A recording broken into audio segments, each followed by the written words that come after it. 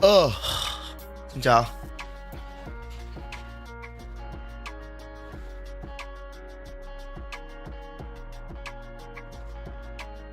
Chắc là mình chưa dán cái mũ.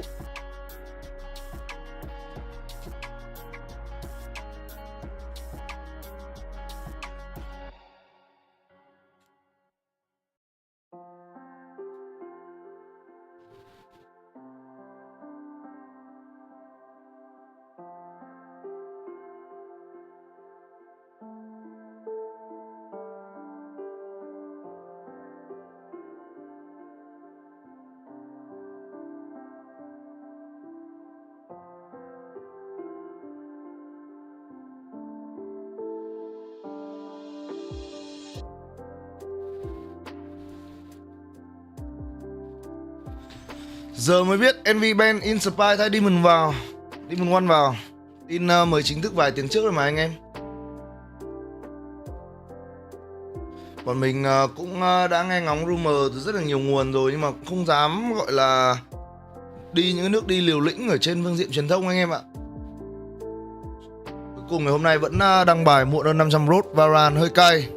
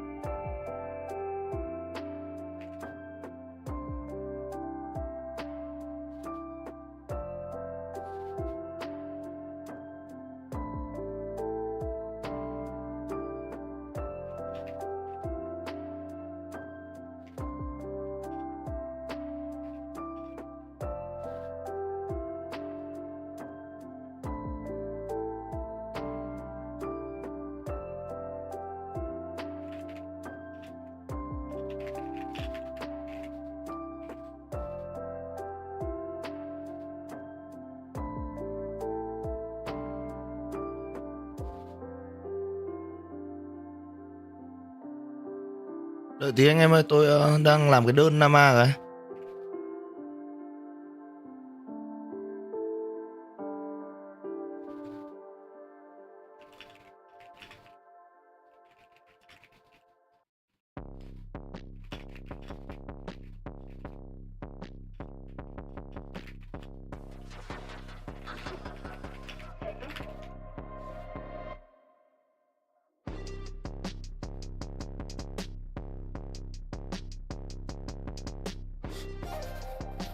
Khi nào anh làm xong video đi chơi với Pịa 1 à? Khó thế. Mai có Pịa 1 rồi anh em ơi. Mai có NV với cả EG rồi, mai có luôn. Sáng mai anh em ạ. Đúng sáng ngày mai.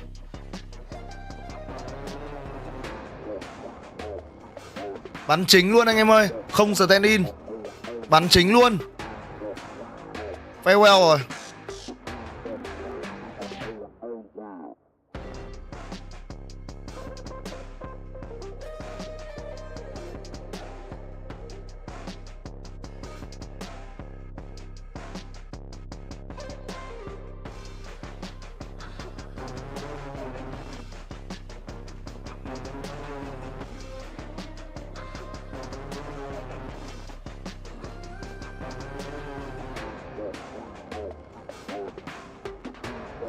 Liệu đây là sự thay đổi cần thiết hay chỉ là bước đi truyền thông? Còn F và Pop thì liệu sắc NV hồn Ranker có mất chất không à?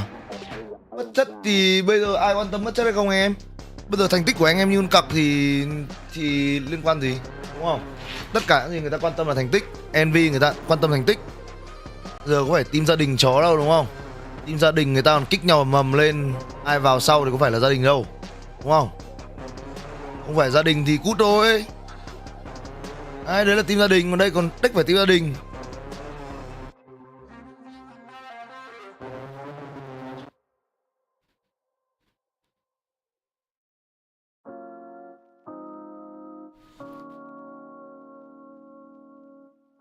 Hello đây nha.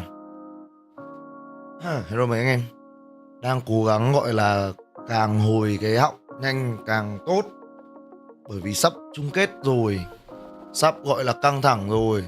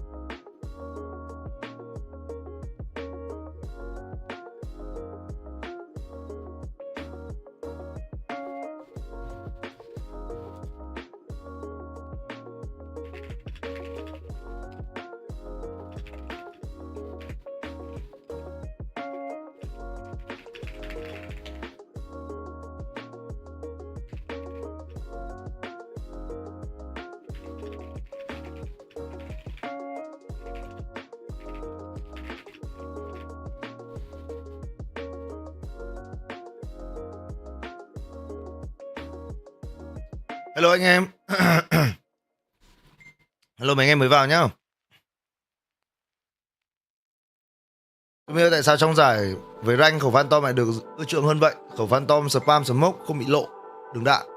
Cái thứ hai là khẩu Phantom ở trong server live ấy, tức là server thi đấu ấy, thì ở trong server đấy cái ping nó rất thấp, nên là cái lag input nó cũng thấp luôn. Đấy. Thế nên là cái tốc độ ra đạn của khẩu Phantom nó sẽ nhanh hơn khẩu Vandal. Vì vậy nó là cái điểm mạnh của khẩu Phantom. Khi mà đầu súng nó sẽ ra đạn, có thể nói là nhanh hơn so với khẩu Vandal.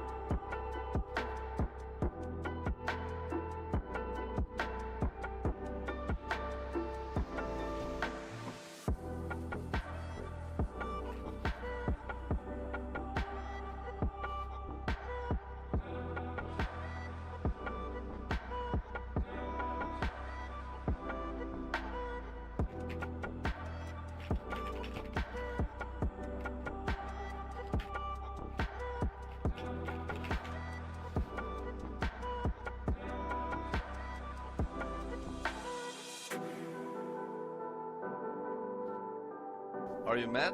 Cause I'm not. Ngoài Phantom Recon còn Phantom nào em tôi cho là ngon không à? Tôi thấy cảm ơn anh nào vừa subscribe nhá. Tôi thấy rất nhiều Phantom ngon. Phantom Oni, Phantom Helix, Phantom Nocturnum, Phantom. Thôi từ từ để tôi vào check cửa hàng của tôi đã anh em ạ. Hôm nay là Namakit anh em ơi. Đây để em Tommy vào, em Tommy check cái store của anh em ơi. Quên đấy, một cái tiết mục quan trọng ngày hôm nay mà quên cụ nó mất.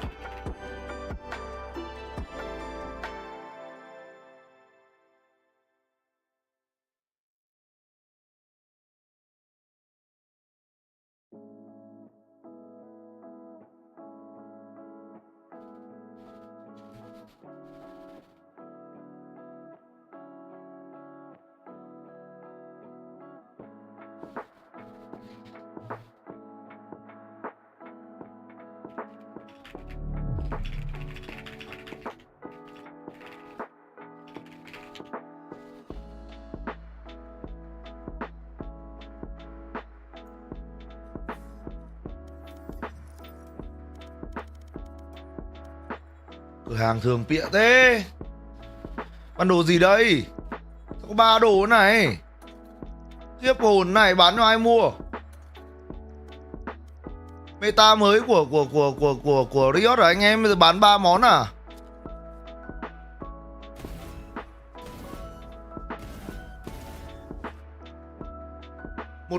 Ê, từ từ đã, anh em ơi. 1775 thì tôi nghĩ là hời nha anh em. Ê, nếu như mà khẩu này 1775 thì tôi cho là hời. Bởi vì nó là trao nhưng mà giá rẻ anh em ạ. Nếu mà là 1775 thì là hời nhá. Em tôi mới đánh giá là hời nha anh em. Tuy là nó xấu thôi nhưng mà bù lại thì cái trải nghiệm nó là trao bản rẻ tiền anh em ạ. Cũng được. Đây màu này ok mà. Phải làm tí với màu mè vào anh em ạ. Làm tí màu mè vào cho nó bớt tù anh em ơi.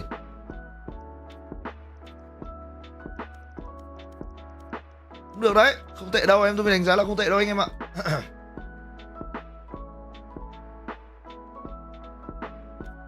Rồi, đến với cả cái quan trọng nhất anh em nhá.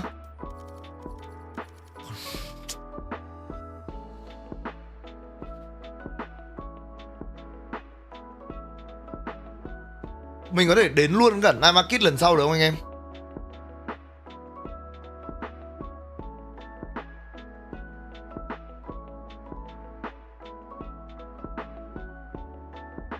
Mình có thể đến luôn Night Market lần sau được không?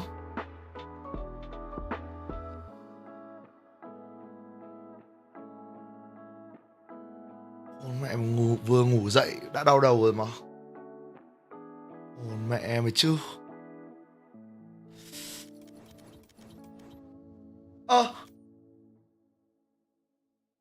Ngon. Ngon.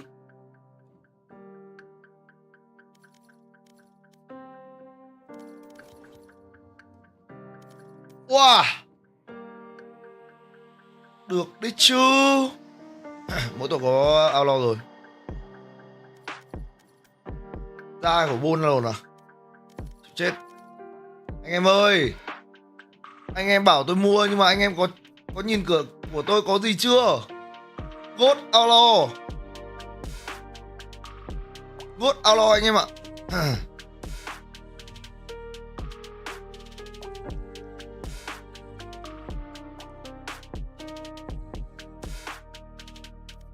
Thôi chịu, nói chung là riêng về cửa hàng của tôi là đây là một sự thất vọng rồi đấy. Chắc có khẩu bulldog này mua được anh em ạ.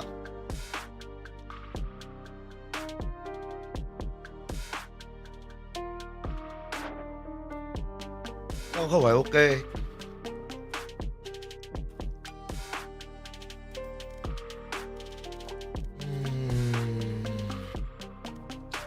Cửa hàng chán quá anh em ơi.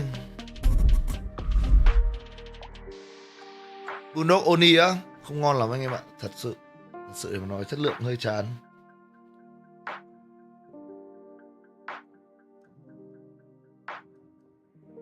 Anh cho mình mua khẩu van đồ mới cho em trải nghiệm thử đi à. Chịu chết em Khánh ơi.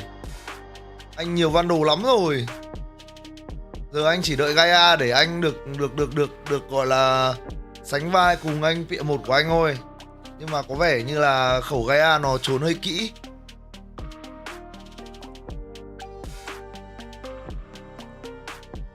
Stinger thì khẩu nào best choice à? Stinger thì khả năng cao là anh em cứ đi cả Sirac hoặc là Chao là ngon nhất.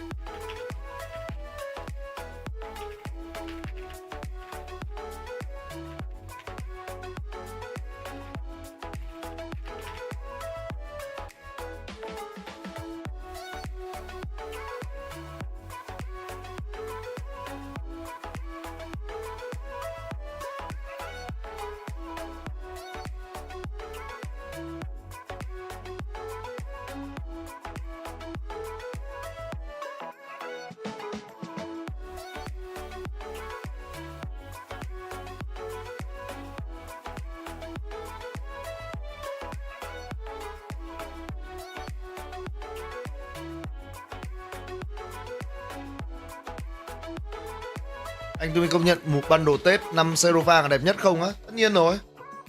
Năm nay chưa có bundle Tết thì phải anh em ạ.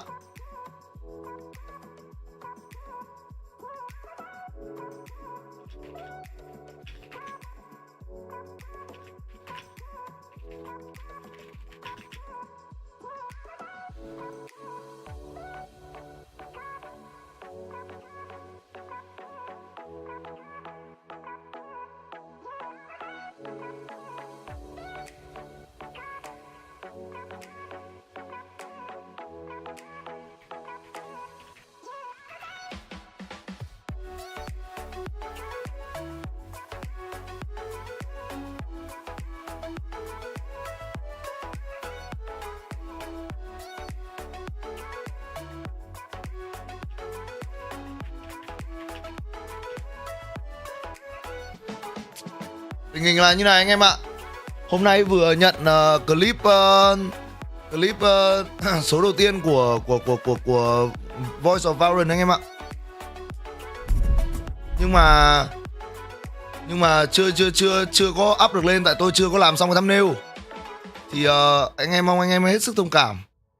Để chắc là chiều tối video lên thì con mẹ kết quả tuần này sắp bắn con mẹ hết rồi, bây giờ mới up kết quả tuần trước ạ. Ôi, tuần này tôi sẽ cố gắng ra video sớm hơn anh em nhé. Sẽ cố gắng ra video sớm hơn anh em ạ.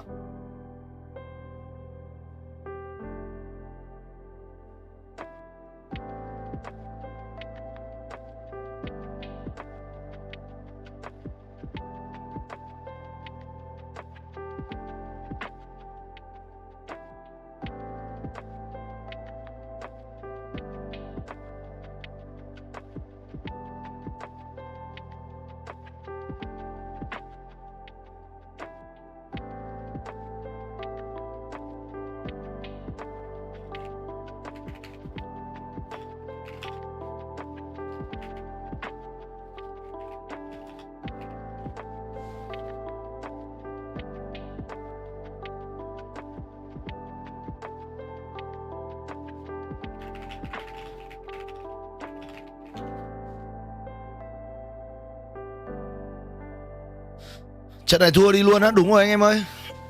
Nhận khui chợ đêm không á? Thôi xin đấy anh em ơi. Đây để tôi đi kiếm cái gì ăn đã anh em ạ. Tôi dậy phát là tôi chưa ăn một cái gì cả. Ôi nhìn cái đống tin nhắn Facebook sợ quá.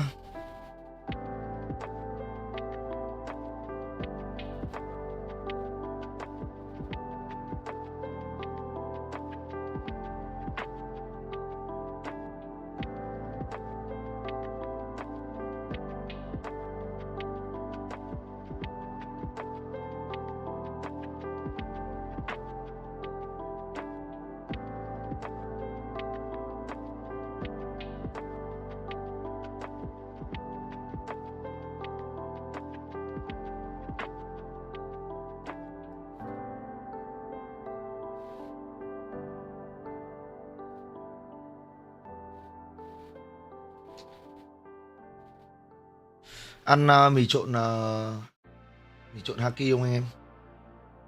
Tôi thấy là cũng rẻ hơn cái chỗ hôm qua tôi tìm thấy. Hôm qua tôi tìm thấy cái chỗ 170k một suất mì trộn vãi cả đái thật.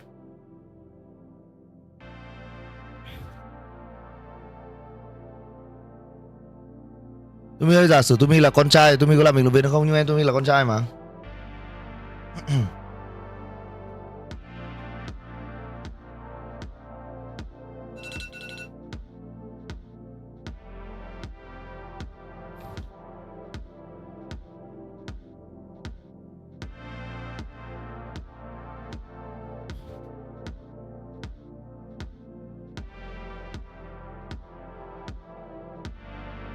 Is it a rage bait chat? This might be a rage bait.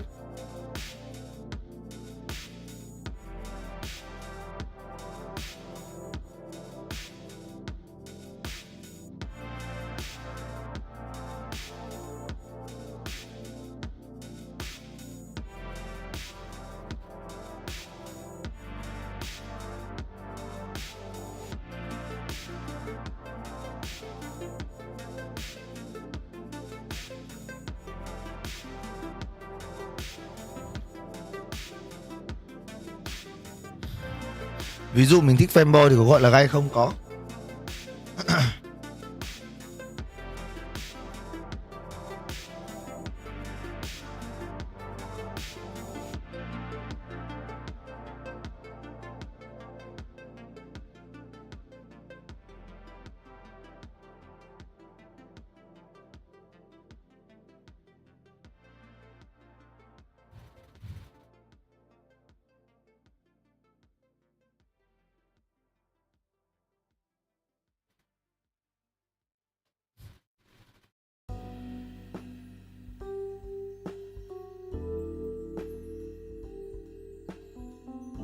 Sao xung quanh mình toàn gọi là mì trộn Indomie nhỉ?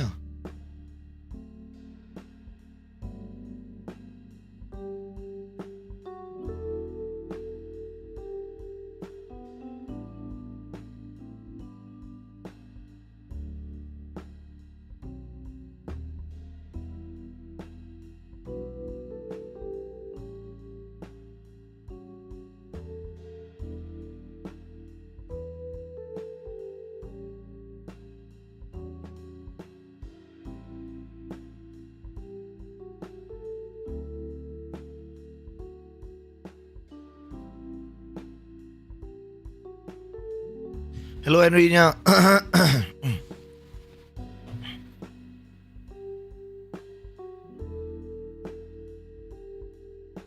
Bao giờ mình mới được? Ê, sao ngày xưa họ hoạt động như này mà mình không được hoạt động như này? Mình không được phỏng vấn như này?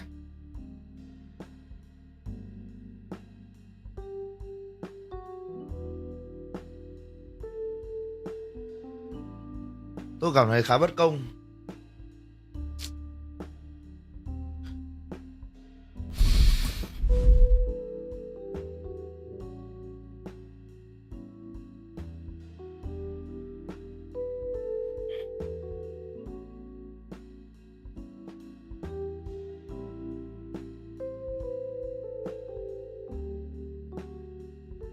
Tối nay EMEA có cặp nào không á? Tối nay EMEA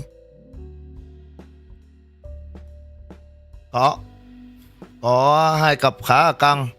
Navi Heretic và Team Liquid TRheden N.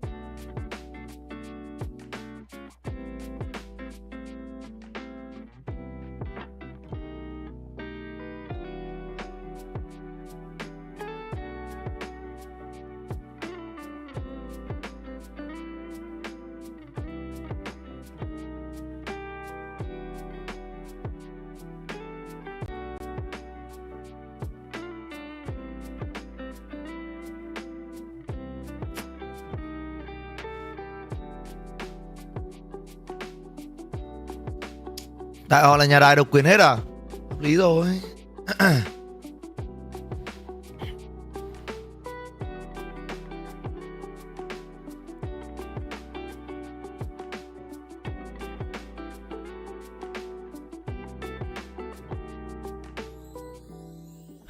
Thôi cố gắng em ạ. Cái gì mình chưa có được ở thời điểm hiện tại thì mình nỗ lực ắt sẽ đạt được anh em ơi. Rồi một ngày tôi cũng sẽ được ngồi lên bàn bình luận thôi. Chắc là như thế.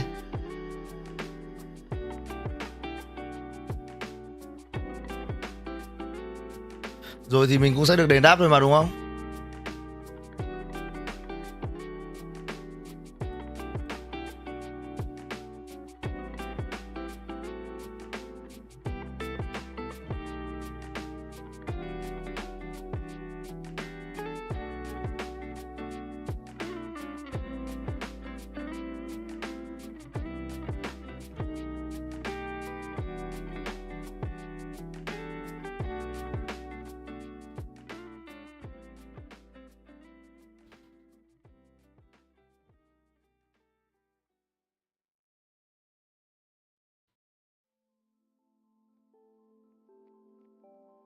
Một ngày nào đó sẽ trở thành vua hải tặc à?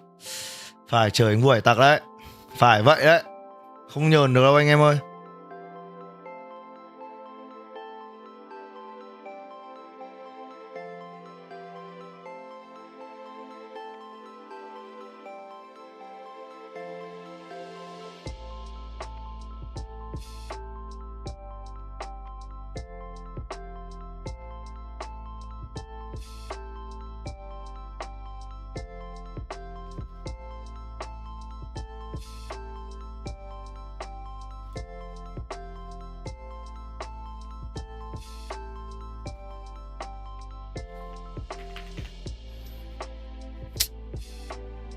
Anh em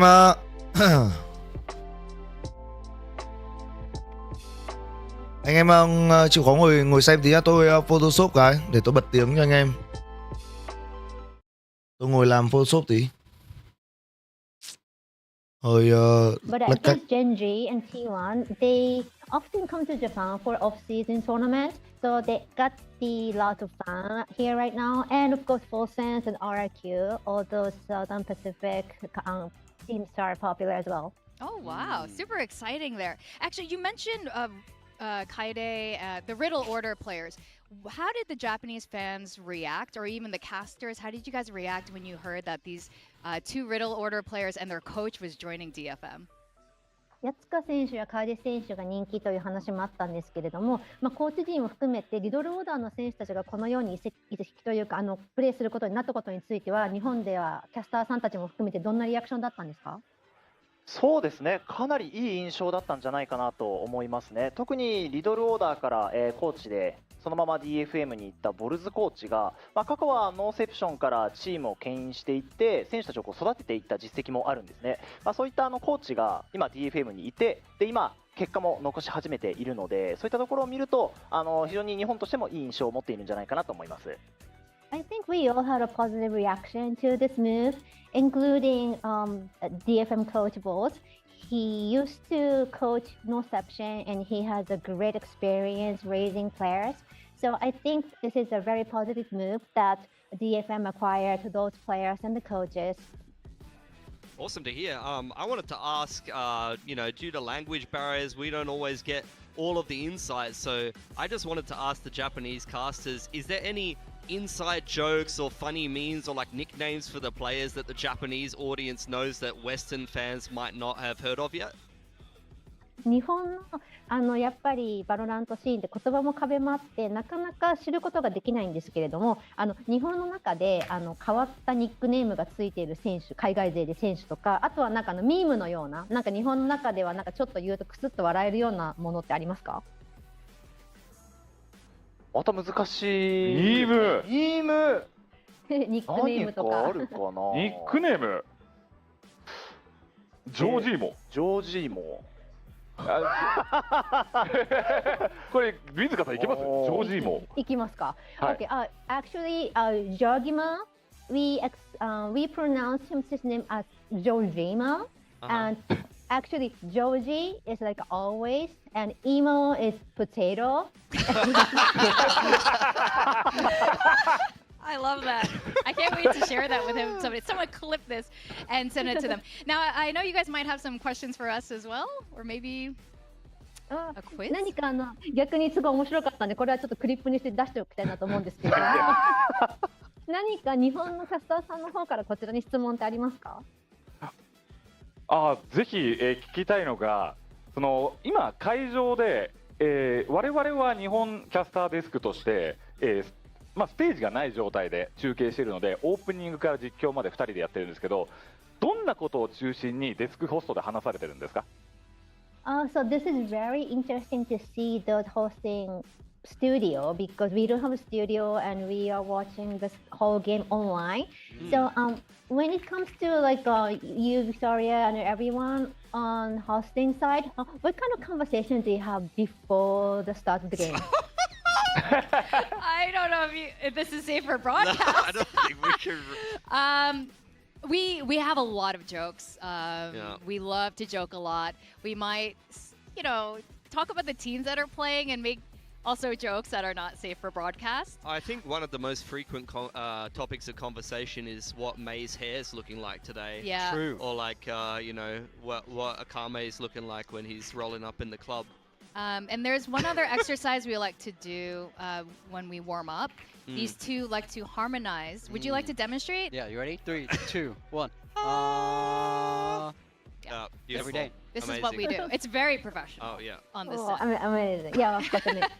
すごくプロフェッショナルに、今のように、ハーモニーで音声チェックをしたりすることもあるんですけれども、放送に乗ると、今度こういった笑える話もあったり、ジョークも言うんですけれども、その日の出場してくるチームの話が多いですし、あとは、メイ選手がどんな髪型で来るか、赤目選手がどんなパフォーマンスをするかっていうことは必ず話してますね。なるほど。いいですね。日本の配信、比較的硬い配信になっているので、いつかそちらみたいに柔らかく配信したいなというふうに思ってます。You know what? You know, we always wear like a suit and tie, and you guys look so relaxed.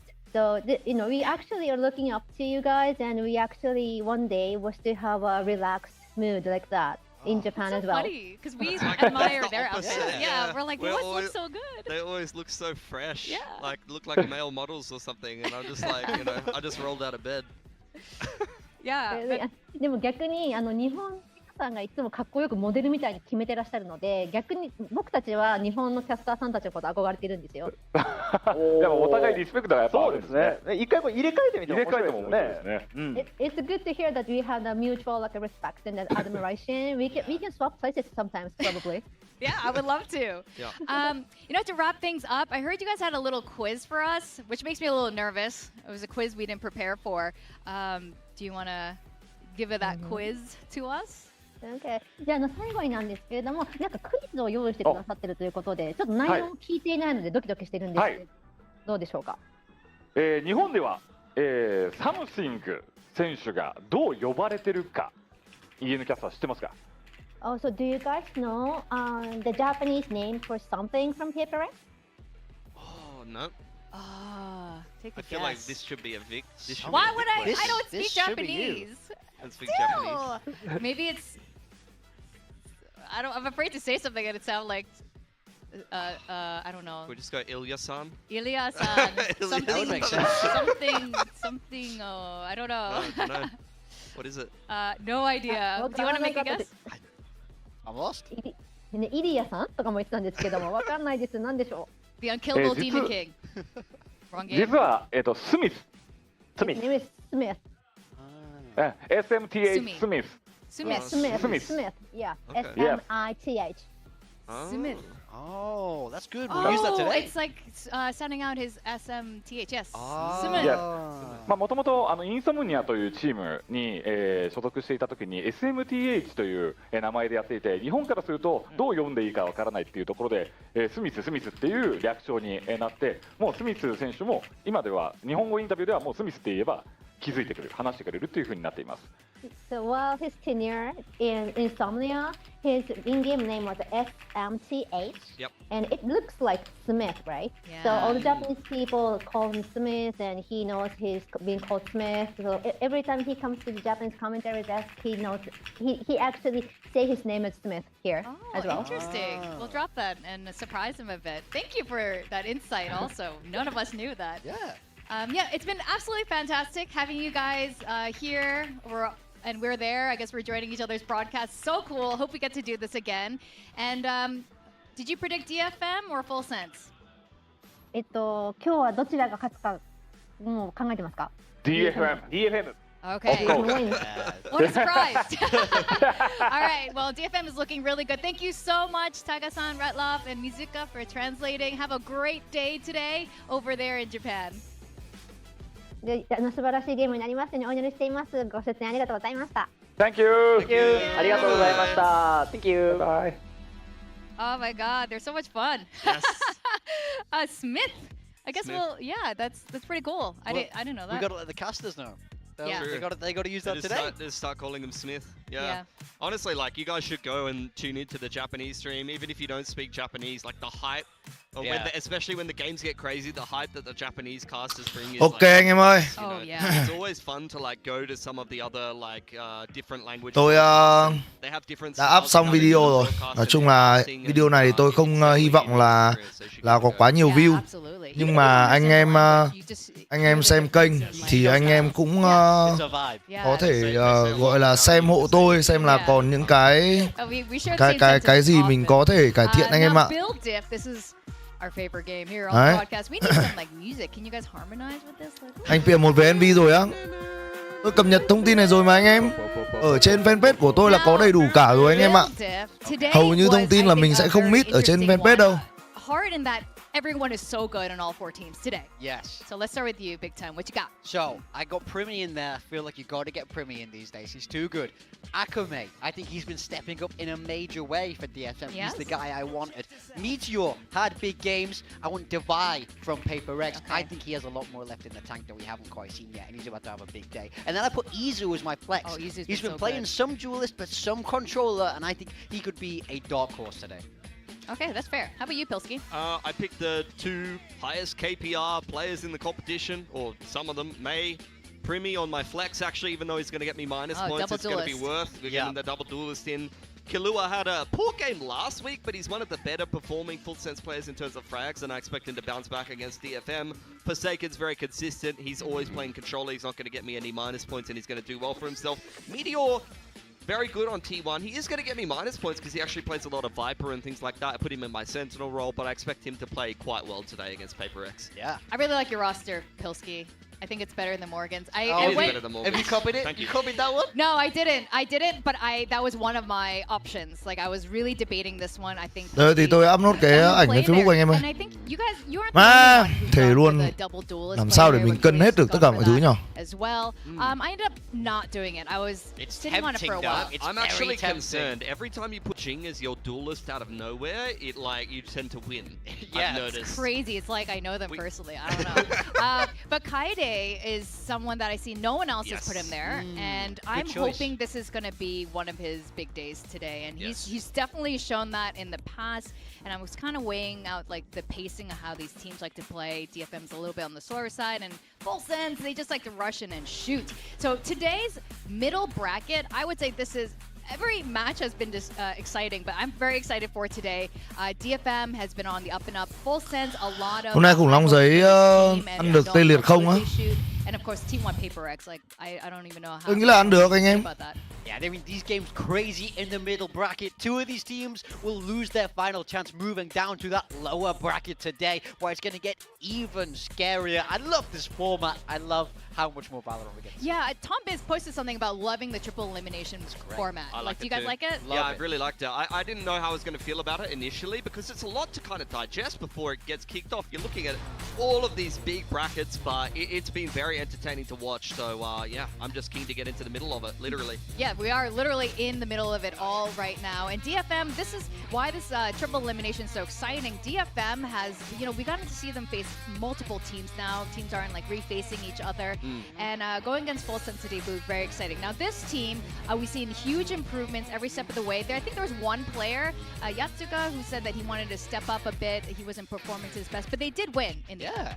I was impressed by him. I've been impressed by this whole team. I think the changes that they made in the offseason have already started to pay dividends. I've become just a bigger and bigger fan of these as they've gone on. And then their last game against Global Esports is where they really cemented themselves as a team that can push further down this bracket. They're looking to make Santiago. Có lý do mà anh bị một giờ C9 không? Đã bao giờ thuộc về C9 đâu anh em ơi. Chỉ là bắn thay Oxy mấy trận thôi mà. Yatsuga starts to step up a little bit, but we have seen DFM pretty much show everything that you'd expect them to prepare coming into this competition, which is crazy because I remember being critical of some of the Japanese teams previously of being a little bit too one-dimensional in the FB thì anh chấm than Facebook nha, chấm than FB ấy. Absolutely, they definitely used to have this one-track mind, but now not only do they have a 7-map pool, which is rare in itself, they showed it all already. They've shown that they're happy to play every single map, which is not normal. You never see teams Còn 5 do phút this, but it really tôi does xin give phép them là an edge in that veto because they can take this là in dùng nó all để kinds of đặt đồ ăn different nha anh em. directions. Yeah, I really like this. They're just playing it very differently than how they classically have in the past. And I think you have faith in you would just go for it. Now Yatsuka said something in his last interview. Let's hear that. I don't think we can hear it. Okay, we but- can. So what he said is why did they choose Split over Haven? And he said, well, GE Split just didn't look good. Break We out knew the we red could beat panties. it. After they've We're won rich, twice baby. in a row Thành đã against ném 10.000 đồng PRX cho em and Tumi. Barrel. Chồng năm nay DFM bên Cảm ơn anh sẽ 10.000 đưa nhá. cái lên hành Bad, không so biết we có just anh picked Split as the VCT third map, Tony. and then they smashed them on it. They won. So Không biết you know, DFM có ăn được I full send không á? respect that read so much. I Tôi respect nghĩ là that Vito was going, cả hai "My đều mạnh, nhưng mà opponents tôi made a đánh giá mistake cao here. Wunsen We're hơn ở gonna cặp trận này anh em ạ. punish it, they did. I think the way this team vetoed, I absolutely love it. I think full credit to the coaching staff. I think they've leveled up this team massively. Yeah, Exactly. I agree. 100%. And Yatsuka also said in that interview he wants to have a better game today. So let's see how he's going to be looking on the Yoru. Yeah, I like those that kind of confidence going in. Now, there's a team that we want to see a lot of confidence from. It's going to be Full Sense. A lot of changes since last year in terms of like org changes over to Full Sense, but they've been proving the Thai org really well, really proud, mostly so far. But they are here in the middle bracket. So what's Yeah. been going on with this team? I mean, they started really strong, right, Pelski? But it's that last game where things started to fall apart a little bit more.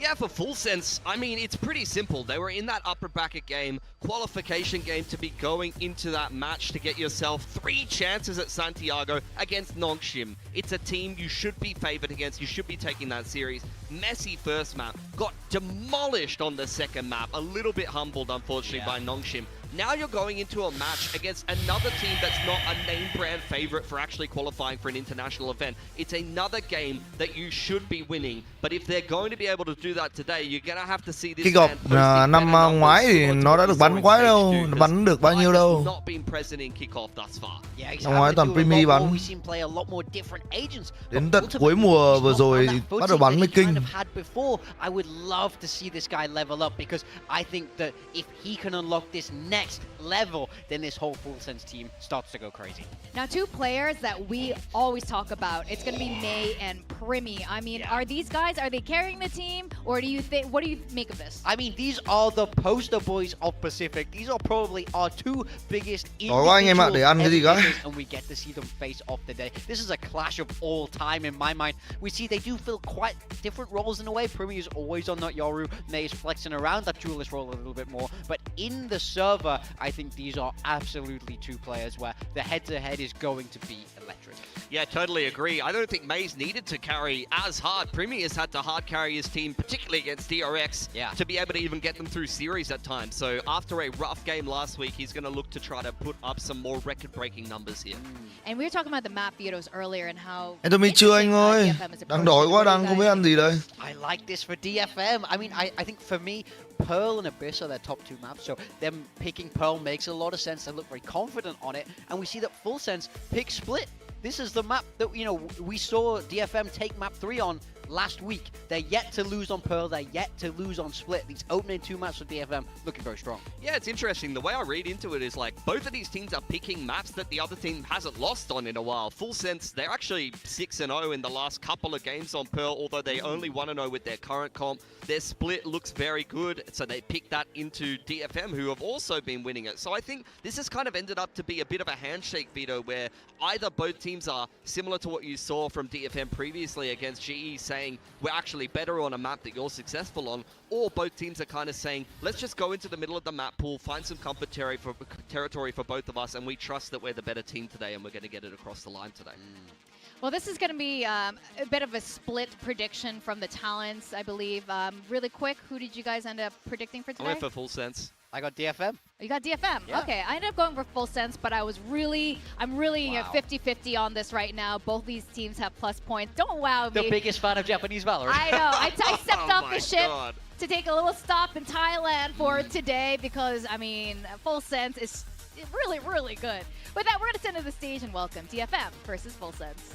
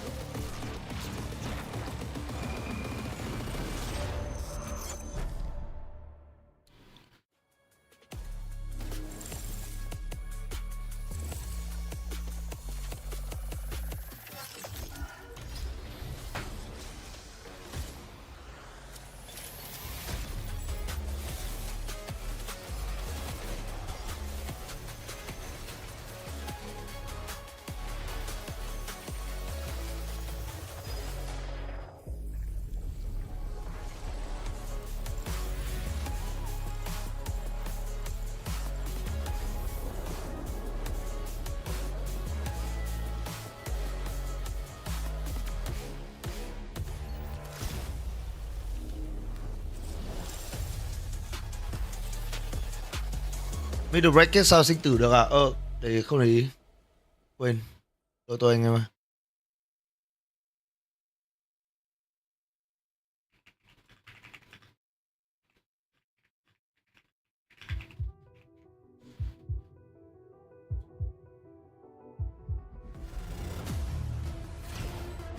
VCT Pacific 2026.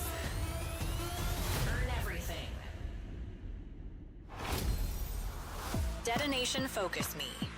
Detonation focus me. DFM is on a hot streak right now, especially when it comes to VCT Pacific records.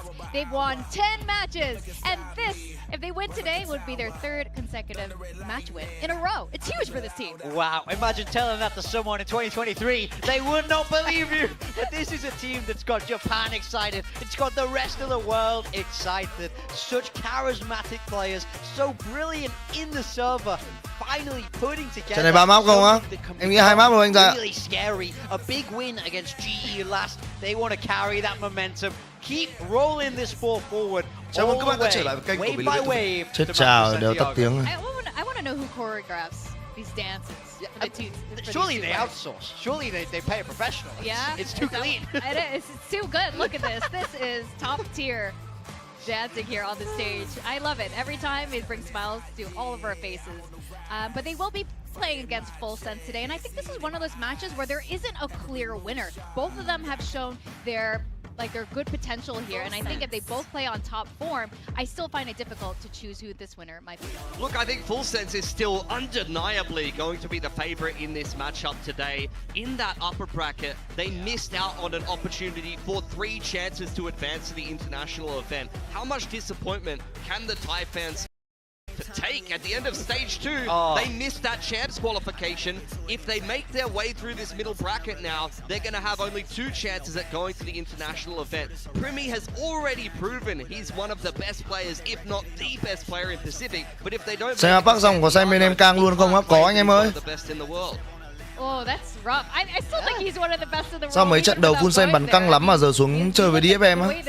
Đây là nhánh giữa mà Thanh Yêu ơi. Bắn thua ở nhánh trên thì phải xuống nhánh giữa thôi chứ có gì đâu. They both come from regions with probably the nicest fan base. The Japanese and Thai fan base That's true. are so awesome. NT-KICKOFF. And we were talking about the map veto earlier and how DFM has showed every single one of their maps, but they're kind of doing what they did last time, like picking that split against a GE and doing it again with Pearl. Well, that's the thing. It was the third map decider that DFM choose to leave in and say, we are better than GE on this map. They smashed them on it. And then this week, Full Sense goes, oh, you guys think you're good at split? They pick it into DFM. Yeah, I'm really curious what's going to have cooked up. For me, I really hope this goes to 3 maps because DFM were running a Phoenix comp on Haven. Yes. And I would love to see that again. I want to see... Really? You want to watch them go 2-9 on attack? Look, it didn't work for them last time. It didn't work for them, but I want to see the defense growth. was crazy, yeah. I want to see the growth. Yeah, Yatsuka and Kaide in particular, the Phoenix Chamber felt like a wall that you couldn't break through. So look, hopefully they fine-tuned up that attack, or even maybe swapped up their comp. We've already seen a lot of depth from them. I feel like DFM still have a few more tricks in the bag. Oh, absolutely. I think there's no way you show all of that without a plan in mind. And they're just not the kind of team that would be so risky all the time. I feel like some of the essence would still be there. Now, Full Sense with Envy hóa thủ thành bạn có đi mừng one thành công rồi sao? Anh Tumi thấy đăng bài quá trời. Em Tumi update ở trên fanpage rồi mà anh em có live fanpage của em Tumi đâu? not being able to call it all the time as the Anh em chả chịu live fanpage của em Tumi gì cả. Thế là thông tin anh em cập nhật là anh em toàn đi lướt ở đâu ấy. Anh em thấy buồn. We do have them coming through on the side of DFM. No changes for them. This is exactly what we've seen them run. The previous 2 games where they've got those wins may, of course, on that Neon standout highlight. Yeah, defense side for Full Sense here today. It's going to be that explosive Yoru raise. You're going to look for that double dive once we move on to attack. Primi playing these off angles on the Yoru. Jit Boys has been pretty good on the Sentinel lately, but the main thing that I need anh Tumi chưa đăng tin TRheden sắp chia tay. Cái đấy là cuộc sống cá nhân của người ta anh em ạ. Tôi thấy những cái người như chúng ta quan tâm đến những chuyện đấy là vô duyên đấy. What the fuck? Người ta chia tay thì kệ mẹ người ta ấy. Yeah, that's a huge point, and we need to see full sense do what DFM is. Cái này nó có liên quan đến VCT không anh em? Không liên quan đúng không? You want the rest of the team to step up, and they have shown they are absolutely capable of it.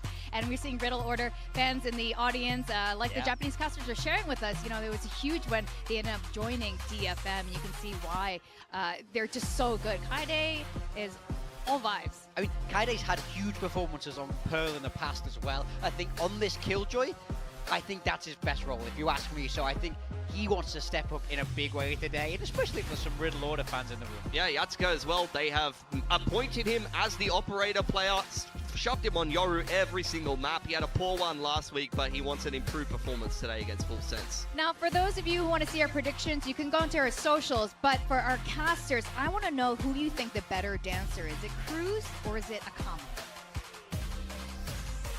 Oh, fantastic question. I think right now it's kind of proven. Akami hands down. What do you think? I would tend to agree with that right now, but we got to see maybe how Cruz can teach his team how to dance in the server right now, because we're needing to start to see that a little bit, because if we want to extend out what Victoria and I were actually Anh Tumi không ngủ á, tôi ngủ dậy rồi mà anh em. Adjustments that we're seeing for Full Sense in the macro gameplay right now, where Cruz is out of the roster because he was someone that always Rick anh em làm căng vậy, anh em nói như buổi ấy, tôi chỉ thấy là Rick ông nào cũng Rick xong để được cái lồn thì đúng không? Tốn thời gian của người khác mà mình thì nghe chửi thì mẹ chứng tỏ là bị khổ dâm. Thế những cái thằng nào cứ lên mạng xong Rick bết thôi, Rick đi cụ của chúng mày ấy chứ. Nghe chửi nói một câu.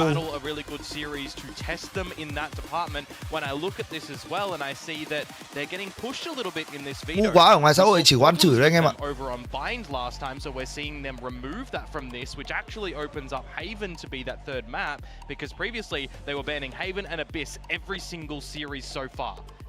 So DFM, you know, they've got an opportunity here to, of course, try and win it in 2 first, but if they need to go to Haven, that Full Sense weren't feeling comfortable on, having banned that, you'd assume.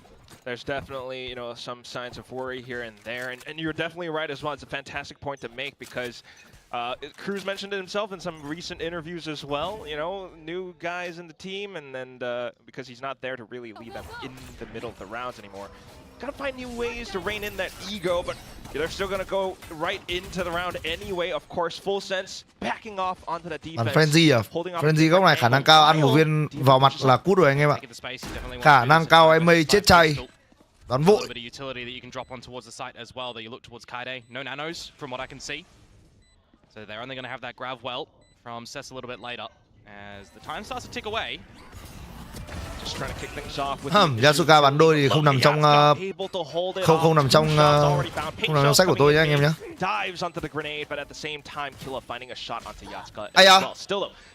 Ai vẫn to anh em ạ. Akame. Được chưa? Tay của mấy thằng Punsen này thôi khỏi bàn anh em ạ. Riêng mấy ông này tay thì khỏi bàn. Pretty darn good at the higher side of it, but for Full Sense, they've been in the negative sense of it, right? Losing more than gaining, so it's good to see that they're able to pick this one up on the back of some very sharp shots from Dai, something that we've been kind of missing, right? Pilsky was highlighting. Akame nói tiếng Nhật, com hay tiếng Anh? Chắc là tiếng Nhật rồi. He kind of brings to the team, so if we can see some comfort in the server today, I think that's going to be really important. And always in these 5 versus 5 retakes and 5 versus 5 pistols, it can always get a little bit topsy-turvy, right? Do you have the utility? Are you playing more for that? Are you playing more for kills? Full Sense, they are a team that will be happy to take you in the kill fights. So I do kind of want to see DFM look for some advantages later on before going for the plants. And we'll have to see if those adjustments do come on through, as it's just going to be in this second round a full lean to the A site with all the information on the utility. So Premi gets back over towards Đợi tí đăng ký co stream Master Santiago anh em ơi. Tested in mid at the moment. Jit Boys gets a headache. Do DFM want to continue towards B, or do they want to reroute though? Because there's some options that could get quite interesting here. Start to poke around, but either way, at the same time, Full Sense definitely somewhat prepared for it thanks to the util, the player positioned up inside A main right now. It's going to be one of these things as well for the KJ utility, right? Where we do see a lot of teams opt to put the turret in towards Art to watch it, and you got the alarm bot towards mid as well, but this be a lean, it's not going to see that, so it is free territory for DFM to attempt to get into this A site. Getting the plant here, Quack, is not bad. Good money, but you know, we'll see how clean Full Sense can really take this. The pop flash, perhaps not quite expected, so Leviathan will take the fall. Farm. Able to find the exchange. Now 2 remaining players for DFM. Yeah, not much else. They can only hold the off angles out from stairs. So Primi pushing up. Unfortunately not finding the outlaw shot, but Killua still around the corner alongside Jit Boys. Still some damage though. Yep. When you got that A main territory as well, you definitely want to have a player inserted there as Full Sense. So a bit surprising the DFM do try to run back in towards main and not have a double swing ready, for example. Also good for Full Sense to recognize that the showstopper can come online in towards this bonus round. It's going to be a very big ultimate that can turn favor in this next one. So we'll see how it's going to be piloted for them, because on this map, right, we do see Full Sense lack a bit of this extremity control. We see a lot of teams go for the Yoru extremity control with a fade behind it. You want to push in, you know, an extra agent, no matter which side of the map it's going to be. You want to play strong side Yoru, you want to get them out. So I do really wonder in the preparations coming in towards this one for Full Sense, are these ideas going to be coming into play? Certainly would hope so. Because back against DRX when they last played this map, it was definitely a little bit hectic at times. Primi off to the outlaw this round still. Killua finding first contact with a little peek down middle. Tôi nghĩ là chúng ta đi đến quyết định cuối cùng nhá. Là chúng ta sẽ ăn deeper push in towards the B site right now for DFM though. But how are you gonna Thôi tôi ra tôi làm cái nem chua, nem chua. Tôi ra tôi làm cái nem rán với cả cơm anh em ạ. Với cả dưới tương ớt lên là hết bữa. Đây, đợi tôi ra tôi lấy bát cơm tôi đi vào ấy. Options that DFM need to start to decide where they want to end this round, because if they do bring the spike back towards A, for example, the mighty force of Full Sense is pretty much all here. It could be a wrong call if they do this, and you gotta remember, Cess on the other side of the map because of this Astra has plagued DFM a lot sometimes. Yeah, not quite showing up in the kill department at times. Right now, just trying to perhaps poke a little bit inside of our. We'll see if there's anything there, and it does feel like there's something there. What they also don't know, though, is this Judge. Jitboy springs forward, but unfortunately falls to Yatsuka. Too premature for him in that moment in time. You got the player advantage, you got the showstopper. Kind of would have minded him just playing for the rest of the team, but you understand the idea with the Judge. You want to get a bit sneaky beaky like that. Post plant now. See what Thai is going to be able to potentially do, but he is going for a flank. That's a pretty long one. Cess could possibly keep him in check. You want to deploy that showstopper, but might be difficult. Thankfully, though, Primi coming in to dispatch me. All these kills, they take him away from it. The flank can activate now with a good shot out from Leviathan traded. Slowly moving forward, and thanks to that, Cess was distracted just enough for Thai to come in with a double kill at the end. So Primi defuse bonus round picked up for Full Sense. And how many bonus rounds have we seen converted in the past couple of days globally as well? Just really propel some teams for some massive 13-4, 13-5 scorelines, right? We see Pistols, a very big important round in the game of Valorant. We see the second rounds want to go clean, and then you start to play the percentages as well, right? If you're getting those 2 rounds, how much of an interest do you have in getting the bonus round? Very clean retake at the end here, and I love just the focus from Full Sense. Draw the attention onto the site, make it feel like you're really putting the pressure on. Draw Cess away from watching the flank, because when Kaide's gone, there's going to be no flank watch. Such a pivotal point. Next to that 7-0 right now. We'll see how this continues to shape up. For now, though, straight dive into A main with Mei at the helm. Hero gun. Gonna see what can be facilitated for him to get on in. Yatsuka with the Dimensional Drift and Akame with the Hunter's Fury can technically be combined for something as well, but you're not gonna do that super early in the mix right now. In another 4-1 position. I know a lot of the games there was a hell of a lot of 4-1s being played. Bring them down. Definitely pays off at times as well right now. Just a bit of re-clearing the Prowler. It's just nature of having Yoru be such a prevalent agent at the moment, isn't it, right? They can play the strong side, get over to the weaker side, and always be happy to go for the battle, which is what I feel like Jit Boys might have to be aware of right now. At the same time, TP not quite there for Primi perhaps, so Jit Boys gonna have to be cautious. A lot of faith in the anti-eco, perhaps. Absolutely obscured by smoke for now, allowing it to go through. As soon as it dissipates, finds a header. Spike planted.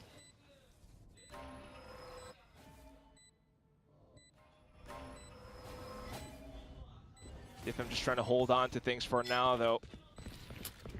While Full Sense gets into position now, and the initial artillery utility will fall through. Showstopper gets deployed to secure the round. Why not? But being able to find a singular trade. Jitboys, the rest of Full Sense proved to be too overwhelming, and also a little bit stunning. Tôi bảo mà Full Sense bắn tay rất to, không hề sợ DFM tí nào. Anh thua vẫn còn một mạng anh em ơi, vẫn còn một mạng ở nhánh giữa. Nhánh dưới. Thua có cơ hội xuống gặp mấy team ở nhánh dưới anh em ơi, chưa hết.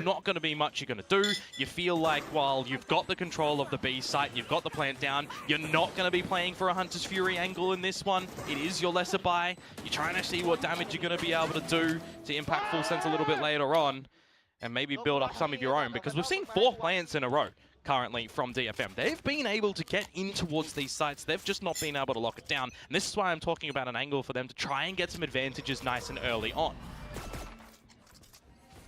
Definitely crucial, especially with the composition as well, but right now, this advantage, the dimensional drip from Yatska. Yeah, see how many players it's going to be able to spot out. Nobody in towards main though, so fully cleared. Look for a plant again, perhaps Killua with this Nightfall. Goes early. Really quick as well. The Hunter's Fury in response, trying to perhaps hold off Full Sense. Không trúng rồi. Little tags here and there, just Leviathan dinged down. At the same time, Jitboys on a long journey. Yeah, and this alarm bot is going to keep him in check a little bit later on, so you're either trying to remove Kaede or get a flood retake in pretty much. Nhưng mà không có ulti hơi khó. An operator for Premi is Leviathan phải ăn một mạng nữa. Really want to try and have in this.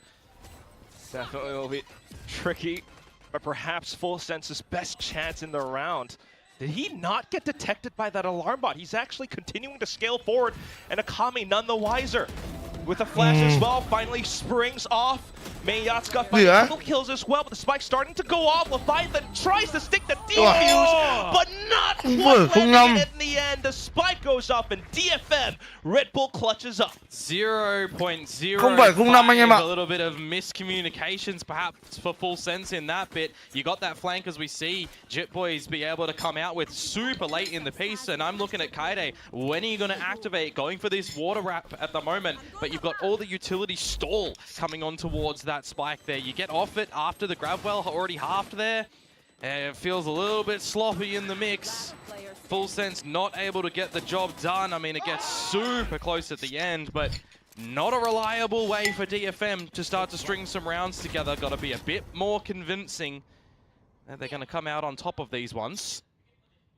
And as they go for the walk of 5 up through B, it is going to be Jitboys potentially caught in the open. Risky spray of the Vandal through the smoke, mate. He does manage to hop back in though, and somehow baits Mei into peeking him as well. Lockdown now gets deployed. Yeah, Kaede gets his own off the plant as well. Probably want to rip this nice and early. Going to be a bit of a difficult one to hold, you'd feel, and there it does go. Oh yeah. Risky peek, but it does somewhat pay off. Counter lockdown being deployed by DFM as well. Vẫn được không? Still though, a little bit of space for Full Sense to get into position, try to work alongside that Cosmic Divide. Yatska dives back in, but at the same time, way too low health. Cess trying to keep Full Sense in check with that stinger. Ôi rồi, Akame định khôn lỏi. Full Sense trying to get on top of the spike. It's been smoked off. Kaede finds a shot with a straight bullet and manages to get Premi. Rùa điên.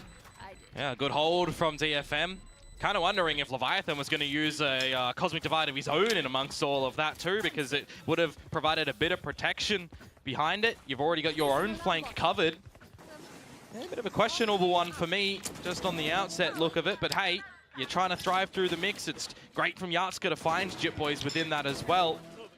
Did notice that Kaede got caught from the lockdown, but he was already protected enough that it didn't really matter. Then you have to go fight, and fight he does. Coming out with the denial at the end. Premi, no defuse for our current, I'll call him superstar of the league.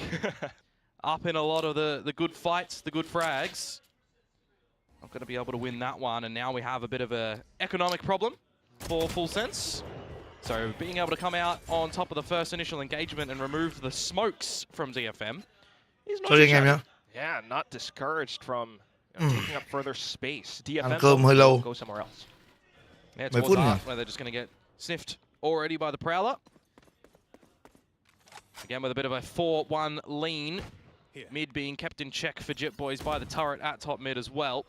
So a bit disincentivized to go for an ambitious play by himself. You're putting stock in the 4 players of Full Sense being able to do something at this A site that you got to figure out soon as DFM how many players are here. Starting to get an inkling, but Oh. also getting surprised by Oh, these cái là một swings. chỗ. Thigh Killua. Akami presses the issue all the way up from front main, and now it's May popping off with the overdrive, trying to look for more targets. I love this from Primi as well. You always got to be worried about an overdrive going ham against you, so the fact that he goes into the drift can commune to his teammates what's happening with May. Gỡ con mẹ luôn. Fantastic calling as well. Kinh vãi luôn, để Meantime, bắn- the team swings bắn ghê alongside. vào. Simultaneous kills found by Full Sense from the round. Not a round, really, that DFM should have been seeing not go their way, right? Full weaponry, but it's the initial engagement that doesn't go their way. You lose your smokes, you got to get a little bit risky in the rounds as well. And as we all know in this Pacific League, Full Sense are a team of sharpies. If they are online and they're making some good decisions as well, it's going to be a bit of a problem to play against them. You start to see some adjustments come through from DFM in their initial 30-second, 40-second timer on the round. Kia bắn ghê thật đấy em ạ. We're already just seeing this. Nói về gọi là raw aim có khi nó còn hơn cả Primi chứ. Not really doing too much over at B, happy enough to keep the Killjoy utility to be the check over there.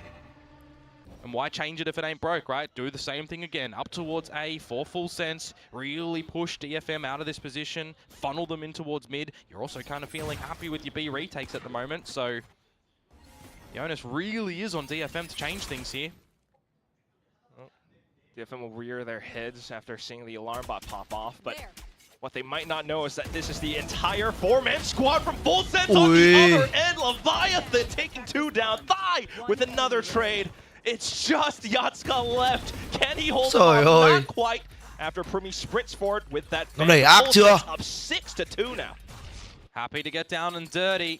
6-2. Got to see a timeout drawn here from DFM. Need to have some chats to make this one look a little bit better on your attacking side. Because remember, for the folks that might have just joined us, this map pick in this series of Pearl here is DFM's choice. Full Sense opting to start on the defensive side, and if they're able to come out on the swing of things with a very handsome halftime scoreline, well, they're going to just look to, again, take the fights over on attack and maybe close this one. The attack side against DRX, rather, is where they started off with a really good play as well. 8-4 that ended. They found the pistol, they found the bonus, they were off to a great start. Really locking them out, getting those plants down. But the fact that Full Sense are already showing here that they're... Vòng Full Sense này nhảy hay hơn KC hôm qua. Anh đéo hiểu Khánh ạ. Bình thường người ta nhảy, người ta phải cầm shotgun người ta nhảy đúng không? Để cho nhảy cho nó nhanh và di chuyển cho BOF cho nhanh.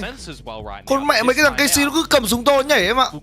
Some Anh chịu assistance chết. to DFM to try and figure out how to get back into it, but it also gives Cruz a bit of a free pass to just have a bit of a check with the team to make sure that, you know, they're doing right. Any little slip-ups that we've seen in the 2 rounds that they've lost, just making sure you're not going to have too much of a change that needs to come out from Cruz right now, which, you know, as a new coach is got to be great for him, a great feeling. Definitely, right? Because he's also looking to enable his players. Now we're seeing Ty come off with a roaring start, especially the first initial rounds. So this is definitely, like what you mentioned, you know, all 5 present in the server, DFM. What is that macro change going to be? An angle to try and get out the Hunter's Fury as well here to try and combo that with the Dimensional Drift. After the timeout, a change of utility for Full Sense. Killjoy util over towards the A site.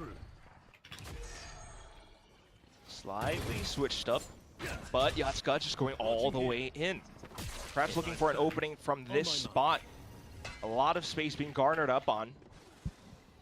Full Sense just respecting it for now. They do have their own options and tools for retakes if needed. Yeah, not going to be comboing the util of the ults for DFM though, as I kind of theorized, but deploying in the drift. Now the Hunter's Fury may be needing to come online because Đặt of this bom nhanh không bây giờ. Rồi ôi, đi đâu? But not quite, not Cái yet. Sugai lại điên à? Enough. Just playing forward enough, and The showstopper, unfortunately, will not quite connect. Đây rồi. Pushing all the way through now, full sense. They have the Nightfall. It gets sent in. Akame trying to hold off with time. He's alone by the pillar. Every single beam's been sent out. Trời ơi, gặp anh Bim Bim thì khó. Takes him down instead, and full sense continue with their streak. It gets a little bit scrappy in the mix. Looks how low Full Sense members are at the end there. The Hunter's Fury did connect. Could have been. Sao năm ngoái không có VCT Challenger mà năm nay lại có anh nhỉ? Năm ngoái thiếu kinh phí à? Năm ngoái giải VCT Việt Nam nó là giải online Valorant Series ấy anh em. That's where you got a bit of a nuclear play coming in from Yatska. Great blindside in there. Happy as Larry to try and take the duels, but you've just got an overwhelming presence again by Full Sense. Everybody watching the angles that they need to. Knowing that they've got that player advantage still in the end, because the Hunter's Fury just reveals where Akame is. And you're back towards broke state as well. Hero time instead of May now. Hussein ai là IGL á? Theo tôi biết là Leviathan. À nhầm, Zboy chứ nhầm. Zboy. Sorry, Zboy anh em ơi. Still though, want to be quite cautious as well. The Bucky was one of the things that perhaps undid Full Sense in their recent series. So perhaps they might have. Hôm trước Carter họ mới nói là Zboy, xong rồi tôi coi như là tôi tiếp nhận thông tin đấy, tôi biết là Zboy rồi anh em ạ. So let's be real. That's a different beast. May completely different. Yep. Got to see if May has a bit of magic though, because this half is certainly getting away from DFM at the moment, starting to sink a bit.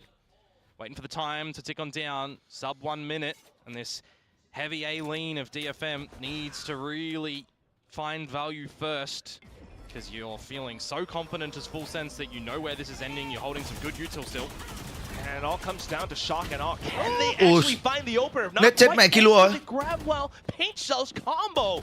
Full Sense have all the information they need. But five, maybe not quite capitalizing on the position that he had. Still though, it's Jit Boys and Primi. Primi with an op. 3v2. Spike planted. Recon gets sent forward and Jit Boys will keep it in check. At the same time revealing his position though, and look at the little high-low alongside stairs. Top angle to break. Primi. Bim bắn ngắm mới khó mà retake. I just have to say, but at this point he's dug too far deep. Kaide creeping up behind him. He wants to possibly go for the rifle, but needs a quick scope. Swaps to the shorty, picks up the gun, and now looks for Main. Does he know that Kaide's behind him? Thinks to clear Main. Doesn't quite see anything. Sends out clones to make more noise. Nano storms coming in to keep him off the spike. Primi now knows where he's running out of time. Gets the kills. Holds on to the for dear life. A much needed round for DFM to be able to sneak away within this one of the thrifty. Nhìn theo tao nó gọn nhưng mà nó bắn cua mặt nó kinh vãi cả luôn ạ. A bit of a slip up in the mix of all the utility there. You got the paint shells finishing off your own teammate. Thề gặp được Bim Bim tao đi bot vội. Stairs smoke as well. You're always going to be a shoe in for a multi-frag. It's probably one of the most corners that always goes unchecked. So it's kind of crazy that Dai doesn't get away with more than one there. Sensational aim to come through from May. And just a little bit too difficult at the end for Primi to come away with a proper clutch. He'll come away with a bit of an effort to take down his opponents, but on the thrifty side of things, it's not going to be a good feeling. You look towards what we see on the side of DFM now. Glass Cannon operator for Yardska on this attack. Mới bật X lên thì trang chủ NV confirm bịa một vô roster á. Cái này em tôi bị cập nhật trên fanpage rồi anh em ơi. Thông thường là đến đoạn mà giữa ngày mà tin tầm khoảng 4 tiếng là em tôi bị khả năng cao là cập nhật rồi đấy anh em ạ. 3-4 tiếng là cập nhật hết rồi. Không tôi thì cũng sẽ là bạn cộng tác viên mà để đăng bài anh em ạ. Nhanh á. These are kind of the rounds that we start to see a bit of slack for Full Sense that they're waiting to really show growth in, right? It's that macro, that game plan idea, having Cruz now out of the server. Can Jit Boys really step up with all these ideas and right reads and right results? He's calling something really interesting right now. Just leaving the side open. Spike planted. Trying to offer some sort of flank Komodo. Yeah, full space control for DFM across the board on this A site. Alarm bot revealing flank. You've pushed all the way through Secret, through Flowers. And unfortunately, that's exactly where DFM will be able to hold their ground. Quickly recognizing the situation. Stars being set up as well. Leviathan tries to look for a couple more peeks, but the rest of the team off to the races to save. Yeah, this one is just already too far gone, so I was a bit surprised that Leviathan was trying to do something, right? get a kill on the exit of this one. It doesn't really impact the economy of DFM because they came away with the Thrifty. You'd need 3-4 kills in here to really have a bit of a problem thrown their way. So a risk for me for Leviathan there. Would have loved to say 3 guns in the next round for them instead of the 2 that they have to force up now because it is the last round of the half. A little bit sloppy there and a Cái gì anh Si vừa làm gì ấy? round read 2. Well done for DFM, however. Maybe it brings a little bit of stability onto them for the tail end of this one. They can convert this into a 7-5. So it's not like they're going to just see Full Sense roll over and die either, right? Primi still with that drift with the operator. Guns are plenty still for the rest of the squad as well. There's definitely still potential for this to end in 8-4. Let's go with the off still as well, though. Yeah, I give it over to Cess for what we've just seen. He came out with a pretty gnarly flick in the mix too. But it's all good. Cosmic Divide for Cess to be layered in later on. They do like to drop that after a plant is down, so we'll see how this little execute comes down in towards the site with all of the utility and a reveal on a Jip Boys. And you would think Full Sense should be prepared for this, but unfortunately Jip Boys will get surprised. The TP does come through from Primi. Flashback nó còn trẻ mà giải nghĩa thì nói chung là gặp vấn đề về mặt tâm lý cũng như là gọi là chuyện cá nhân anh em ạ. Nên là đi đến quyết định giải nghệ chứ còn nói thật là còn trẻ đâu ai muốn giải nghệ đâu đúng không? Makes things a lot more difficult for Full Sense to break through. Không nghe nó còn hết à? With the paint shells, they're trying with elevated angles, and they managed to find the picks. Nó nhảy như ngựa anh em ạ. They have to hold it off. They managed to do it right around the edge of the smoke. Nhảy ông thằng Yasuka bắn chết 3 luôn mà. Ôi cái thế 6-7 rồi anh em ơi.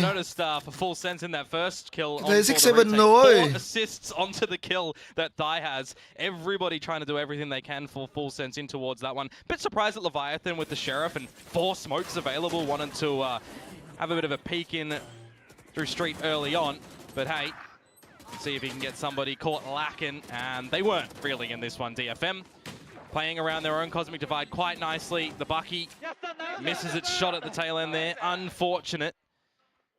And that's a bit of a steadying mark for the likes of DFM here as well. 7-5 after a bit of a slow start in this map. Dropping the pistol, dropping the bonus. They're going to look to see if giờ mà thua Piton thì khó nói. Switch on to the defensive side now. This is where things definitely get a little bit more spicy. So far, so good for Full Sense, but towards the latter end of that first half, just like we witnessed, DFM managed to find little cracks here and there. Yeah, but does that really change massively on the flip up as well, right? Because what the desk was highlighting before and what I wanted to sort of show a little bit more deeper involvement with as well is map pools currently for the teams in Kickoff, right? We've got some different ideas around the globe too with this new triple elimination format. We've got a team like DFM, which is an example of playing the field. They're just showing us 7 maps, but really, what the hell are you guys comfortable on? How much prep are you putting on every single map to be able to show really who you're playing against? You're banning different maps every single series, except for right now where we've got a corrode ban coming in again like they did against Global Esports. But before that, it was different maps per series. You're banning strong ones against your opponents or maybe what you're not prepping on that day. And then you got teams like Full Sense which are very happy to keep banning the mấy buổi thấy trông chửi Thái Lọ mà nay cổ vũ á. Ý là chửi đi, tôi chửi trêu thôi chứ còn tôi có ghét gì cái team Full Sense đâu, anh em bắn kinh mà. We're seeing teams go back to comfort picks instead of trying to play to the meta at the moment because it's not working for them. Bây giờ thấy Yasuka bắn kinh VL mà thấy mấy ông bình luận Việt nói nó không hợp đôi lít á. Ai đấy? Không phải tôi anh em ơi. Tôi cũng là bình luận viên Việt Nam mà, nhưng mà tôi thấy rằng Yasuka đã bắn ổn mà anh em. Bắn ngắm thế thì phải phải bắn Yoru chứ.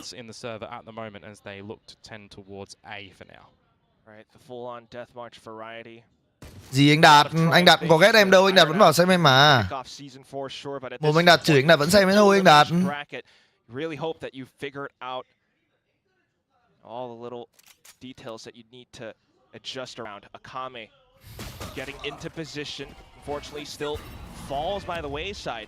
You do have Yatsuka close by though, and that's where he will be able to find Hỏng rồi.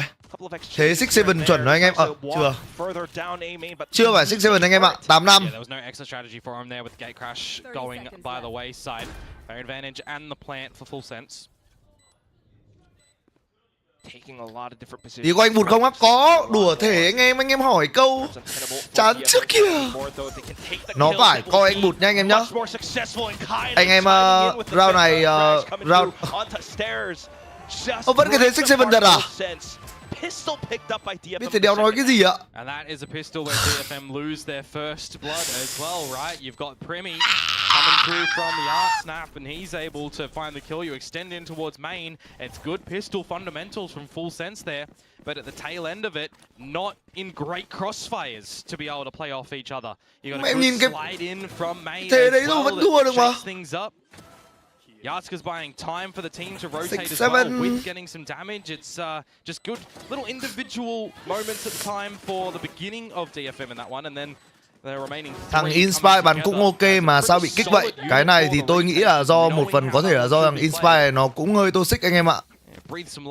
Cái này thì nó là từ ngày xưa rồi, không phải là chuyện mới mẻ gì. Including the exchange of the half, looking to be 5 here, and then we'll see if they can also maybe convert a bonus.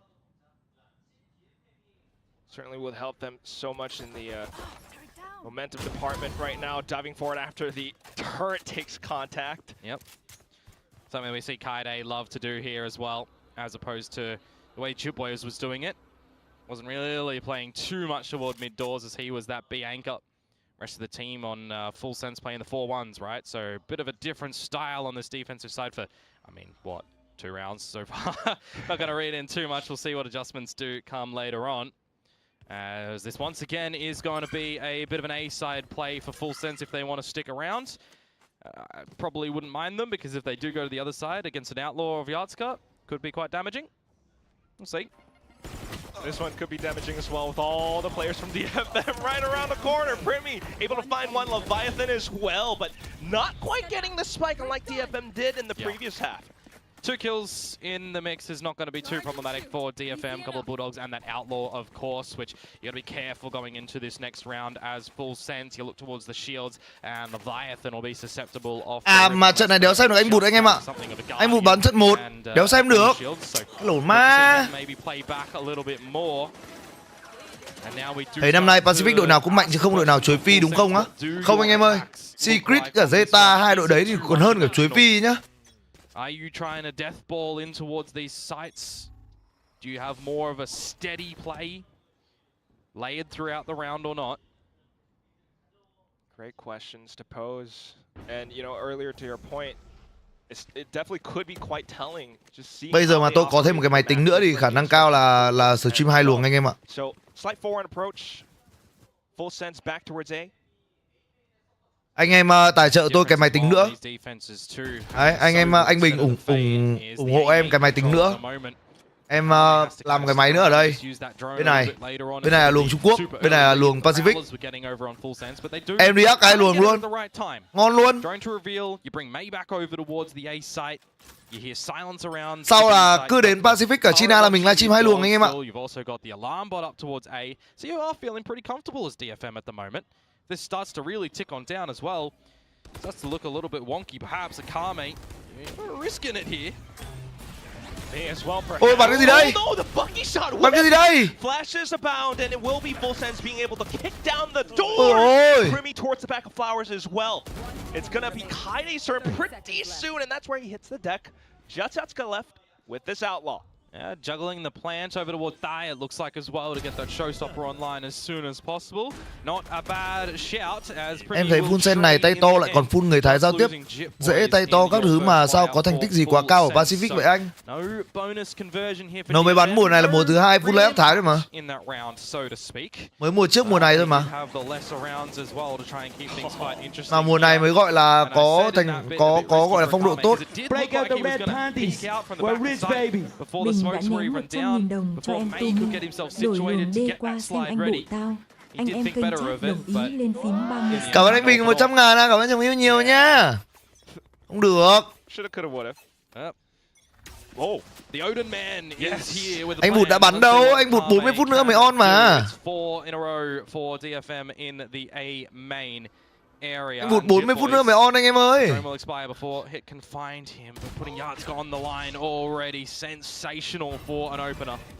That is just such a strong start as well, despite Full Sense getting space on the B site.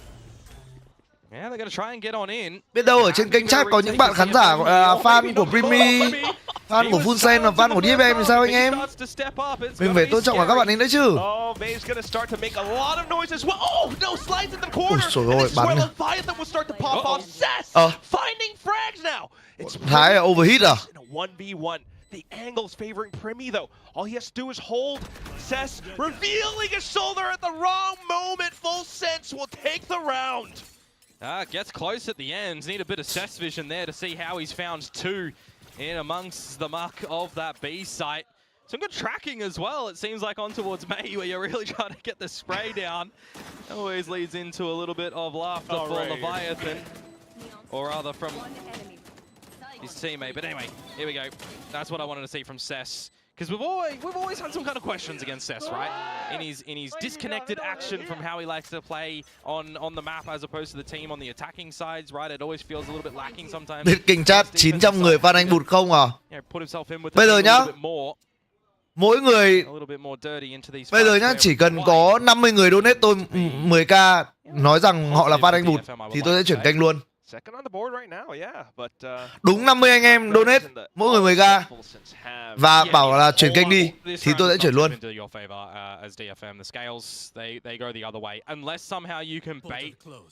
The Full Sense members into this Bucky of May.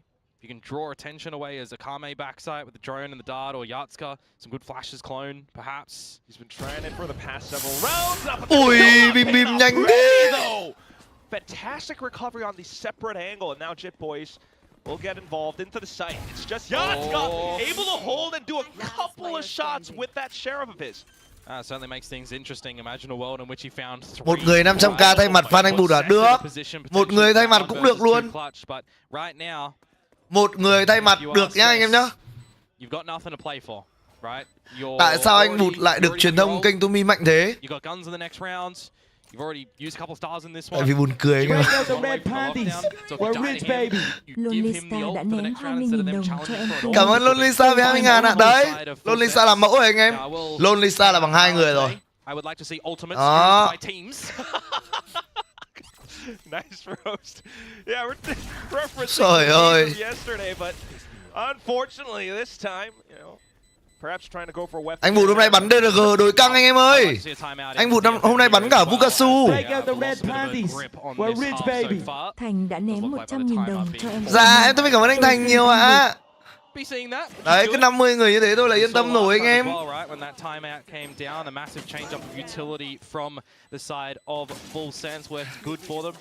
Đấy nhá, còn anh em nào mà fan Mình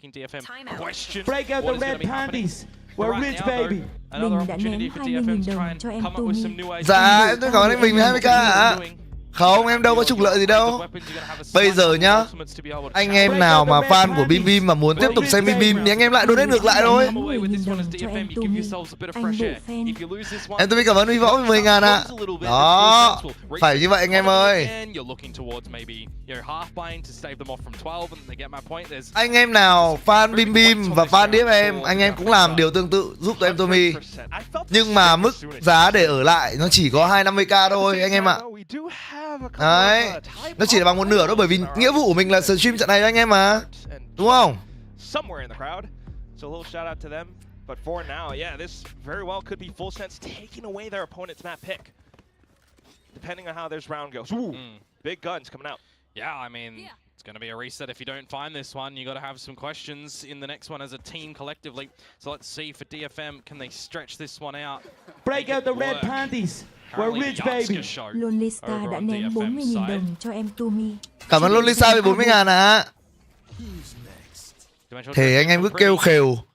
Chẳng hề khều. Both of the duelists are there, push things a little bit more in towards the B side. Team in tow, but not really. It's a ruse, it's a fake, and I absolutely love it because DFM have fallen hook, line, and sinker. Fantastic. Anh em cứ bảo là em tôi được lợi nhất, fan anh bụt không được lợi à? Ở Việt Nam bây giờ anh em muốn xem anh bụt anh em lại phải xem lậu đúng không? Mà trong khi đó anh em thấy các nhà đài bây giờ là khuyến khích anh em là xem những luồng chính thống. Đúng không ạ? Có. Cái này thì anh em phải tự xem xét lại đúng không? Cosmic Divide first though, but look at the positions that Full Sense take, knowing that Trong Full Sense bắn này thì khó là DFM anh em ạ. Now, slightly revealing themselves, getting on top of the spike. Kaide tries to get halfway but gets off the last second because of Nano Swarm. Bắn cái gì đấy? Bắn ngắm cái gì đấy? Should be Full Sense's time to send off those ultimates. Showstopper, Primi diving in. And unfortunately, DFM just completely lost their grip over the spike, over the site. They have to relinquish this round. It's just too overwhelming from Full Sense. That is a fantastic idea on how to tackle this round and really show something you haven't done just yet on your attacking side. It is a great way to sell the fake that DFM just fall for it absolutely. And there's nó bốp lên đến này thì bảo sao DFM thua anh em ạ. On the gravity well from Leviathan just before the spike gets half defused is perfect. Cess is caught by himself, and again you've got bìm nó bắn. Tràn phở ác luôn mà. Fan bụt hết tiền rồi, sản phẩm truyền thông mà. Đấy. Anh em gọi vốn không đủ thì nó sẽ rất khó anh em ạ. Nó là câu chuyện đầu tư thôi mà. Giống như bên đài thôi, họ bỏ tiền ra họ đầu tư mua bản quyền về, họ xem gọi là bóng đá thì họ cũng phải bỏ tiền ra mà anh em. Khó lắm. Gì đó đợi ném 20.000 đồng. Cảm ơn anh Võ về 20.000 à. Cảm ơn chúng nhiều nha. Map that you don't shy away from currently either. Happy to play it. Getting another dub here on it would further that. Mua bản quyền nhưng mà không đủ tiền thì có hoàn tiền nãy giờ không à? Hơi khó hoàn anh em ạ. Có lẽ là sẽ giữ ở đấy để cho lần sau anh em ạ. Chứ còn nếu mà bảo hoàn tiền thì thực sự là nó hơi bất khả thi và nó hơi khó tính toán.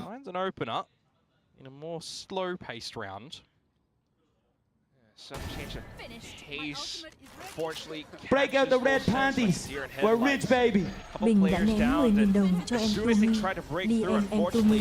Còn 300k. Ôi cảm ơn anh Bình 10.000 ạ. Ôi chửi rồi. Dìu nhau à anh em? Hai đội này dìu nhau lên 9 lên 10 không? Dìu nhau lên một kết quả của một trận đấu căng thẳng không anh em? Cái lồn gì ấy? Break out the red panties. We're rich baby. Nam Khánh đã ném 100.000 đồng cho em Tumi. Em mời fan A bộ. Cảm ơn Nam Khánh 100.000, cảm ơn chồng yêu nhiều ạ. Got clones, you've got flashes, you got something that you can definitely do. He's trying to fake it. Vãi cả lồn thật. Vãi cả lồn thật anh em ạ. Vãi cả lồn thật. That is very crazy to come through from Leviathan. He has absolutely just slithered around that site like crazy. You lose first opener, you lose second opener. It's a 5 versus 3. Your opponents, it's a bloody 5 versus 2, man. And he just comes back in towards this one with some absolute shots. The fake clone attempts, reading it. You see it. No, not falling for that, mate. Oh, absolutely ridiculous. Taking that back. Is that the nail in the coffin moment? Thấy Rec bet hay không á? Thật sự thì tôi nghĩ là nói chung là Toby FG đã ném 200.000 đồng cho em Tumi. DT xem anh bụt nhanh. Dạ, tôi cảm ơn Toby đấy với 200.000, cảm ơn chồng yêu nhiều ạ. Nhưng mà anh bụt chưa bắn mọi người ơi. Vấn đề là anh bụt chưa bắn. Mình cần đạm mà cái số tiền ủng hộ của Phát Anh Bụt nhá. Phát Anh Bụt hết sức thông cảm. Biết đâu hôm nay đường truyền YouTube bị lỗi, chúng ta không xem được VCT China là sao anh em? Điều đó hoàn toàn có thể xảy ra.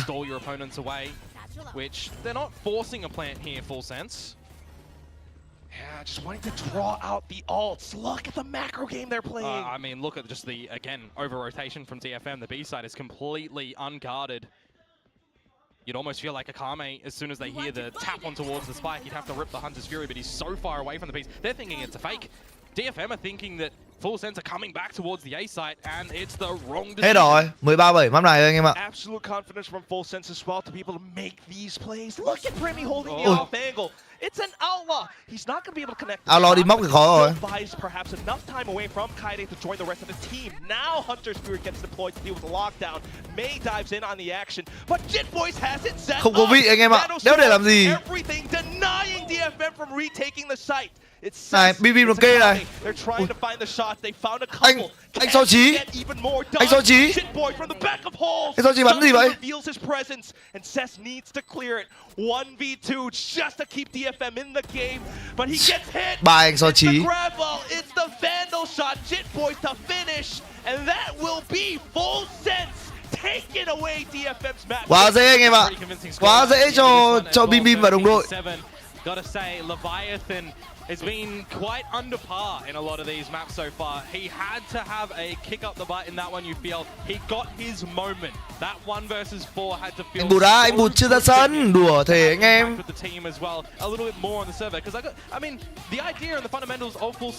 Anh Bụt chưa ra sân anh em ơi. With all the smokes, his gravity wells and nanos, Nova pulses were always in good play. Right, the timing on that, I'll give him credit. Này, anh Bụt chưa ra sân anh em ơi. Up on the kill department in this one as well. Really feels like he's ingrained in the team. You would hope in these moments, and I just feel like that was a bit of a big mental boom thrown in the mix as well. Because the fact that you had a 2 versus 5 and it gets pulled out from under you like that, it is just criminal. That's just one of the things about full sense, isn't it? I mean, we know the players. Đây nhá, phục vụ mọi người một map của anh Bụt nhá. Anh em ở trên kênh chat, 1000 anh em ở đây. Các anh em hết sức thông cảm. Nếu như anh em muốn gỡ thì anh em chỉ cần gỡ với mức giá 250k thôi. Anh em chỉ cần gỡ với mức giá 250k, tôi đổi ngược luồng lại ra luồng Bim Bim luôn. Còn đâu bây giờ anh em fan Bụt đang thực sự là chèn ép em Tommy anh em ạ. Họ đang thực sự là đòi hỏi em Tommy là phải xem trận này. Họ đã gọi là ép buộc em Tommy bằng gọi là đồng tiền. Em Tommy đã buộc phải nghe theo anh em ạ. Đấy. Nên là anh em fan Bim Bim thì anh em donate 250k, em Tommy chuyển luồng về luôn. Anh em tin tưởng em Tommy chuẩn. 40个击杀的，追平了联赛的单图击杀记录啊！是，那我们也看一下两支队伍在本次起点赛的一个宏观数据的对比。第二季有2项数据相当的傲人，第一是手枪分的胜率在整个联盟当中位居第2，在12个队伍当中位居第2。其次，首方胜率相当之高。 那这也能说明，就为什么他们的直架那么恐怖，就是因为你过不了直架，所以你很难去安全的去過渡到你想要的目的点位。哎，那对比我们看到 BLG 的进攻方胜率其实是相当不错的。特别是刚有看到的第2季的这个立刻前进。 Lại gói ra 200 lại không á? Sao lại ói anh em ơ? Một cuộc đấu giá anh em bỏ tiền vào, anh em chốt trong ấy rồi, đúng không?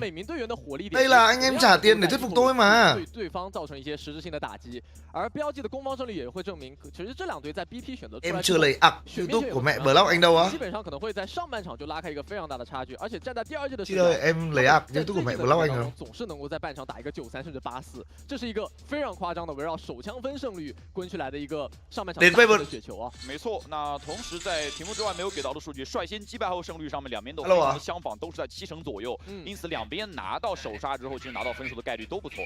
那我们来看到关键选手上箭头对位 ，Spirit Z1 和王浩哲的对决，我们看到王浩哲在最近的数据手感相当的火热，应该说在过去拿下的3场 BO3当中。 他的贡献都是非常显著的。特别是可能在玩到决斗位、玩到幻棱和霓虹的情况之下，当前这个版本他依旧是能够去扛起大旗，作为团队最尖利的一把利剑去直插对手的心脏。而作为对手的 Spirit Z1 而言，就这位选手永远是以潜力著称，而且他的枪法非常的凌厉。Người quen của đéo ai đéo biết luôn。常用英雄，虽然说有夜路的选用，有瑞娜的选用，只是在最近我们还看到还有不死鸟的选用，有一点点像。 小 PRX 小静的那种感觉，对吧？就能够套到各张像幽邃地窟啊、像深海明珠这样地图，去解放他的个人火力。而 NICE 的解决之策也是把他个人。Tumi phải biết trận nào hot Ban Đông để coi chứ à？ 今天其实第2季会不会拿瑞娜也会成为大家非常关注的焦点，但我觉得这更多取决于地图。我相信对于第2季来说，瑞娜是一个被迫 giờ lắm fan Việt Nam vậy à？ 那么主动的一个选择。那我们看到 mình không nhỉ？ 对比是给到了 Nick 和小 K。 Ông nói tự nhận là mình nhận vơ anh em ạ。 对决上面，小 K 最近的状态也是相当的。 do mình là nhận vơ。 过去的3场连胜当中，小 K 同样是处于一个稳定发挥的状态。没错，其实这个版本。 Nhưng mà tôi muốn là những cái trận cầu Pacific đỉnh cao là mình phải cạnh tranh với những tứ hoàng, những thất vũ hải anh em ạ. Bây giờ nhá, lúc nãy pick view của Bim Bim là 997 là gần 1000. Tí nữa sang một mà 500 mắt thì thôi bắt đài luôn. Quay lại với Bim Bim luôn. 2次的作战状况都不甚理想，这也是为什么他们会在优穗地库和员工中会选择瑞纳的原因。显然，这2张地图对于他们来说是比较摇摆的地图。但我觉得有另外一个非常大的犹疑是，他们过去引以为傲的沿海矿阵也遭遇了一场失败。那我觉得这是一个非常大的疑问。那我们来看看 BLG 的一个情况。没错 ，BLG 的优穗地库就正如我们刚刚看到的第2季的相反的情况，他们其实在优穗地库打得非常的好，2-1的数据，并且在微风岛屿这张新加入图池的一张，可能大家更加偏向于科枪和 Thằng Bim Bim có trẻ bằng anh Bụt không à? Không, làm sao Bim Bim trẻ bằng anh Bụt được? Bim Bim lấy mấy nhỉ? Nhớ Bim Bim lấy mấy nữa rồi? 是，我们也来看一下粉丝评论的环节，也是第一位水友提到了 Bud 的进步相当之快，而且队友配合的Bud 的进步确实在看到非常明显，而且在逐渐的适应整个场地的一个温度。而第2位其实提到了福勒星或者福勒星感受到压力确实作为这个队伍的指挥，我觉得扛的压力是相当之大的。福勒星可能相对来说在队伍当中也是偏绿叶的一个角色吧，目前。对，因为第2季其实最近在选择双决斗的阵容会偏多一些，福勒星更多他只是在队内承担一个 单烟的职责，单烟的话意味着，其实，在当前的版本，他能够做的事情会非常的有限。而且在接过 anh em 4 phút nữa mới được xem anh Bụt anh em ạ. 自身面临一个可能同时需要去操作大脑，而且他本来就是 Oxy này bây giờ không có team nha, Vương Thanh ơi. 拼操作的一位选手，这个压力确实可想而知啊。我们也看一下福勒星自己的一个发言。 Bao giờ kênh này có hóng drama của Lao chưa? Hóng rồi anh em ơi, hóng làm gì đâu, nó chỉ là chửi nhau thôi mà. 很多人的疑问，我记得之前有看到，有一些海外的职业选手也有聊到这个话题，他认为其实作为选手来说，你不可能100%的时候都是在注意力都在架枪上面的，你要跟队友去沟通，你要去看小地图，就像弗勒星讲的这样。那如何去分配这些精力？你要知道你什么时候需要100%的专注架枪，什么时候可以稍微晃晃神，稍微分点注意力在别的事情上面，这其实就是秘诀所在了。但是其实弗勒星在接过这个指挥权之后，他还是给了 Nick 更多的发挥空间。那我们 Break out the red panties, we're rich baby. Mình đã ném 20.000 đồng cho em Tumi. Tumi thì biết đến lợi ích cá nhân TH anh em, chứ nó đâu có quan tâm đến người anh cả của chúng ta đâu. Kêu gọi toàn dân lên phím 36, đổi luồng bằng vote ban mai nhé. Ôi, cái gì mà lợi ích bản thân đấy, kênh cộng đồng mà anh em. Em Tommy làm vì cộng đồng anh em ạ. Em Tommy chỉ phục vụ cho những anh em gọi là thực sự là yêu eSport, yêu Valorant. Nên là anh em đừng có nói vậy. Khó em Tommy luôn. 这恰巧也是选手们和教练就在身后围观的一个特别重要的时刻了。对。内森迪移动。Thấy mấy ông Trung Quốc bắn nhau ghê chứ, kể cả mấy ông quách cái trông ghê mà. 能够看得出来，这斗牛这几张地图，大家对于身位的控制还是蛮重要的，敢于去利用一些身位的摆设啊。后面笑死了。哎呦！干嘛？贴脸了！哎，怎么搞刺杀的？近身肉搏！哎呦！对，两位教练确实在斗牛模式玩蛮开心的啊。我今天还在跟别人讨论，这确实反映出来，现在大家对于地图来说。 说这件事情很重要，但大家又觉得没有那么重要啊。是的，就像有些队伍其实可能会让教练上场的原因嘛。对啊，就是如果你真的很重视，你就派你最强枪法人上去啊，对吧？没错啊，我觉得其实隊伍也现在感觉到了，自选图其实胜率没有那么高啊，或者说对于你来说，不管是先选还是后选，其实你都有可以操作这个途径。Anh em nhìn thấy không? Bây giờ đang bật anh Bụt đây 700 mắt, hẳn 300 view đời ơi. Đáng nghĩa là mình gọi là mình record pick view được cho bên các anh chị VIE-ENG rồi. Xem Bim Bim bắn là pick view rồi. 一边的泳班图是沿海矿阵来说，我觉得 BLG 是占便宜的，因为他的泳班图刚好是第2季的强势图，尽管第2季最近是但沿海矿阵是第2季强势图，所以我们看到3张地图落下来，霓虹町 UC 地库和图3，如果我们能见到的话，微风岛屿。 我觉得 BLG 的先手优势是在的，因为今天他们的泳班图是对面相对而言比较强势的，而第2季的泳班图隐士修索其实对于 BLG anh em đi cất bắt cưng mà， 不算是特别好的图。特别是我们在看到第一张地图和第2张地图霓虹町和优穗地库出来之后，其实个人预测会看上去是一个1比1的开局。但是来到图3的微风岛屿之后，感觉胜算或许会落在 BLG 那边偏多一些。就正如我们在赛前聊到的一样，就是 BLG 在最近的微风岛屿这张偏大的一张科枪地图 ，Bud 的个人表现是相当的夸张的。那如果真的进入到这张大图当中，我觉得我一方面会很期待，可能站在第二季的视角，他们要怎么样去应对这张自己可能打的没有那么好的地图。另一点就是他们能否在对方的第二张地图去尽快2-0去拿下了。对，还有一个就是因为我们一定会打到 U3 地库，对吧？到底 DRG 在 U3 地库会拿什么样的阵容？瑞娜还依然是他们的选项？我觉得这也是一个很大的考验，因为舆论的压力也好，还是选手自己的反馈也好，都会对他们的阵容产生一些摇摆。他们有可能会怀疑自己之前所拿阵容是不是够好，是不是够优势，是不是真的瑞娜这个角色他有他的问题，选手的个人能力依然没有办法越过这个英雄的短板。所以我觉得这个也是抛给 DRG 一个非常大的难题。但就像我们说的，不管你的宏观优势与劣势有多大，最终还是要落实到微观在场内的对枪，在游戏内的执行来去分胜负的。对，因为瑞娜这个英雄，他严格意义上来说给到团队支援确实太少了，而且在今天，也就是最近这2天，国服是已经更新了一个新的瑞娜的补丁。 Xin một bát chuột bắt dây 500k đổ xuống trong giỏ hàng anh Tumi có luôn nha mọi người ơi. Giỏ hàng có luôn. Giỏ hàng YouTube. 包括我们其实，在最近看到第2季在选择这个沃卡鼠，他其实是当前联赛当中，玩的最多的一个0的使用玩家，对吧？有8次的0的选用，这其实也是能够给我们带来一些思考。Break out the red panties, we're rich baby. Mình đã ném 20.000 đồng cho em Tumi. Cộng đồng anh Bụ Việt Nam hỗ trợ em pass trận anh Bụ mà em chê ổng chê eo. Còn trận của con lợn bim bim không có 1 đồng mà em vẫn muốn xem. Nói chung là Tumi thần bố fan. Anh em nào thấy đồng cảm với T lên tính 36. Ôi cảm ơn anh Bình 20.000 ạ, nhưng mà anh Bình chửi em nặng quá. Em làm gì đâu. Em không làm gì cả. 让我们的比赛即刻开始。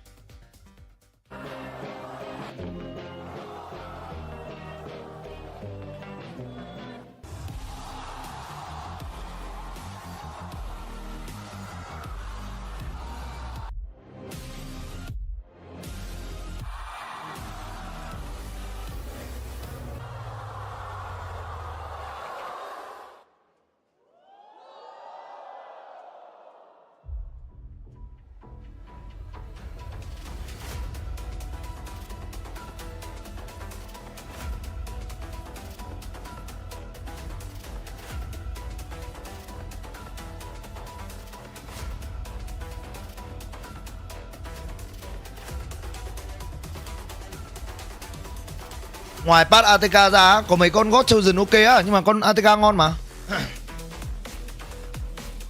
Con ATK đấy ngon trong tầm giá ấy. Spirit, Flexen, Nithandy, Dragon Ranger Gaming.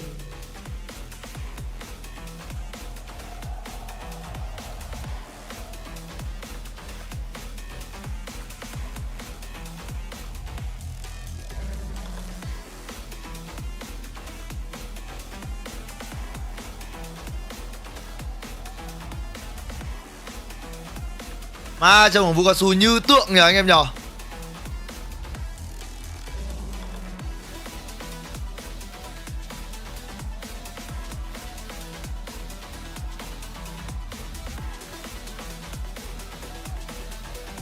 Pacific bắn rồi á, nhưng mà mấy anh em mua chuộc tôi rồi anh em ơi. Bây giờ anh em fan Pacific anh em chỉ cần donate đúng 250k em tôi quay lại Pacific luôn.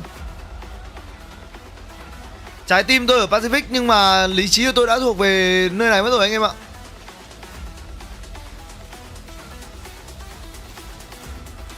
Anh buồn. Sai.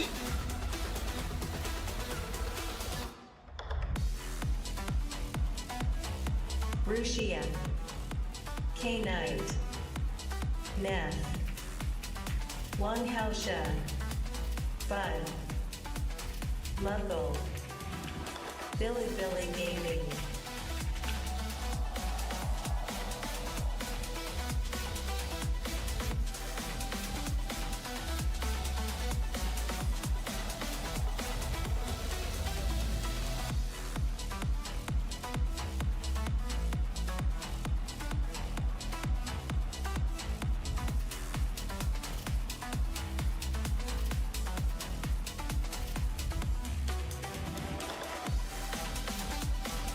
Sao thằng Russia trông gầy thế? Hôm trước thằng Gin nó bảo Russia nó ở nhà tập gym các thứ giảm cân anh em ạ.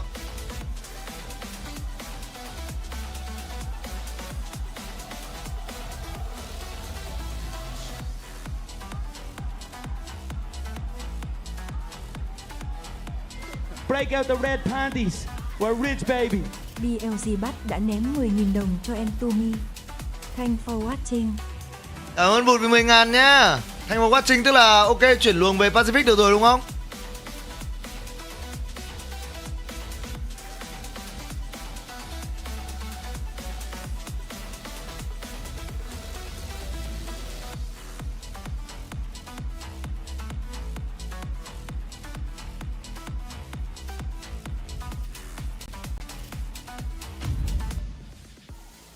就敌重逢，决赛复演。两队在重庆科学会堂的上一篇才刚刚翻过，而2026的下一页即将掀开。谁能率先进入突围组的决赛，而谁又会掉入到败者组的生死轮回？让我们一同进入到这场焦点对决。没错，两支队伍都不想错失一个能够冲入 BO5、冲入圣地亚哥，去拿到大师赛门票的一次机会。而对于这两队来说，这个图一他们的阵容选择，来到霓虹町其实也是截然不同的风格。 Biết thế tăng cái giá lên cao cao tí, Phan Anh Bụt 1 đồng đi nhở.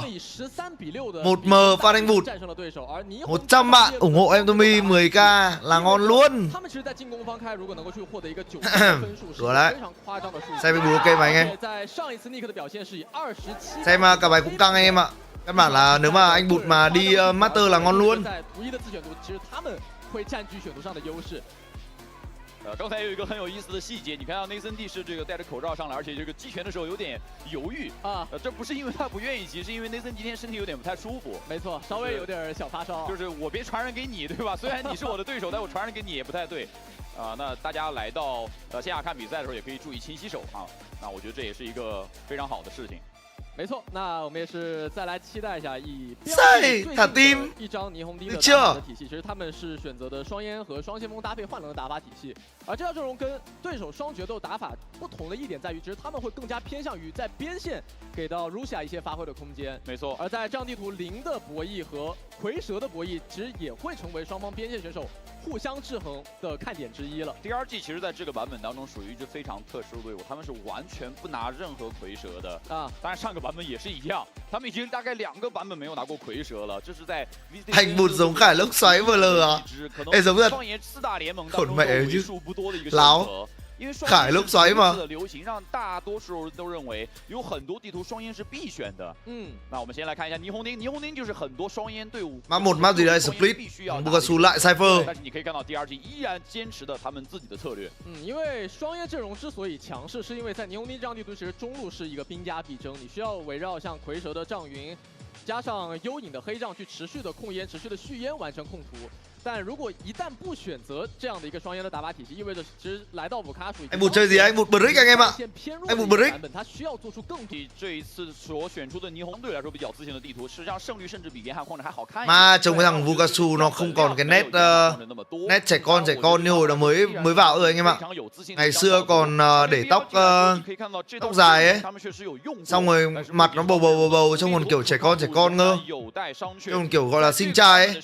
Bây giờ nó ăn cho đã vào xong rồi nó cắt tóc ngắn trông nó như cái như ông tượng mà. 前提是你要配合得好，前提是当你的球传到了王浩哲的手里面，王浩哲要把这个球直接送入对面的篮筐。对，因为黑梦加铁打法体其实更多的是会把资源完全倾入到E2的身上，就像刚刚我们聊到的王浩哲的幻棱，就这个英雄其实他在单英雄近点的情况之下，纵使有一个光速飞跃能够去飞到高点，但有些时刻像铁臂的闪光，像黑梦的技能引导，同样也会至关重要了。 我们也是两边稍事等待，我们的比赛就会开始。 Sao khi DFM mà ra xem anh Bụt á? Anh em mua chuộc em rồi anh Dương ơi. Anh Dương donate em để em quay lại khu vực Pacific anh Dương. BO5 的机会，不管是以2号还是3号种子能够杀入到圣地亚哥大师赛，而如果今天输掉，他们还会有相当长的旅程。匹配成功。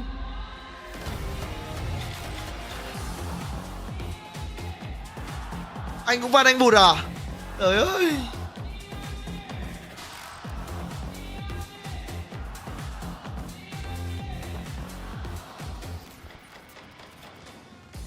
好的，也是感谢观众朋友们，不管是在线上还是在线下关注这场比赛。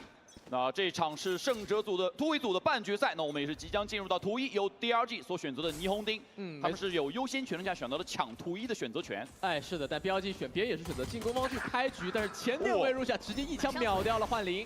阳台直接倒了，那点里面的狗卡数纯王史还自己被。Lucia làm hết. 非常快这一分。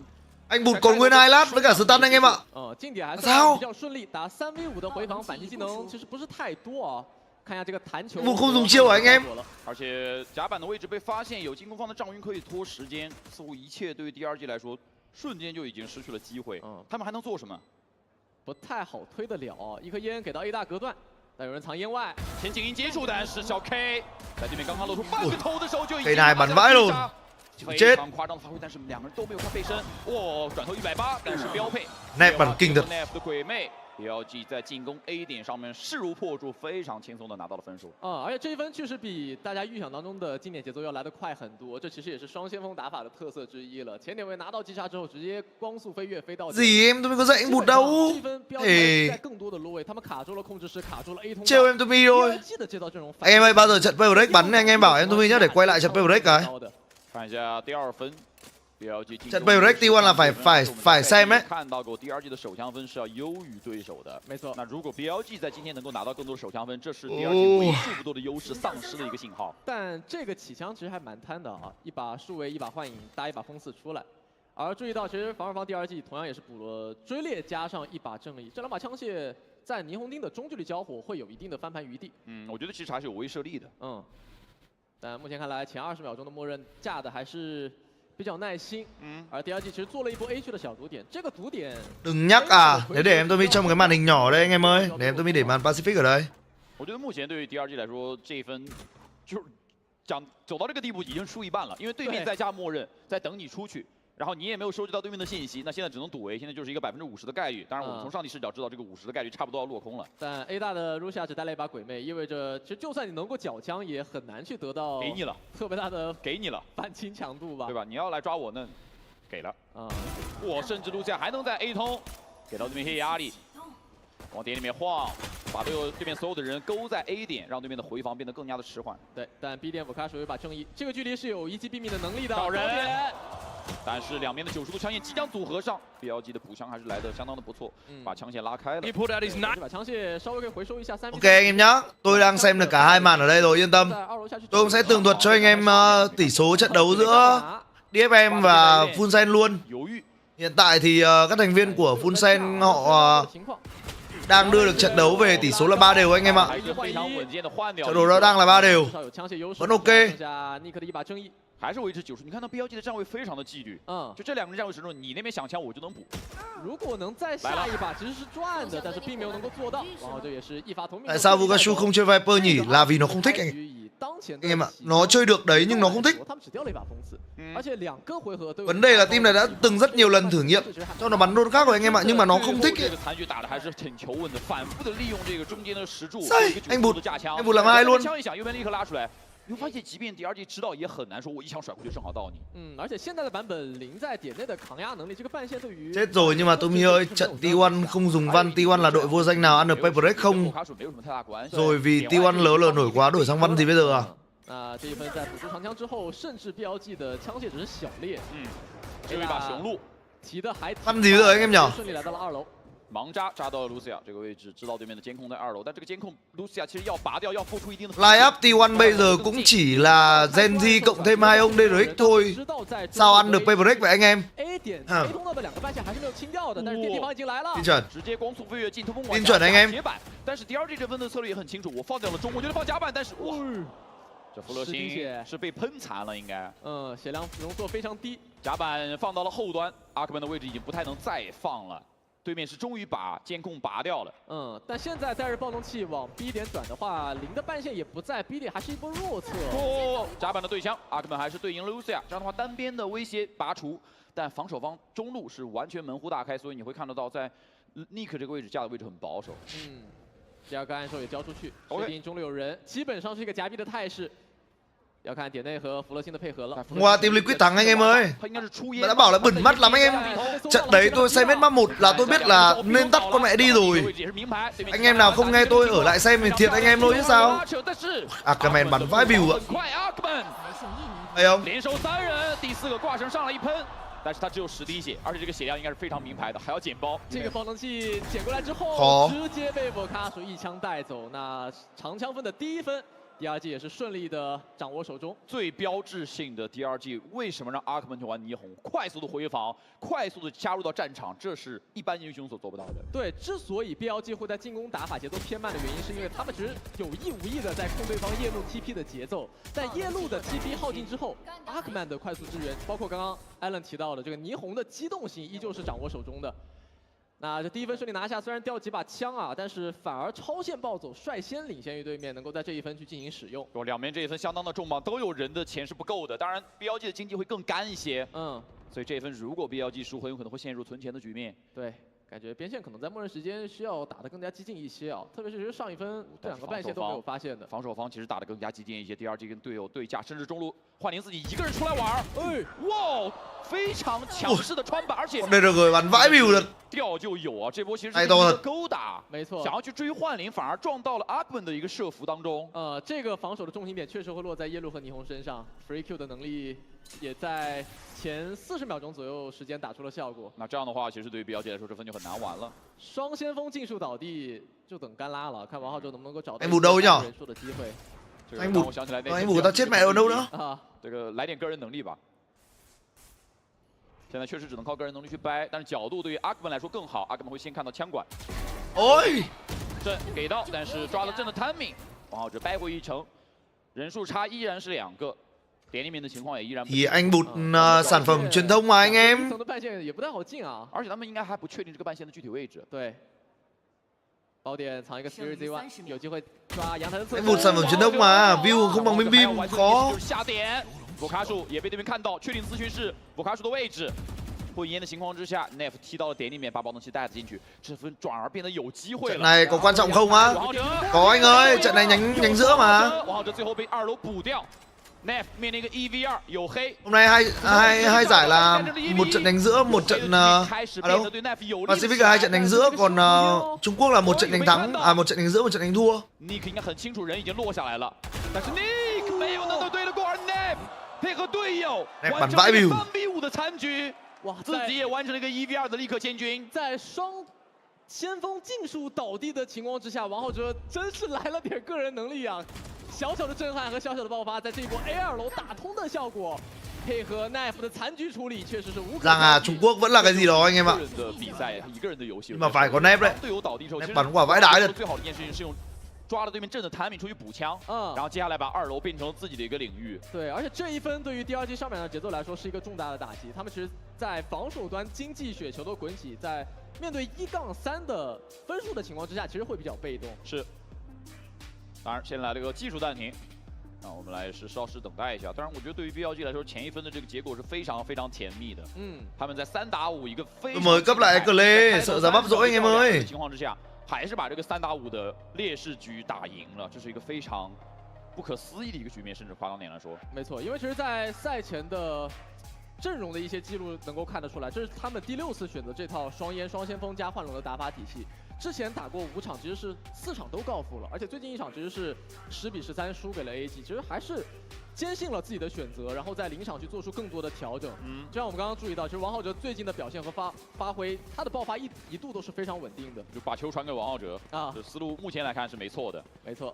那当然，我觉得对 BLG 来说，上1分的模式并不是一个可复制的模式，就你不能总指望着说3打5了，然后有一个人去逛着逛着把人杀完了，对吧？来，接下来看一下面对到第2季的一个存钱分，第2季这分只有1把步枪和1把雄鹿。 这1分的翻分点得看超线暴走和我卡叔的操作了。上1分阿克曼并没有机会去开这个超线暴走。但这2个火力点其实都偏向于 A 区，只不过这把蟒侠可能会对于对方防守方的这个。我卡叔想要做事，但是正好撞到对面蟒侠，唯一的1把步枪掉在了地上，这队友完全捡不着。这分看上去对于第2季来说已经很难再找到什么立刻掰回来的机会了。咨询室来人。但换的应该是一把手枪，一把正义。 Hay anh em ơi. 获得多少成果？ Áp bài bắn chịu chịu là thắng rồi đúng không? 留两人也断绝了所有绕后回防的可能性。 Không chung là thắng chắc anh em ạ. 之后，这把蟒侠的 Tôi nghĩ là thật ra cái team DRG này nếu mà so với BLG thì sao bằng được nhỉ đúng không? 其实基本上已经就是哎。 Ôi anh bụt, 说完尼克是打 bụt chết con mẹ với cầu Serif rồi. 广告牌旁边的人抽了，但捡不到枪啊。对，还是那个问题，升级不了枪。现在阿克曼要做的 Break 角 out 色， the 我要 red 不要开这个大局 panties. 拼这一 We're 分？ rich, baby. 时间 Thành 够 đã 不够？ ném 10.000 đồng cho Nick anh在面对一下遇到了 Tumi. 马侠，那这样应 Bao 该没有 tiền 想 xóa 法。 cờ le giả 这 Bắc. 有点难。 Bao tiền xóa cờ lê giả Bắc á? Đúng 360k. Kênh này thì đơn giản thôi anh em. Anh em mua cờ lê cũng là 360k mà anh em xóa cờ lê cũng là 360k. Giá chuẩn rồi. 但是王浩哲的大招其实已经 Giá gọi là phổ thông dành cho tất cả mọi người. 其实对面现在 không thay đổi 差不多也要被炸死了。然后也是走到爆能期的范围之内。 但面对当前这个1-4的分数啊，看看第二季有没有可能去快速出。 Sao không coi full sen cả DFM á? Trận đấy em Tommy gọi là bị anh em thuyết phục là xem trận này rồi anh em ạ. 以及单烟的打法体系的情况之下， Cập nhật cho anh em thì DFM đang dẫn trước với tỷ số là 6-3 nhá. Anh em lên phím cho DFM cái. 是相当顺利的。或者说，我觉得否卡叔自己不太甘于说站在自己的半线后面等人踩线。对，他这几分都是我要看看，你别管，我就是要看看。 暂停确实也没。 Tôi thấy BLG đang vận hành giống team nào khác trên thế giới á. 光惊雷决定加叶灵， Giống RQ. 防同样也有一些对枪抗衡的办法。 Đội chơi của team này chỉ có giống RQ ấy. 交由选手来做。 RQ Zenix. 这分有一个很大的变化是中路放了跟我们通常。 Đấy là hai team mà bên DRG bên BLG họ đang vận hành giống. 一边零的技能放在了 B 点。对，就他们这个站位其实都会偏向于 AB 2点的2层偏多一些。非常保守，直接交了铁臂的炮去处理这边的线。 然后中路甚至进攻方也不停的施压，哦哟，这鬼影好像是套在眼里或者怎么样，然后没来得及打。对，这两个信息还蛮重要的，但是暴龙机现在是在往 A 区带，而对方夜路的 TP 时间第2个锚点也已经放置出来了。我感觉是要交大招吧，因为这分你明牌知道通风管或者甲板附近是有人的。嗯，但感觉叶灵加上时光修罗场这一分爆点你落不住啊。那到底是走2楼还是走1楼呢？感觉打1层好一点啊。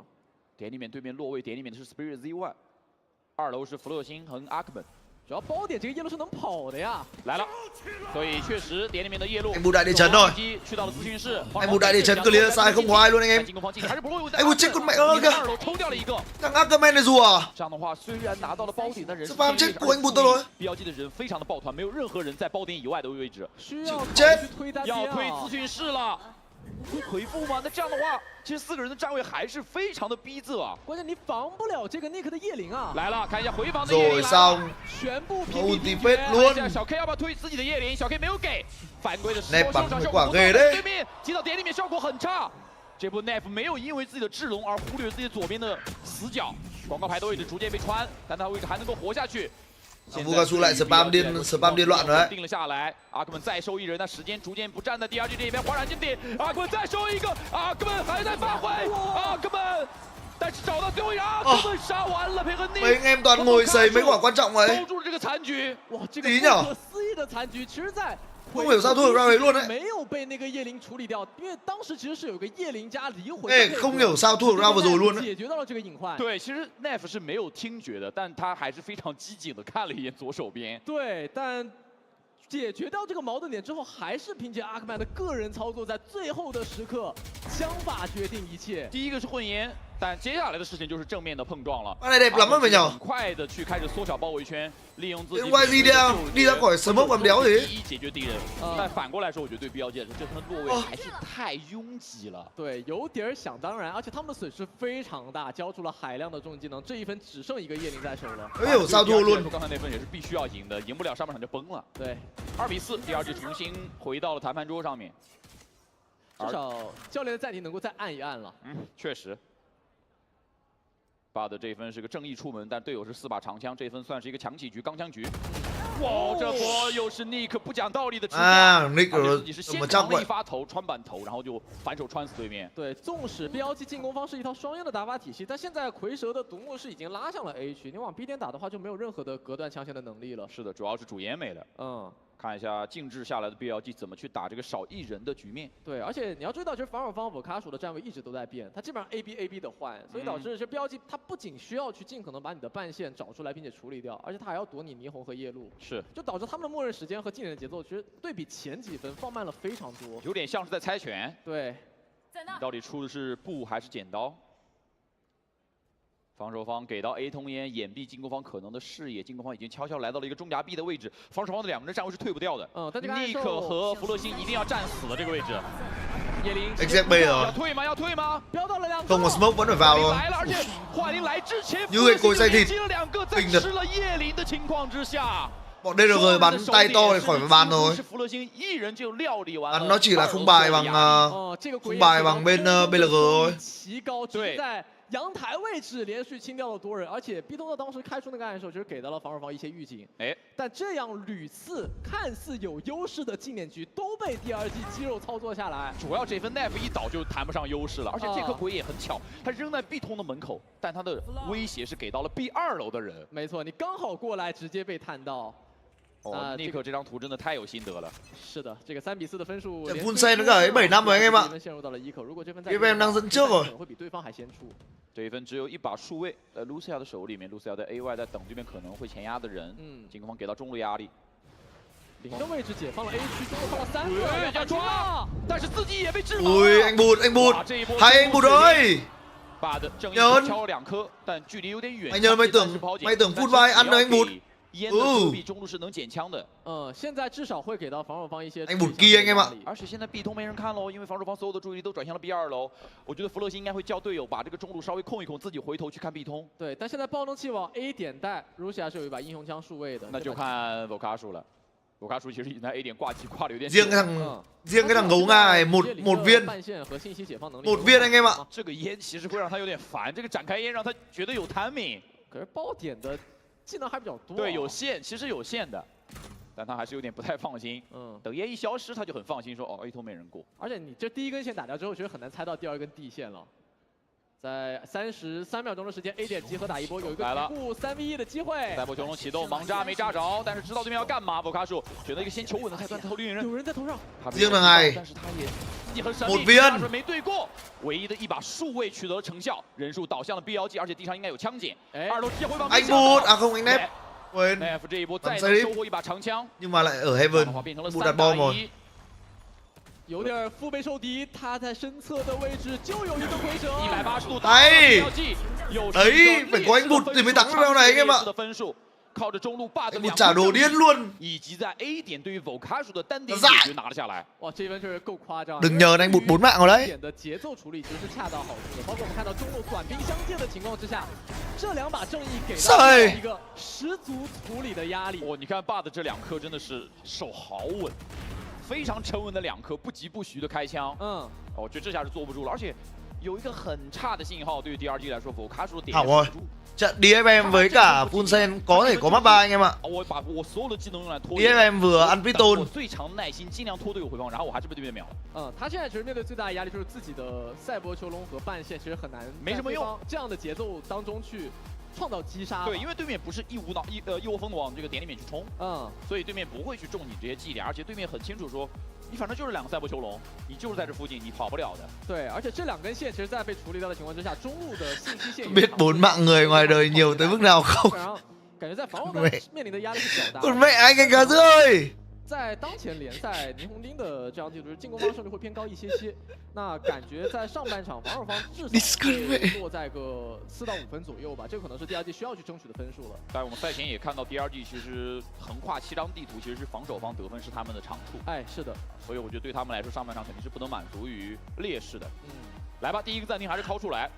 因为刚才又是丢掉了一个面对对面只有一把数位的分数，对于 DRG 来说这是一个非常危险的。对面小枪局的时候增加稳定性。而且Vokasu然后这个这个神经曲奇其实已经捏了非常久了，基本上还是需要尽可能把大招去换一换。Vokasu跟 Spirit Z1 在这一把里面没有发挥出来，2个人都是2-5的一个 KD。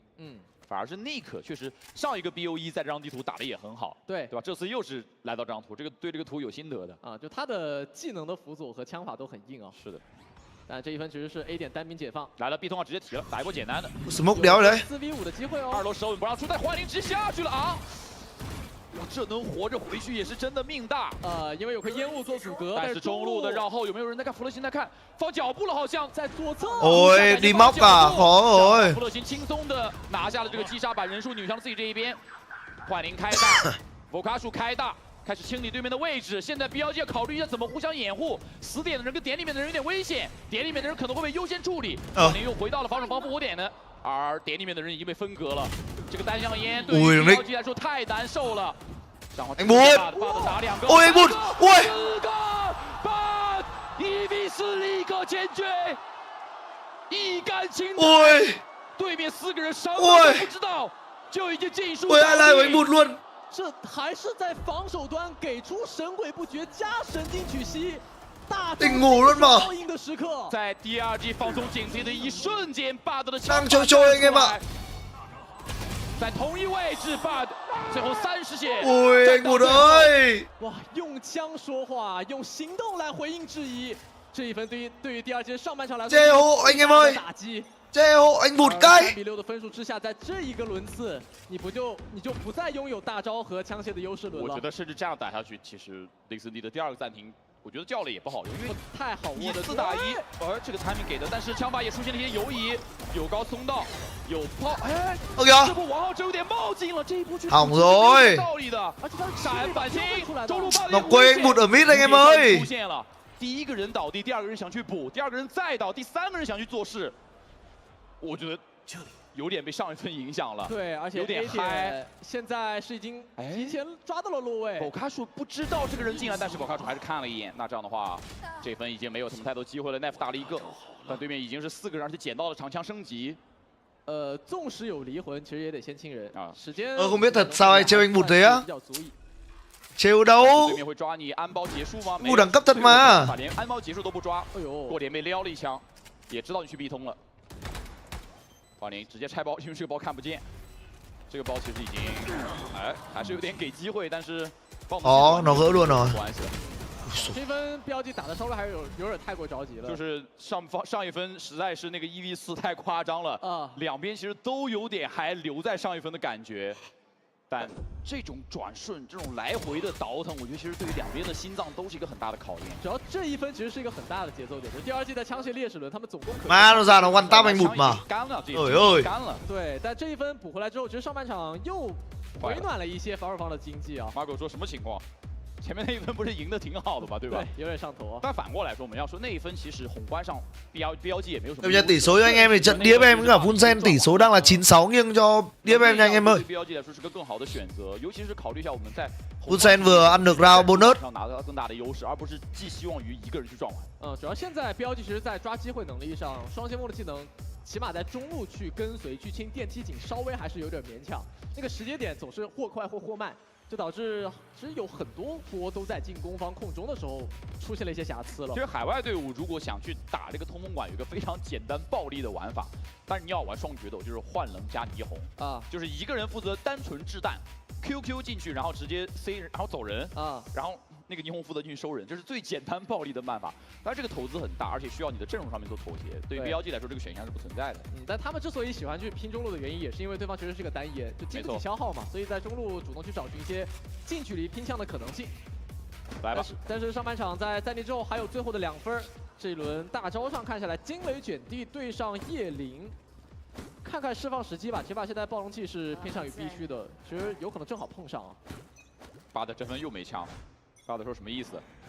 我太准了啊！主要是有点牺牲嘛，他技能是肯定要拉满的。对他其实还是在一个补枪位偏后置的点位，也有机会捡到。Mau xong. 4把长枪的出门，但防守方 anh Bút cố ulti đâu này nha. Anh Bút khả năng cao key player. 标记的前40秒钟默认时间是需要去拿到一些防守方的路位信息和弱侧的点位。你可以看到宝卡叔一直在调整自己的技能的位置，因为他也一直感觉前面的线。Sao bên DRG có vẻ không thích bắn ngắm nhỉ anh em nhỉ? 但他至少做到了解决单边嘛 ，A 点已经被他解决。这个位置可能这反手弹减速弹的这个位置， Làng trôn à? 有点尴尬。Quả đấy xin quả stun của anh Bút thì sao nhỉ?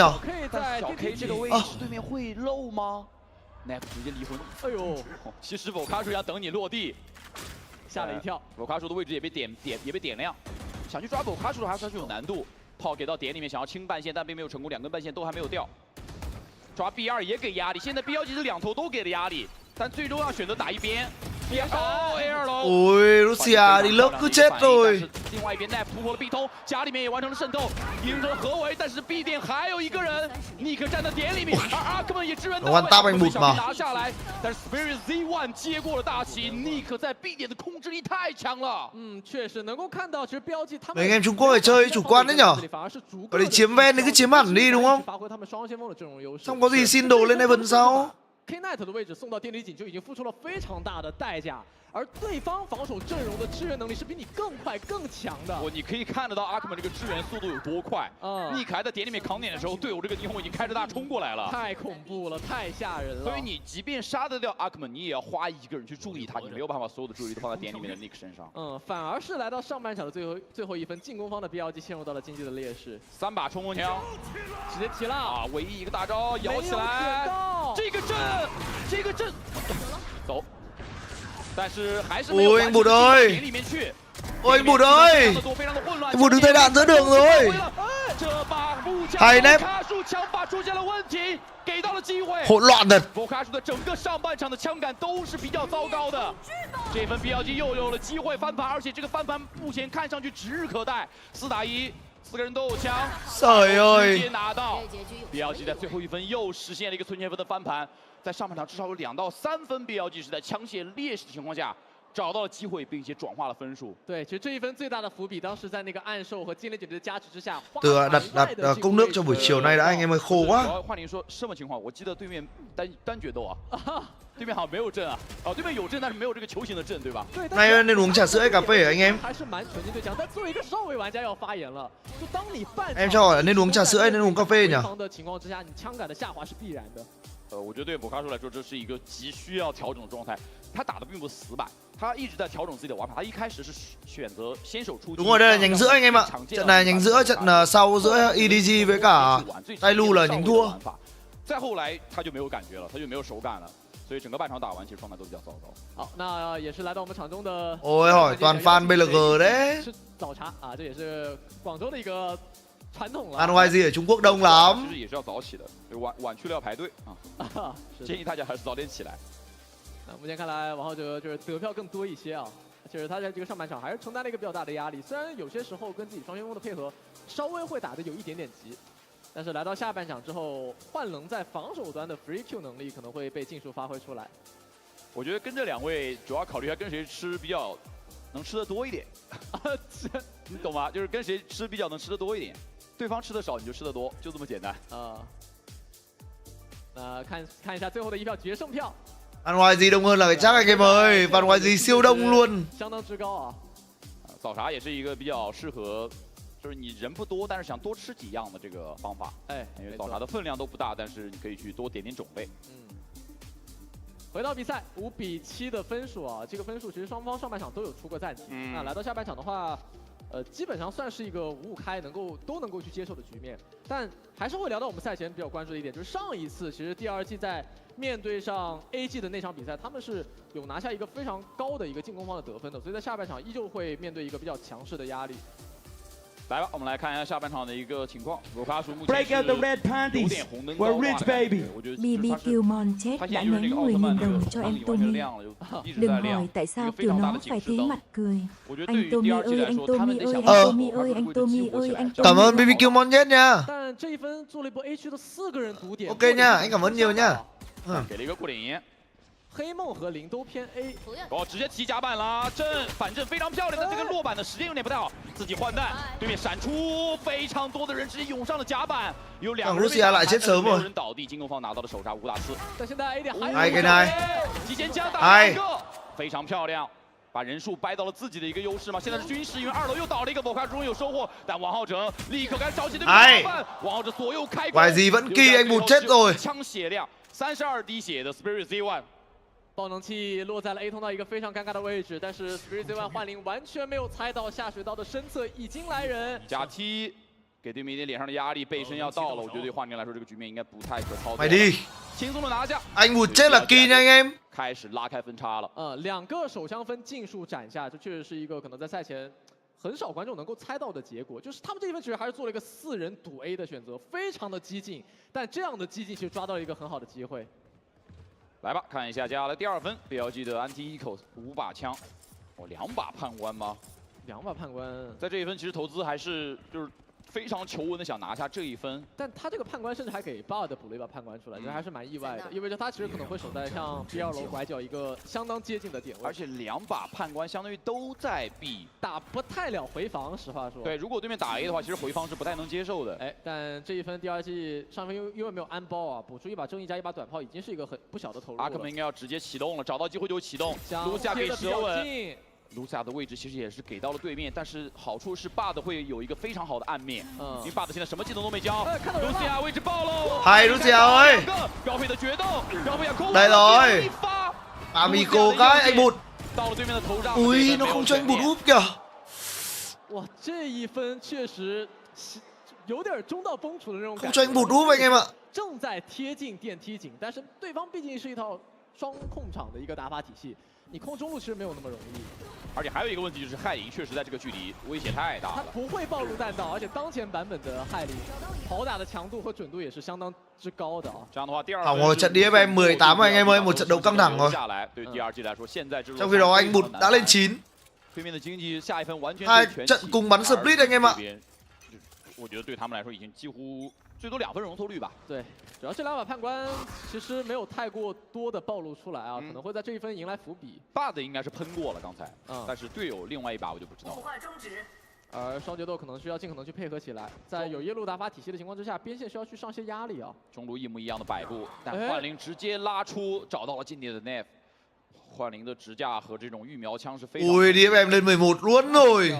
这确实压力就大了起来。Nef 大概率是一个小身位在 pick， 但是直接就没了。这样的话，王浩哲其实没有机会补。Sao đó là Nef chết sớm ấy nhỉ? Đúng mà theo dõi 2 trận nó hơi khó anh em ạ。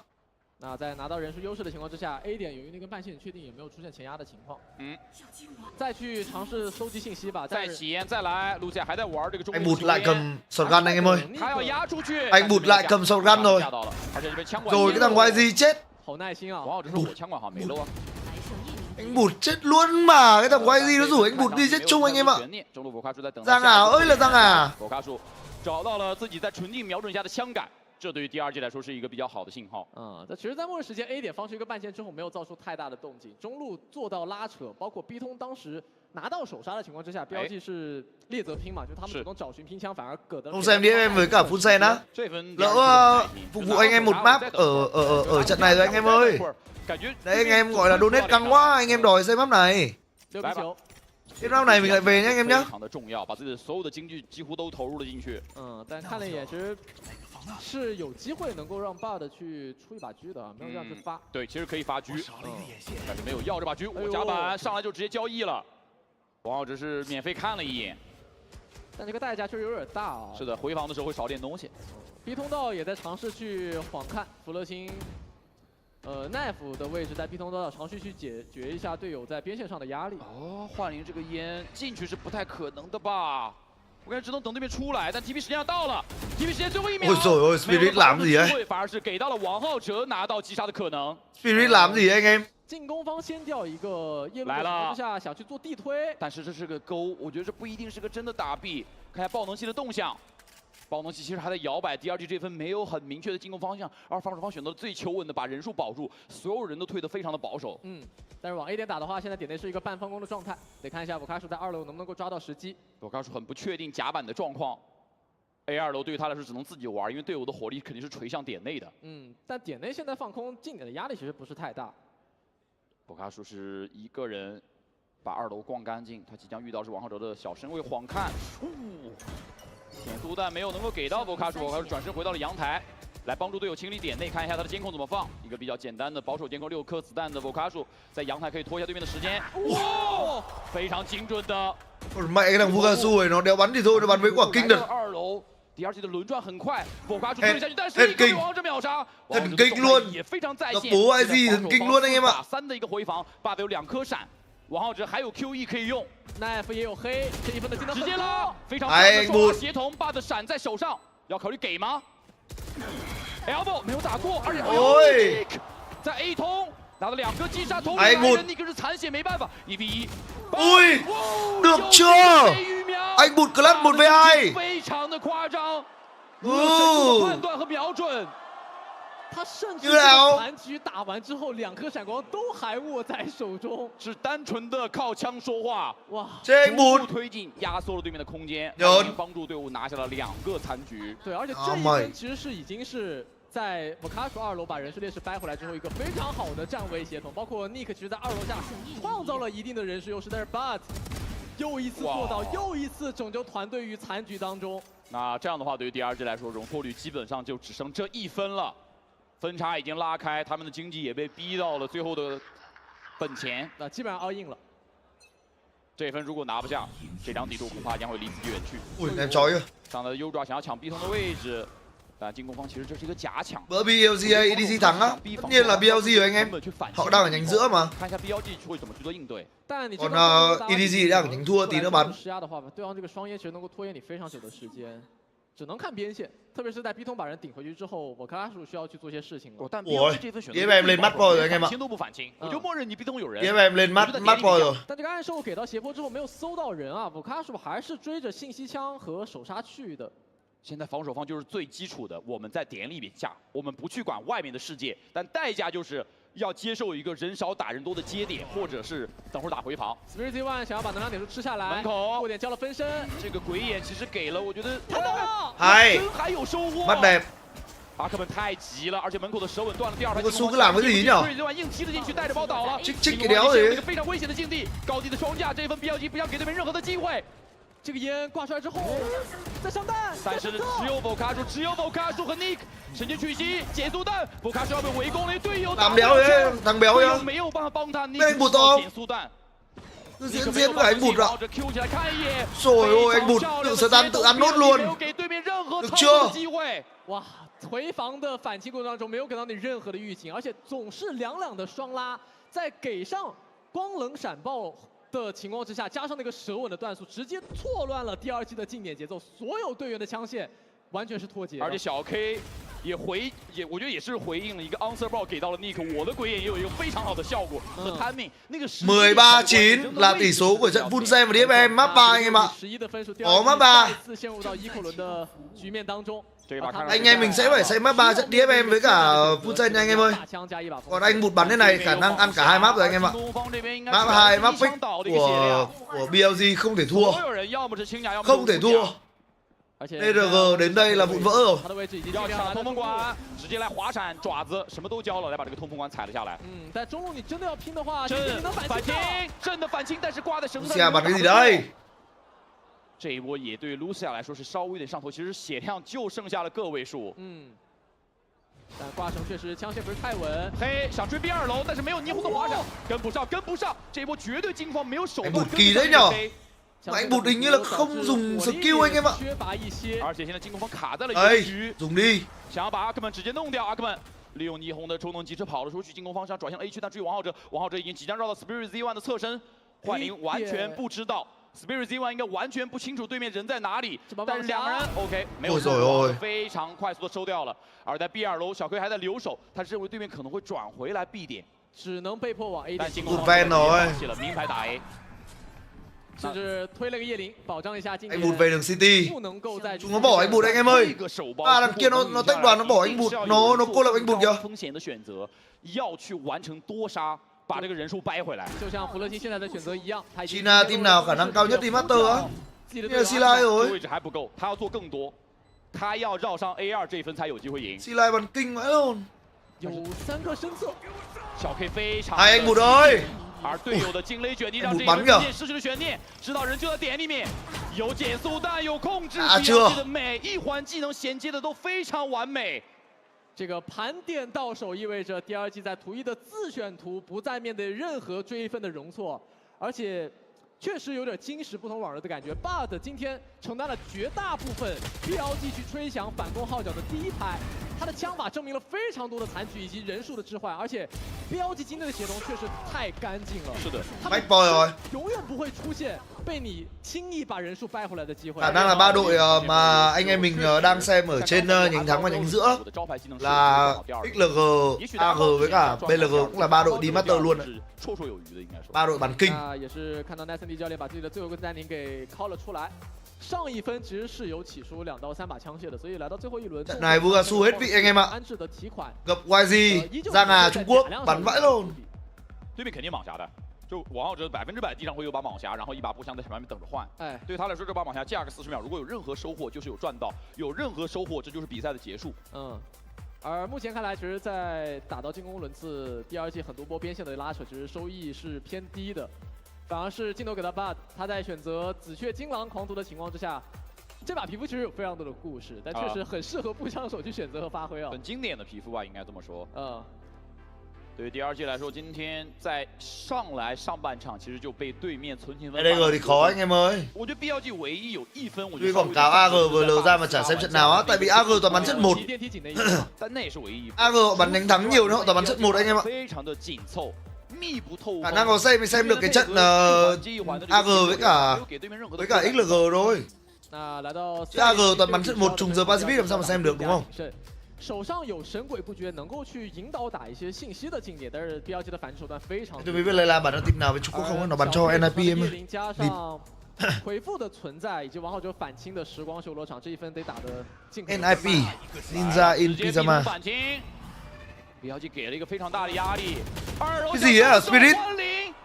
夜路大招强行300块想要换对面，结果连对面的皮都没有摸着，应该还要再反清逼通。那这分我觉得对于他们来说已经非常绝望了。中路手卡数被露西亚直接点掉。BLG 已经朝着这张图的胜利挥手。中路回中路又是进飞区。 Đóng cửa mid rồi. Anh em cho tôi hỏi Giang Hà là gì? Tôi gia nhập kênh này mới được 2 tuần nữa. Nói chung là ở kênh của tôi có một người anh em tên là Giang. Anh đấy là làm truyền thông ở bên 500 Pro nhà tôi. Anh ấy tên là Giang, mọi người hay gọi là Giang Hà. Thì cái thằng YG trông giống y hệt Giang Hà anh em ạ. Thế anh em hiểu. 让自己的身位小一些。想超线暴走去。 Thằng YG trông y hệt Giang Hà luôn. 没有按手做引导了哎。那就一锤子买卖了。来吧，有黑可以推个盲黑。 Em tưởng nịp bên EMEA á. Nịp bọn Trung Quốc mua lại lâu rồi anh em ơi. Tổ chức đấy Trung Quốc mua lại từ đời nào rồi. 但是对于露丝来说，这分已经够多了。25秒钟，叶林推给中路，确定对面的位置。同盟馆里面没有反馈。 Giang Hà trông y hệt thằng YG anh em ạ, mà ngược lại mới đúng bởi vì Giang Hà đẩy trước. Giang Hà 99 anh em ạ. 时光修罗场锁定对面2人11秒，结束了 BLG 13比6，在对面的主选图拿下了一个非常漂亮，甚至是堪称完美的比赛。Có xem trận DFM anh em ơi. Đây map 2 em tôi bị quay lại mà, map 3 chứ. Trận này quay lại luôn anh em ạ. Đây nhá, cho anh em xem Giang Hà nhá.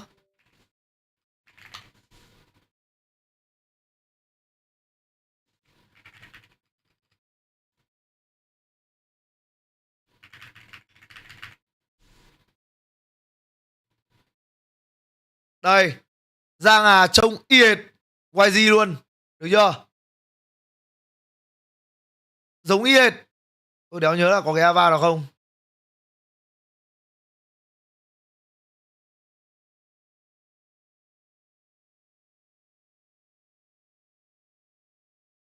Đéo để Ava anh em ạ.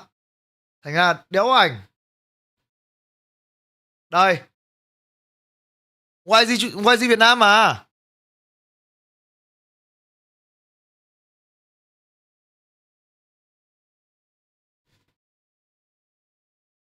Ảnh chú trong phòng bình luận đó. Đấy, ảnh này cũng giống mà.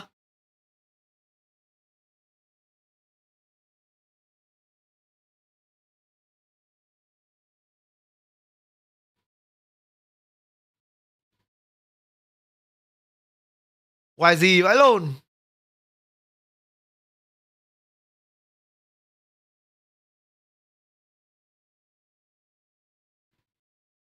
Anh bụt thì phải là đây anh em ạ. Anh bụt thì phải là anh bụt đây này. Đây mới là anh bụt.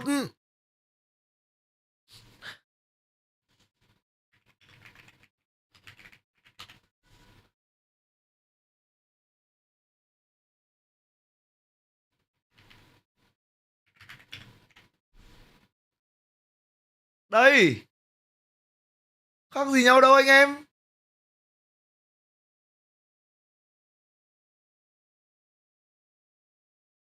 Khác gì nhau đâu.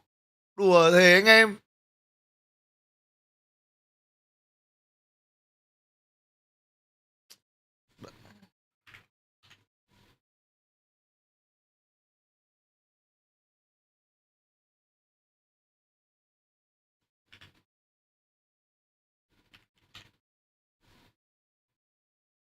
Đây.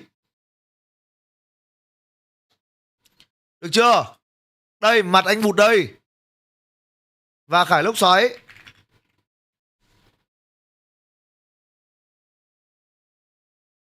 Được chưa anh em? Như một. Như một anh em ạ.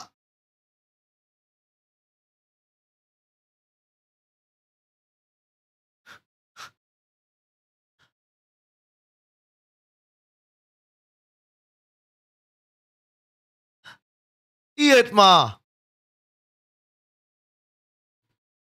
Map and find picks for the team, and if you're able to find those advantages, then you could maybe capitalize on them. Yeah, I mean, I think a big thing for me is I don't want to see them give up too much space. I think against a team like Full Sense, you can't let them dictate the tempo. Yes. If you're starting off on this defender side, I want to see you take the fight to them. Don't give them too much space, but we will see what compositions are coming out with. I hope we see that Phoenix Đây again, rồi, because it's map a 3 anh em ơi. composition that I've loved for a long Map time. 3, map 3. It's all about how you execute it. Well, it has been a few weeks, a few matches since they last played against RRQ, so I'm sure there have been improvements. Yeah, no changes there for DFM. They're going to roll with the same comp that they were just playing. Full Sense, this is what they've been prepping. They are not playing that deadlock comp. They will stick to something that is very popular in the meta right now. It's the Waylay Yoru. I will play the Waylay, going to stick with the double duelist and stick with comfort. Jip Boy's looked very good on the Cypher against Dongshim, and he's going to play that yet again. Could be a good Cypher game. Not a lot to deal with those trips apart from the Frayed Prowlers, so they really need to be diligent in clearing those, or Jip Boys could really be heating up, especially in that second half. Well, either way, one thing's for sure, both of these teams want to qualify to Santiago, and they want all their lives to get there. As we go into the third map, I think being a Thai fan or a Japanese fan of these teams right now, either way, you are definitely leaning into your seat. Casters, please take it away for map 3. Thank you very much, Victoria. Yeah, this is some entertaining Valorant for sure. What a composition. Of course, this is what Full Sense goes for, but at the same time, we have seen DFM's composition on Haven 4. Yeah, we have, but I'm a little bit more interested over on the Full Sense side of things, right? Because generally we're not seeing the Waylay. It is such a niche pick when we come in towards current meta. Waylay is a little bit more prominent on other maps, right? We've got teams like Genji and Varel who run the Jet instead of the Waylay. We've got BBL running the Neon instead of the Waylay. The only teams that were running Waylay were Foot. They deployed it once. They lost to Carmen Court in the opening map of that series in the lower round. And if you want to add, even throw another team in there, DRG, but that was way back at Ascension. No one really runs this Waylay anymore in the last kind of comps that they've been playing. Everybody has moved away from it, if at all, on this map. So it is a very interesting pick to see why. 5 giờ anh em ơi, mai đi mừng 1 bắn 5 giờ anh em ạ. At the moment, or attempting to cook. We'll have to see if it's going to be raw or burnt. Đi mừng 1 ngày mai là 5 giờ sáng em nhá. Xin một số Switch HE để trải nghiệm á. Gaeon Raw, Olaf TI hoặc là Gateron Z Max anh em ạ. Z Pro và Z Max. Z Max ngon hơn. I've seen a lot of consensus around the community. Còn nếu mà xịn hẳn thì Gateron Z Ruby nhá. Why are we still, you know, why are we running Phoenix? Are we thinking that it's good? There was some good value against RRQ. Do not get me wrong. Side, dude. Yeah, that's true. But there's questions on should it still be the Phoenix. I actually think it's going to be quite interesting to see how Full Sense try and counter it. If you're going towards the A-site moment in a walk of 5. Aula F87 450k ngon không á? Chịu chưa dùng bao giờ chả biết nói ngon hay không. Bàn phím thì mấy cái bàn phím tầm 500k lâu lắm rồi tôi không dùng nữa rồi anh em ạ. Ngày xưa mình chơi custom mình bắt đầu với một con nó cũng tương đối là căng nên là cũng không dám nói với anh em về mấy con ít tiền đâu. Bởi vì mình là fan của phím nhôm ấy, mình không thích dùng phím nhựa. Still caught out in the open, Full Sense not quite able to reposition DFM the way ghê that nhở? they wanted to, and the full ashes once again somehow becomes the undoing. Killua is having a go at this still has to split Để angles, thế. and unfortunately that's where he falls. Yatsuka with a headhunter comes in. DFM pick up the pistol. Yeah, Killer doesn't know where the bloody hell he's getting shot from that headhunter at the moment. He's just trying to find the right angle to get around the site. You got to shoot that back. It slows you if you get tagged by it, mate. Anyways, DFM do find the pistol after a bit of slop, but they get the pistol nonetheless. It's very interesting pathing for me for Full Sense as well. All 5 through long, nothing down the sewers, no secondary layer. Something that I was kind of talking about earlier on for them as well, right? They've got the game plan in the initial get-go. When the barriers drop, they've got their plans for that sort of play. But it really is, you know, wanting. It's left wanting for me in their secondary, in their third plans, when the opponents do slip them up. Needs a little bit more forethought, a little bit more seasoning into this recipe for now. Chết rồi, tôi cứ ngồi như cái thằng ngu từ nãy giờ tôi không đặt đồ anh em ạ. More success on the DFM side, currently peeking across a little bit. They know that there are players possibly scaling up around long. Yeah, well, speaking about success, the tail end of that word is in the garage at the moment, and he is just going to let the opponents waltz in towards the C site. Maybe Full Sense can get a plant here, free of charge. You can see Jitboys try and set up some traps if he wanted to. Hai ca đây. Biết đâu trận này có khi DFM lại thắng anh em ạ. Looks like DFM quite comfortable to let Full Sense take it. They are so confident in going back for the fight. Yatsuka skewering across 3 with a Marshall, and then just Jitboys unfortunately dissipating in the wind. Full Sense điểm cộng là đạt được bom 2 round anh em ơi. Clean on this one, only losing 1. The plant does go down though, so Full Sense will have the Hunter's Fury coming in towards the first buy round of theirs. Getting pretty close towards this tour de force for Yatsuka as well. And if he's able to really feel confident with the snipers today that we are kind of seeing, right? Operators around, Outlaws, Marshals, getting some good damage in here. But also the fact that we've kind of seen this play before, right? In that game against RRQ, Yatsuka on the chamber was going kind of crazy, not gonna lie. He was getting great value, great hunkering down, great op shots in there as well, just feeling so confident. So if he's able to really come in towards this third map and feel like it's gonna be his playground, DFM could be well on their way to a victory. Oh, hell yeah, especially the wind conditions that Pilsky laid down. I mean, there's so much potential for DFM with this composition. Full Sense really needs to be alert. Currently backing off for now, back to the C-long default. Jitboys, are you aware? Oh, well, no. He's not, and Yatsuka's looking for something a little bit spicy. He's going to get out of there, though, as the heat around the C site is feeling a little bit too hot. Maybe? Did he just light speed back? Yeah, he's bounced in and bounced out, and now you kind of reset on the round completely without your light speed, without your refract, no timing on the dart. You got to wait for Killua to have the second approach of that. Có công rồi đấy. Bên I also want to note too, Full Sense mất kỹ năng của Thi hơi khó, chắc là bò đó. That is still 6 points. The fact that we weren't maximizing that potential last time got me a bit triggered. So it's good to see that at least that foresight is here. Otherwise, just kind of awkward for Full Sense. And back to your earlier point, right? What's the mid-round decision making going to be? Well, right now for DFM, it's over-rotating all 5 members to the A side on the expectation that Full Sense is just going to come in towards this side. Primi, open up the goods. Can't find the seconds. Cũng thoát được mà. Vào C được rồi, mở đường. Into this C site, plant towards where you feel most favorable. And do you hold the site? Do you play for this Hunter's Fury? What does the post plant actually look like?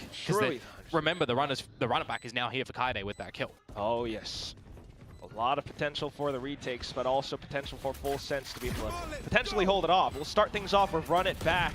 Meanwhile, Killua in position all the way towards the back of C long. Saturate goes huge and stopping Kaide's run it back for now. And the Hunter's Fury just in time as well. But it all lines up for Kaide. Wanted an instant. Kaide bắn vãi view ạ. Quad kill.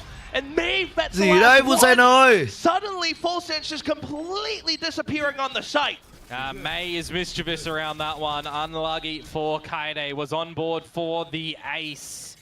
And it gets swindled away by his teammate. They swing together. They themselves nearly line up. I need some Kaide vision to come back in towards this retake, though, because the run it back permitting the space for the team, drawing out the Hunter's Fury from the opponents as well, getting out the kills. Thai has just been done dirty in that one.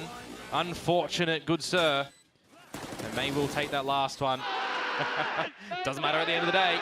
DFM happy to get the round on the board. Bonus swinging in their favor. The position. Well, back to the pistols for full sense. Trying to play across a different site for now. Yep.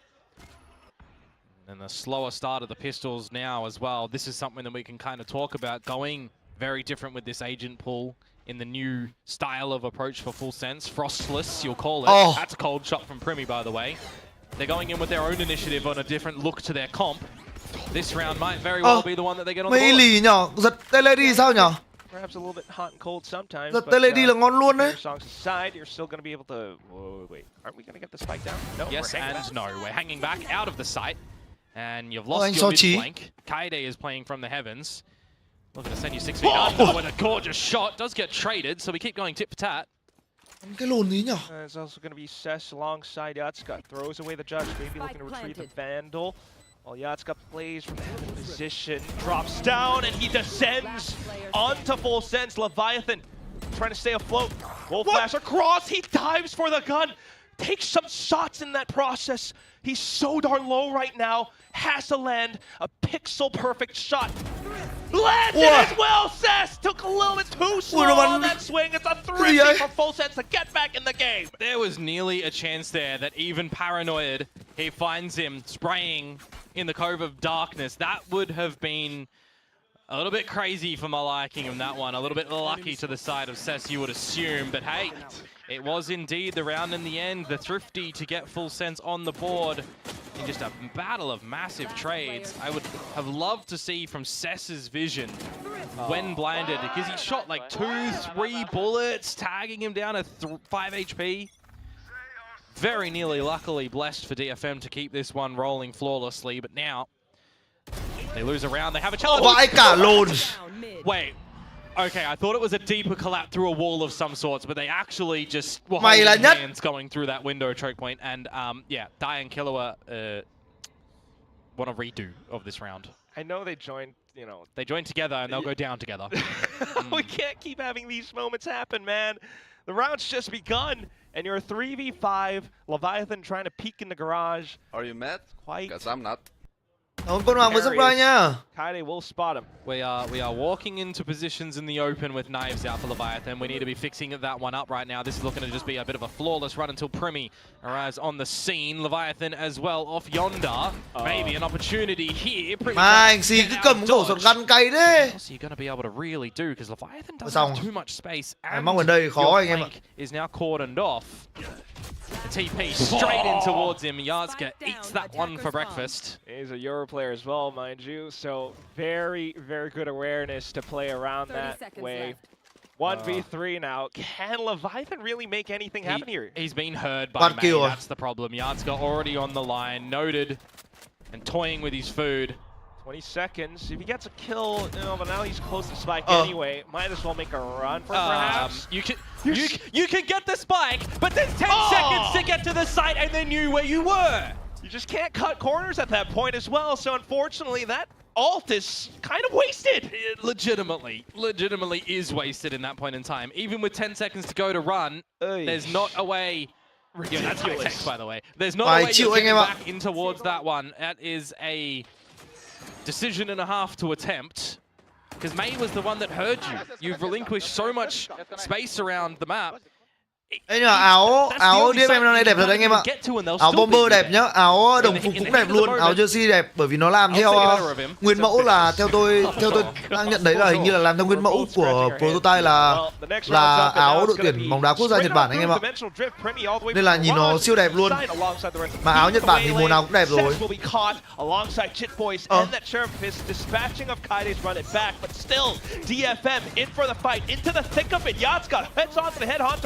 Not able to land a shot. Free wildly, not quite able to find all of it. He's killed with a triple, and now Leviathan out from garage window. Sesto, and all this time was back plat. Takes one kill, drops the Leviathan.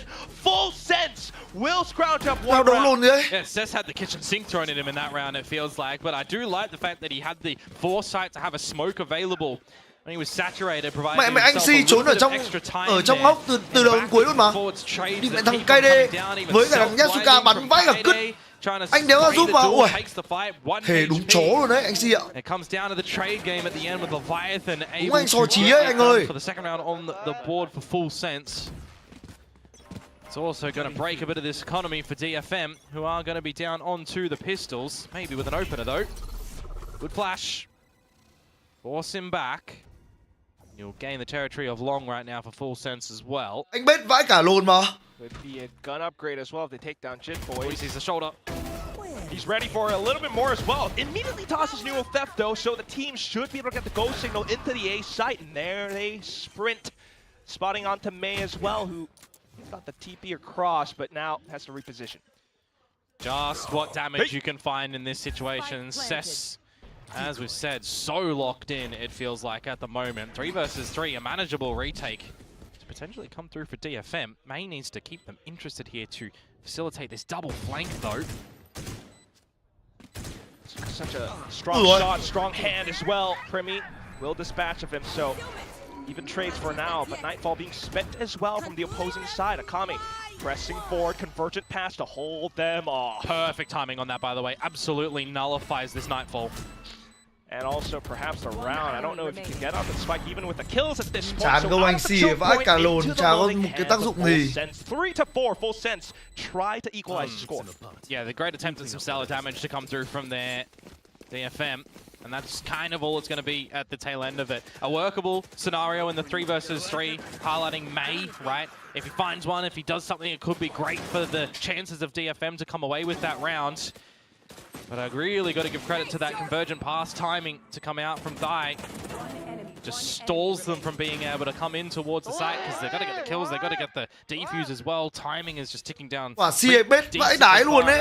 Thề với anh em. Full Sense looking to challenge to an equalization right now. They really are looking to have a bit of a fight. Yasuka aggressive nhở. Yatsuka with the operator, a teammate in tow.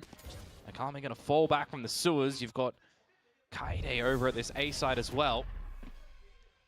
Strong little lean towards this A site with an exit towards the tail end of B as well.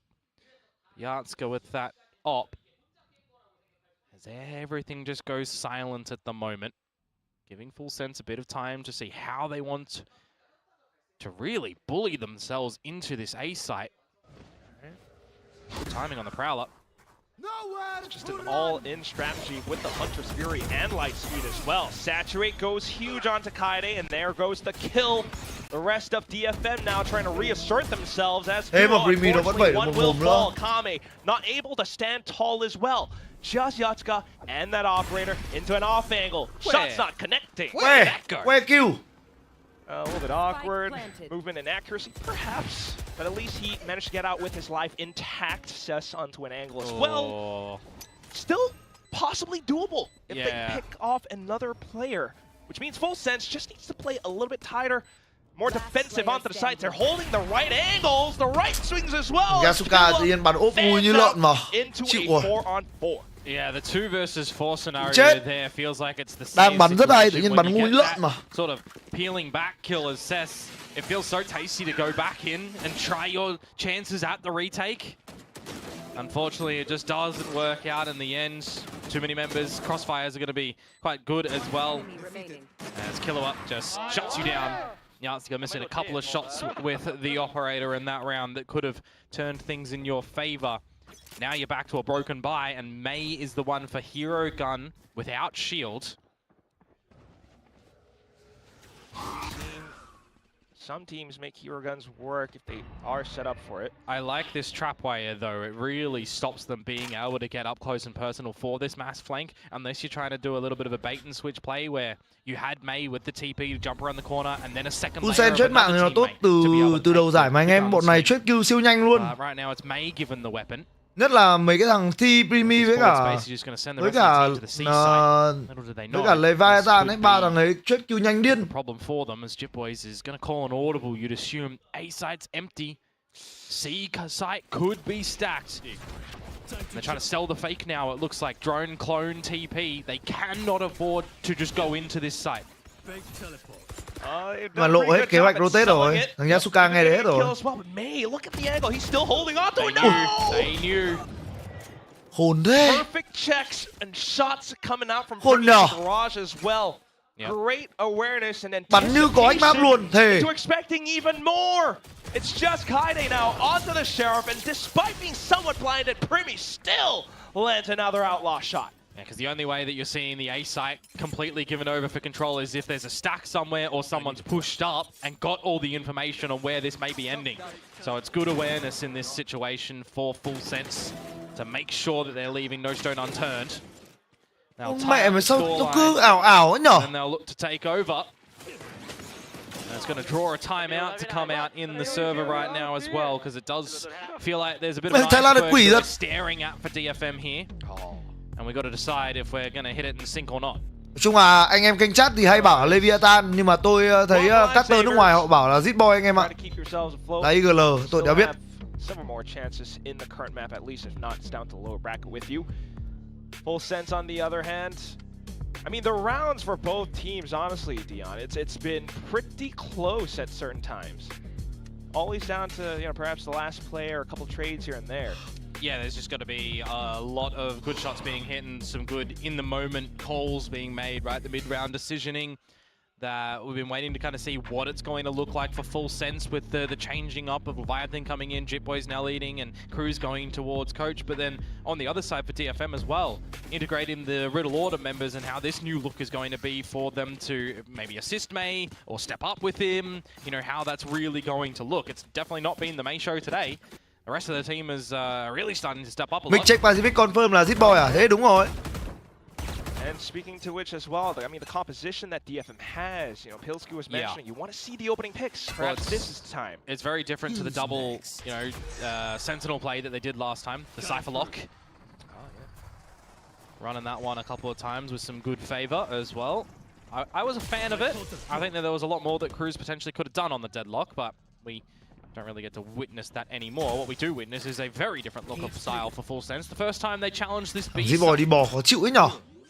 And they find that it's completely open as well. I mean, doing Chỉ quite biết a B bit rồi. with the dimensional drift from Premion before, but now you're open to links. A and C, Yatsuka able to hold down an opening line for now. Kaide will insert himself with a flash, but Killua able to đổi đôi. down. May towards the back of the site alongside Yatsuka. The swing's a little bit too wide for him though. And Leviathan will be able to reposition into the open arms of May. Now it's a cosmic divide that Full Sense has to deal with.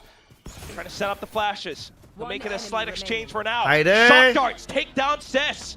And at this point, perhaps still a chance for May if he's able to take the kills. Taps onto it, baits Killua out. The recon trying to toy with him, but May thinks better. He takes the brave step, he takes the kill, and the defuse is his. It gets really close at the end there, and the op retrieved as well to give over towards Yasuka, you'd assume, who has hit some good shots with it, but also has missed a couple of attempts where there's been opportunities that Full Sense capitalized upon.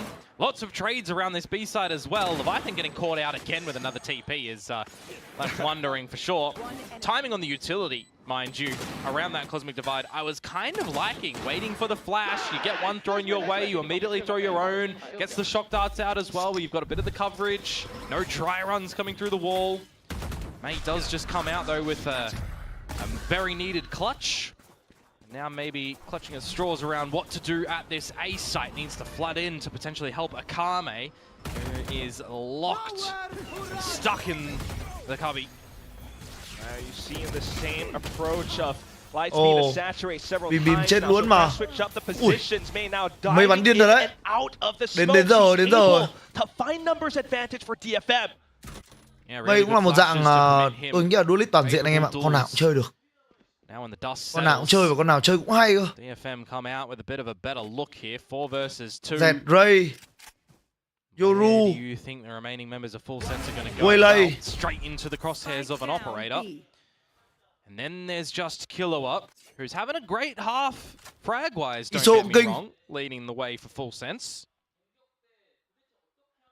But in a 1 versus 4, and there's no realm in which you're getting this ultimate in towards the next half, or in towards this round rather, into the next round.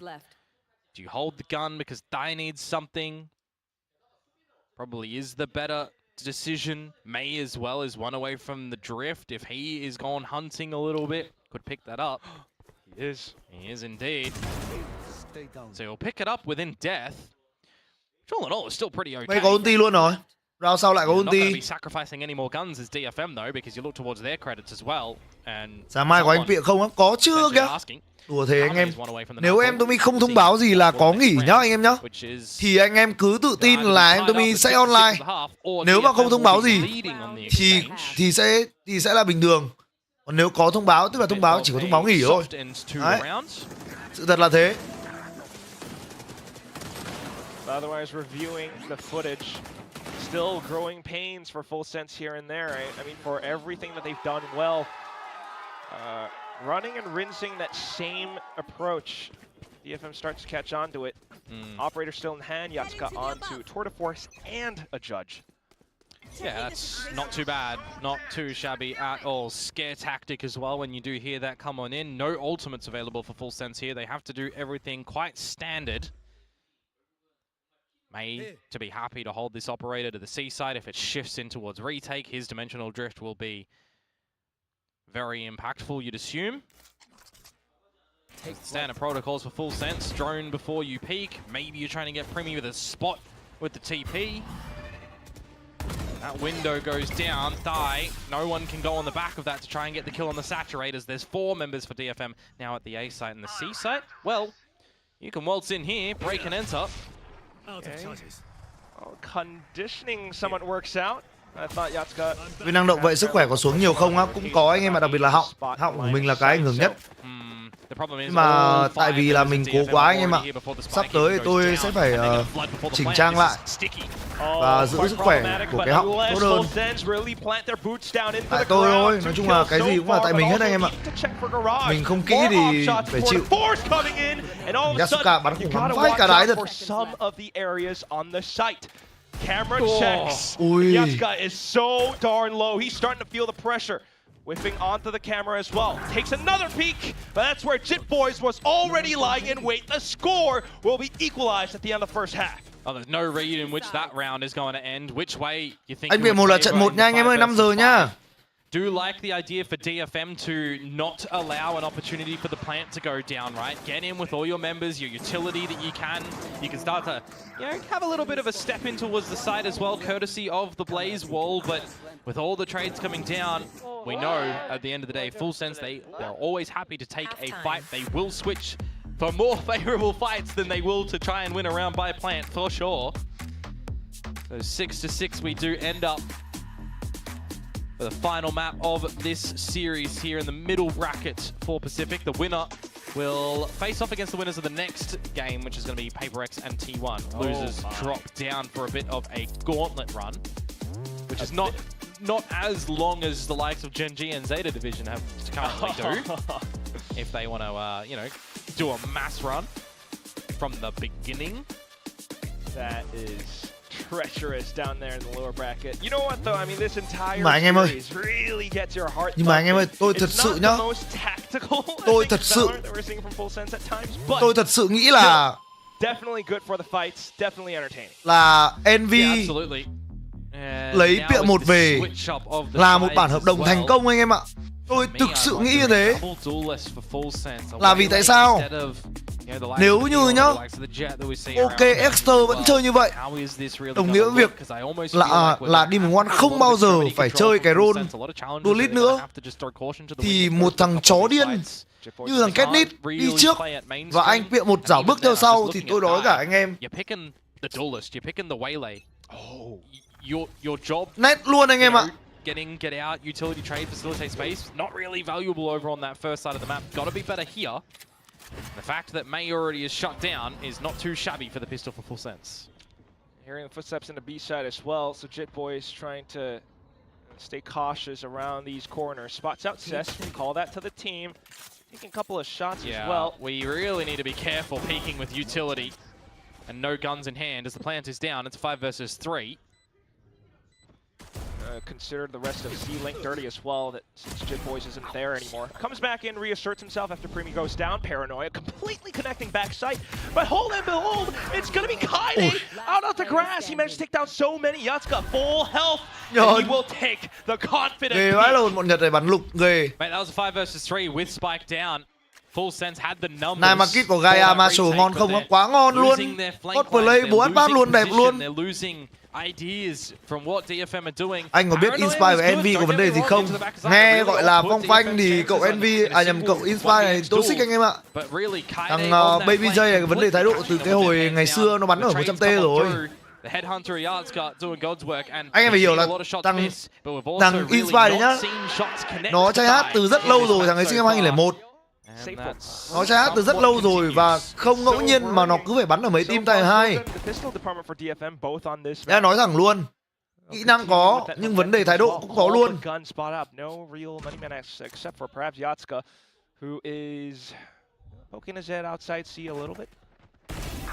So much for recon. Team just holding out, hearing the footsteps. All the angles locked down against Full Sense as he try to peek outside of A lobby. A couple of shots will fall through. Bịa một có thái độ không á? Này, thằng Demon One là một thằng cực kỳ chuyên nghiệp. Thật sự với anh em.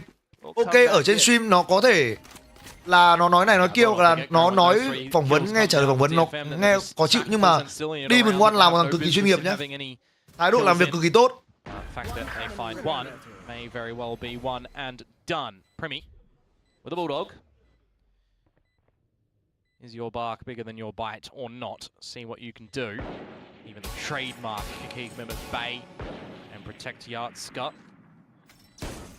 Anh bị một chỉ rách bết mấy thằng chó Snowflake thôi.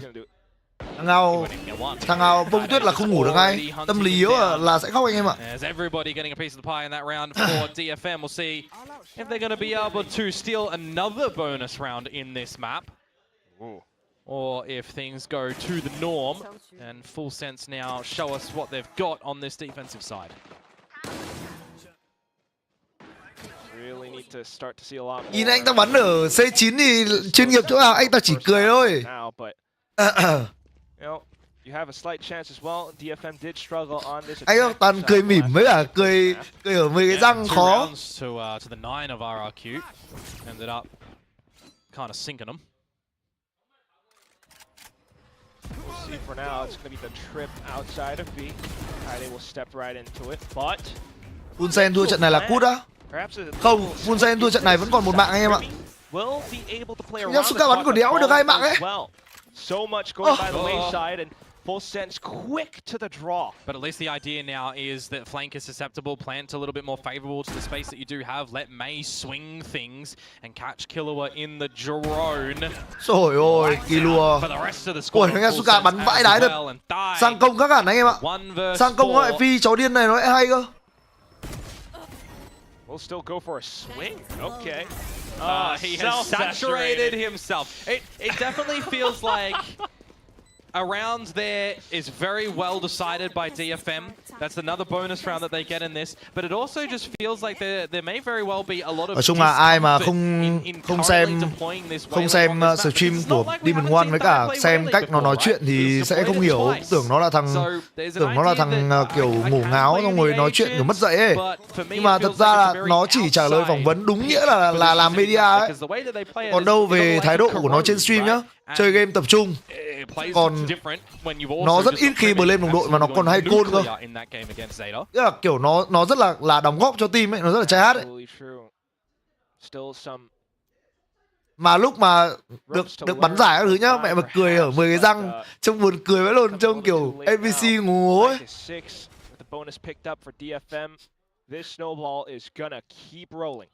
Oh, absolutely. It's going to build up unless Full Sense bring him down to hell. And there's no chance for that snowball to survive. Free entry in towards the party of C, though, right here. And Full Sense, well, just didn't get the invite. Pistols, see what damage you can do. Should be double digits here for DFM. Nói chung là Demon One thì có một cái là Watch Party cũng hay anh em ạ. Watch Party của Demon One cũng hay, nhưng mà thua tôi. Tôi làm chuyên nghiệp hơn, tại vì tôi làm mô hình là giống giải đấu hơn anh em ạ. Còn anh Demon One thì vẫn là stream cá nhân, pro player.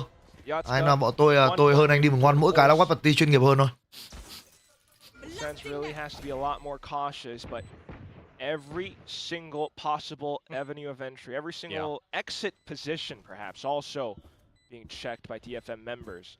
Kame's just going to meet with his buddy as well over at long, although he's going to be met with death. Leviathan finding a double. Die can't get what should be a freebie. Well, at least Leviathan's good for one more, but yeah, Komodo's not impressed. Only because we know what he's capable of. And if this is an off day, it is fair. a very poor time to have an off day, I think I'd say. Middle bracket, so you do have the lower one. But this series from the get-go, you know, and what you showed us over on map number 1 even, on Pearl, was feeling like things are clicking at the moment for Full Sense. And I wonder what this change-up has been, because there were still a couple of ideas over on Split that you start to feel like... Kane với cả ai đủ tuổi NV lấy lại không á? Cái này không biết, cái này là quyết định của NV nhé. Feels like on this map right now there's been a lot of smarter decisions. Không anh Ghi ơi, phải là PRX thắng T1. Bây giờ nhá, đặt trên bàn cân là PRX và T1, đội nào thắng thì tôi sẽ có lợi hơn đúng không? Thì bây giờ ok, kênh của tôi có bạn T1 không? Kênh của tôi có. Nhưng mà có nhiều bạn nữ không? Không. Nếu kênh của tôi mà số lượng fan T1 mà là các bạn nữ đi, thì các bạn ấy sẽ promo kênh mình một cách gọi là dễ hơn. Đấy. Nhưng mà bởi vì là fan T1 kênh này toàn đàn ông, nên là điều đấy rất khó. Chúng ta phải phụ thuộc vào fan PRX. Nên là tôi nghĩ rằng chiến thắng này của PRX là điều có lợi hơn. It's incredibly odd, but you need to see a lot more, man, because as the secondary duelist, like this is just not it. I mean, even in không phải là chê, anh em không hiểu à? Nó là cái vấn đề về mặt gọi là lợi ích, đúng không? Tôi không chê mà tôi chỉ quan tâm lợi ích. KICKOFF is having its troubles. It's showing its problems. You got a lot of more depth in the year to be able to rectify things. But for the team that was in the upper, right, with the upsets that we saw against DRX, you'll call it, with the opportunity to potentially have 3 chances to Santiago, now left wondering what could have been and what you need to do to get back. Ông bảo fan nam T1 như mấy con NPC không có tác dụng truyền thông promoting chứ còn gì á? Dù là rất khó nghe nhưng nó là sự thật. Dù rất khó nghe nhưng nó là sự thật anh em ạ. Làm cái đéo rồi đấy. Hussein làm cái đéo rồi đấy. Every single player trying to peek on across. It's just Ditboy who finds a couple of bodies down against Yatska's Headhunter as well. DFM, this is more than double digits now. Yeah. That was really well played out by Cess, to be honest with you. In a position that you could tell was unexpected by Full Sense. Anh ơi sao em check profile thằng Inspire 1998 á, thật à? Hay là tôi nhầm với cả thằng còn lại ở cái team 100T ngày xưa nhỉ? It feels just very disconnected at the moment in the formula for the Full Sense squad. And Cess again, he is just so damn 98 thật anh em ạ. Khọm già. So hungry. Bảo sao Toxic to Dog. excel this DFM team to new heights that we got a glimpse of at the tail end of last year.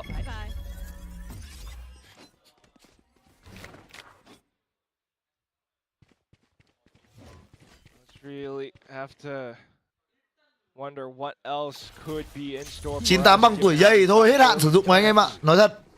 Strongholds onto the angles as well. Now it's dimensional drift. Bằng tuổi dây thì hết hạn sử dụng rồi. Push you back outside of the C site right now. You'll get that for free of charge. You had a big lean towards A as well. Almost felt a little bit scared. There was no initiative for Full Sense to go and get the further information around the A site deeper with the dart, with the drone. They used it very late. And this 5 versus 5, they have to re-clear everything in towards mid. Yatska on this offline, a bit premature on the shot with no bailout. So perhaps now a chance to get on that springboard, dive back into the rounds. Unfortunately though, Akame still online. So is Kaide. Ông thầy Crazy Guy chẳng khọm giá ác rồi anh em nói đéo nữa. Thầy còn tự nhận thầy già, ông nói gì dãi. Series point. Full Sense trying to line it up. Convergent pass, not quite connecting though. And Cess will stand tall, stand firmly around backside. Thigh, you're running out of time, my boy.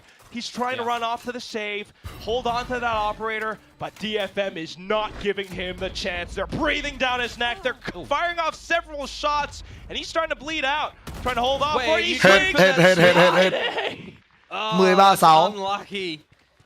13-6 anh em ạ. Choice there, not getting the operator, feeling the pressure that the hunt was on as well. This was for the purposes of it, a 5 versus 3 and a plant down situation. So you had the numbers for the retake, right? As full sense, but a couple of quick. Ông nào game 1 hỏi sao nhiều người nói mấy thằng Nhật Bản bắn tốt rồi chắc trốn rồi á. Nó bắn tốt thật thì hampers your Cãi làm sao chances được, of đúng even không? getting through long. You got no flashes Nó bắn kinh thật. available. The only route that you really had back in towards that retake was the convergent pass, and even them too deep because you're prioritizing getting it in through garage control. It's a very, very sticky situation for Full Sense that they had to try and contend with there, and some great positions and choices in the round for DFM. Totally. And you just saw the coach cam with how Cruz reacted. That's us right now, you and me, Komodo, as well. I mean, definitely.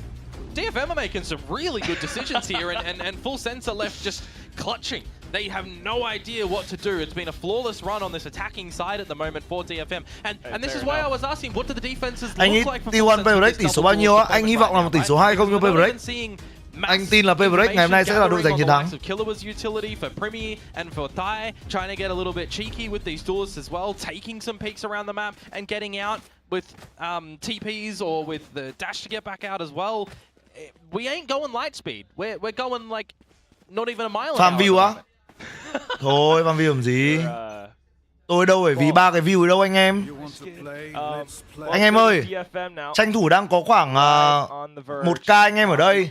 Anh em vào kênh của em Tumi có cái video mới. Mọi người xem cái video đấy giúp em Tumi, xong rồi mọi người cho em Tumi xin ý kiến để em Tumi cải thiện chất lượng video ở bên dưới video anh em nhé. Mọi người xem và mọi người cho cái đánh giá một cách gọi là công tâm nhất để em Tumi cải thiện chất lượng ở những sản phẩm sau anh em ạ. Bởi vì dù sao nó cũng là một cái video mà em Tumi muốn làm triển khai một series ấy.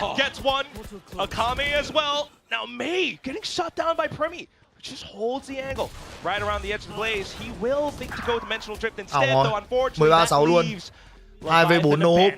Yeah, he left him high and dry unfortunately. Had to try and favor his life, misses the timing. Now it's a Đúng rồi, VOV số 1 anh em ơi. Oh no, still yeah, Cess able to keep his opponents in check. It's just Jit Boys now. Grab well, he will avoid it for the time being, but Spike still in the hands of DFM. Well, Prowler, you got a second if you want to throw it in as a Kame too. Just play in the open together, on the smoke to fade. Oh, this is a crossfire. Crossfire from hell, you just can't break this. Smoke fades, you peek, your back is open, and 13-6, 2-1 cho DFM. Close out the series, 13-6 on DFM.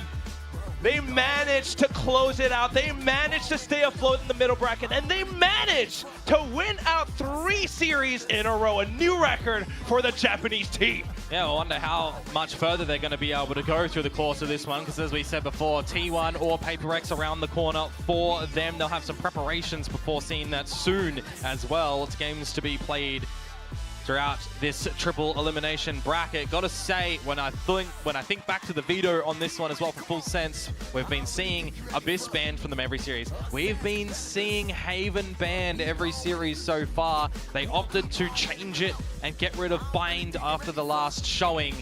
And it looks like from this sample size that we get in this DFM game that there is a lot to fix up on Haven if Full Sense do want to keep on running it, because now they're in that lower elimination bracket. We've seen teams go for more comfort picks as opposed to meta picks, as I've said. But the guys on the screen right now, they don't have to even worry about that. A great victory in a reverse sweep fashion for DFM today, showing a lot of learning, a lot of pizzazz in the server as well. And I think for me, Cess, mate, you absolutely bloody stepped up today. You got to be proud for your squad. Well, now that all that said, we're going to toss it down to the winners on the stage with the charming Bella. Hello, it's Bella. Oh, hello, Cess. Hello. Here's your microphone. Hi. Hello. Hello, would you join me for a quick interview? Okay, let's stand here. DFM의 세스 선수 인터뷰 만나보겠습니다. 박수 부탁드리겠습니다. 요로시쿠 오네가이시마스. 요로시쿠 오네가이시마스. Yeah. 역전으로 승리를 가져가기 성공한 DFM입니다. 오늘 매섭기로 알려진 풀센스를 상대로 IGL로서 어느 점이 가장 까다로웠고 그리고 극복을 어떻게 했는지 한번 들어보도록 하겠습니다. Well, I kind of sounded Japanese for a second with my Korean. But all right, congrats to you on your win and you were up against the mighty Full Sense. Bụt à anh em, xem anh bụt không? Xem tiếp anh bụt nhá. Ok, xem tiếp anh bụt luôn. Đợi tí, đâu nhỉ?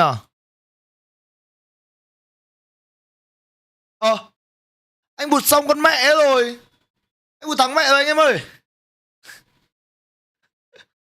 Anh bụt nắc DRG luôn mà. Bảo anh em rồi là trận này kiểu đéo anh bụt trở thắng. 他们将会不只有一个，有2个 BO5 来冲击圣地亚哥大师赛的门票。 Trời, anh bụt có thấy chưa? Khải lốc xoáy. 让我们看到了他们的挣扎。 Khải lốc xoáy anh em ơi. 但我们同样看到了在痛苦之中重生的这支新队伍。 Khải lốc xoáy anh em ơi. 持续的追分，持续的反转，持续的碾压和蜕变的希望。现在的 BLG 确实会让粉丝们。 Anh bụt tặng áo văn nữa anh em. Ngầu chưa? 既有个人枪法的展现，也有团队配合上的沉着。在最近的 Rồi, 2个 BO3 chụp ảnh luôn. 都呈现了一个 Fancy chụp ảnh luôn anh em ạ. Quá ngon luôn. 以及我觉得逐渐变得更加配合细腻的团队5人组和教练的6人组的一个配合。没错，最重要的是他们坚定的自己阵容的选择和队员的配给，在这一片 看上去逆版本的体系当中，去闯出了一片属于自己的天空。我还是那句话，没有什么阵容是不能玩的，所有的阵容是你在你自己的手里去选择，你自己的手里才是有真正的决定权。我们的现场采访已经准备好了，让我们把镜头给到主持人。 Cái gì đây anh Đạt? Anh Đạt chấm phẩy cái gì đấy? 赛后采访，我是1E。让我们首先恭喜 BOG 获得了本 Ủa anh Đạt ơi. 站在我身边的是来自 BOG 的 Russia， 请先跟大家打个招呼。Hello， 大家好，我是 BLG 的 Russia。 Hello Russia， 也是恭喜你们获得了本场比赛的胜利。看到今天在图1你们拿下了对手近期发挥还不错的一张自选图，并且虽然在上半场大家打得有来有回，但在下半场你们是没有给到对手过多喘息的机会。 Thôi, xem anh bụt thế thôi anh em ơi. Đủ rồi. Xem tranh thủ xem cái gì giữa giờ anh em ạ.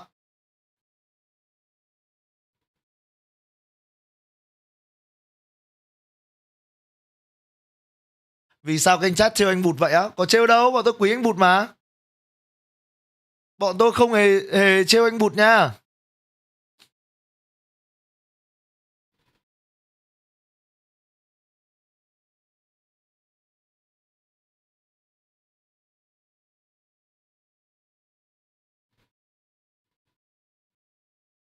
Say your fans, thank you. パブリックビューイングでご覧になっている皆さんもものすごく盛り上がっていたということなので、その方々に向けて一言お願いします。いつもありがとうございます。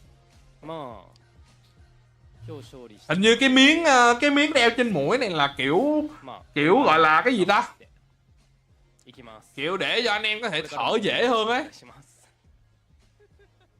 Kiểu cái miếng đeo trên cái mũi này là cái miếng mà anh em hay biết mấy cái quảng cáo mà nó trên TikTok mà nó có dán hai cái 500 ở hai bên này nè anh em. Xong rồi để lên á. Để lên nó banh cái mũi anh em ra, kiểu hít cho nó được nhiều bụi hơn á anh em. Chứ kiểu để mà chứ tầm này cái miếng nào cái miếng gì giờ dán mụn mày cũng đéo ai dán những cái chỗ đấy. Chắc cái miếng thở cho nó dễ hơn anh em. Hello anh Tumi á. T1 là đội nào à? T1 là đội nào à? T1 là đội đỏ đó anh đi biết. Cho dễ thở hơn, cho dễ bị đấm mà nó mới đấm thằng kia xong còn gì. Cho dễ thở hơn á em. Lại bố luôn đấy. Xem kênh stream của ai có gì vui không? Đấy đang stream mà đúng không? Không phải là ngồi sửa đâu. Ngồi sửa thì không nhớ ở đâu.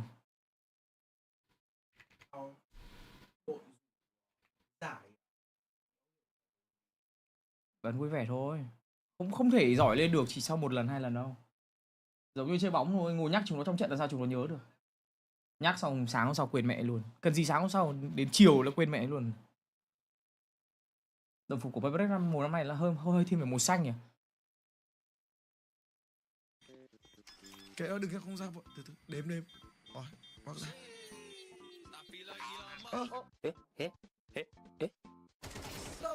Sao quắc ra?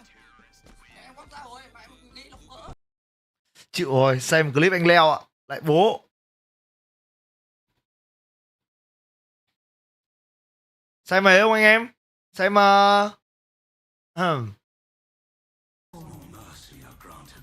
Tướng ông đầu game dương cặt đó, ông Cassadin ôm cắm mắt ở đó giùm tôi cái.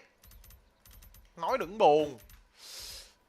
Tên Cảm là ơn, gì tên là chẳng gì được trả được. RS cần 5.000 đồng. Trận trước tìm bạn ngang trình anh Tư kỹ sư. Tôi rank bạc 2 còn đánh hay hơn. Sao quả đi nhìn win vãi cặt mà sao vẫn thua ta? Thế là tôi không tin được là quả nó BK thua luôn á chắc. Thề với anh em. Họ nó thấy R làm cũng làm rồi đó. Yêu sao vẫn thua à? Rác với cặt. Ôi VDC. Break out the red panties. We're rich baby. Chắc chắn là do con tướng này Thâu nếu đã sẽ nào ném do mình được. 36.363 đồng cho em Tumi. Nãy nhắn ca biết CK thấy chưa? Sắp có chuột mới nên ca biết CK có muốn test thử con mèo không? Nếu muốn thì có gì em gửi qua cho hi hi. Dạ được nha chồng yêu ơi. Thì đá có đáng tiền ca CK. Quả shop có van đồ đấy với Mazepang Serif ca biết nên mua ca. Van đồ gì cơ? Từ từ để đọc lại comment của Thâu cái. Đọc lại donate của Thâu.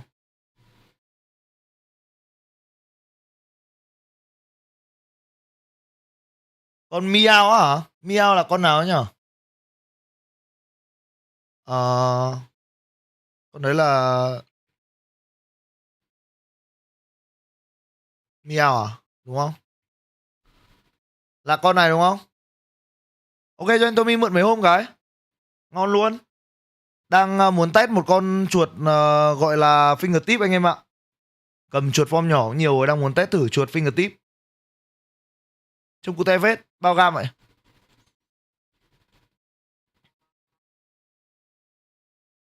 $31. Khạc luôn đấy nhở? Khạc luôn đấy.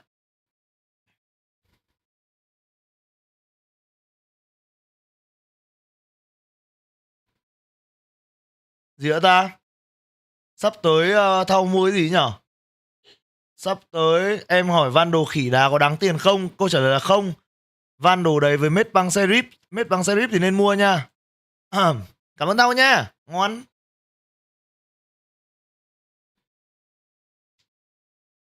Linux vừa va anh 2 phút trước. Cặc kìa ấy. Bố là đây không va tứ hoàng cứ va liên tục mà. Gây chiến à? Mẹ à.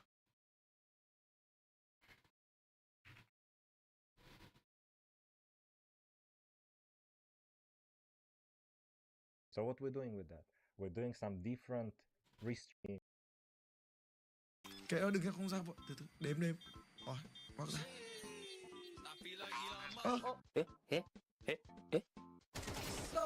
Sao quắc anh phải con mẹ.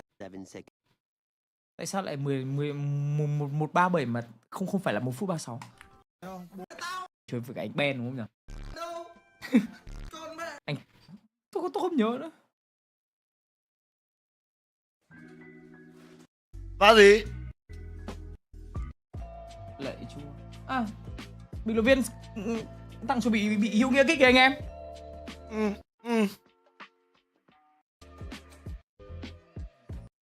Không phải anh Dũng mọi ạ. Tưởng cái gì? Chuyện không bẩn. Không gì anh em ạ. Anh em cứ làm gọi là xây xước tình cảm anh em tôi. Làm gì có gì. Cậu phải chỉ anh setup về 24 lúc bắn á. Con PG27A QPW à? Con đấy là con nào nhỉ? Anh ăn khi mua màn đéo rồi đấy. Ui, con này á? Ui, giàu thế. 40 triệu anh em ạ. 540 HZ. Bật được cả chế độ 720 HZ luôn. Nhưng mà anh ăn ghi ơi.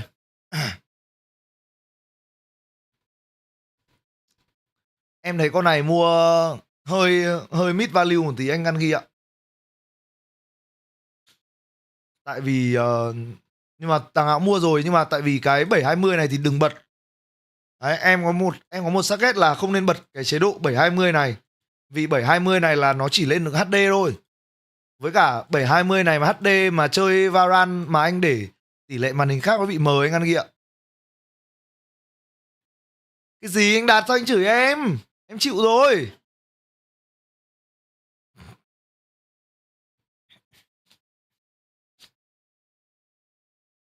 Nhưng mà cái này dễ lắm anh ăn ghi ơi.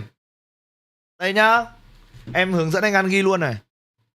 Nó cực kỳ dễ thao tác luôn. Anh ăn ghi có đang ở trên kênh không? Đây nhá. Đợi em vào trong app đã.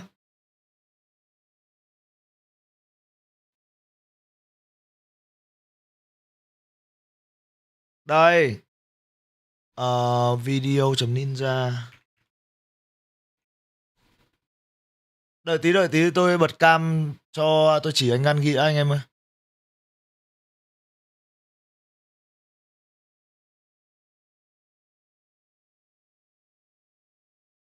Đây anh ăn ghi ơi. Đợi em tí.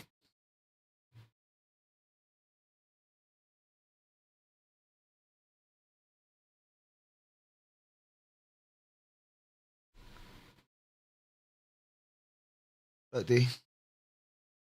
Đây nha anh ăn ghi nhá. Khi mà anh mua cái màn ROG này ấy, thì anh sẽ có cái nút ở dưới màn này này. Anh ấn ở đây. Xong rồi nó sẽ là kéo xuống cái image này. Đó. Aspect control. Đấy, xong nó sẽ là 16:9. Xong anh sẽ ấn sang cái full này. Đó. Xong rồi mình sẽ kéo sang. Và mình sẽ ấn cái 24,5 stimulation này là nó sẽ chuyển về cái chế độ gọi là 24,5 inch. Và sau đó anh set tỷ lệ ở bên phía màn, anh set tỷ lệ của nó là được. Đó. Ok, nó chỉ có thế thôi anh ăn ghi ơi.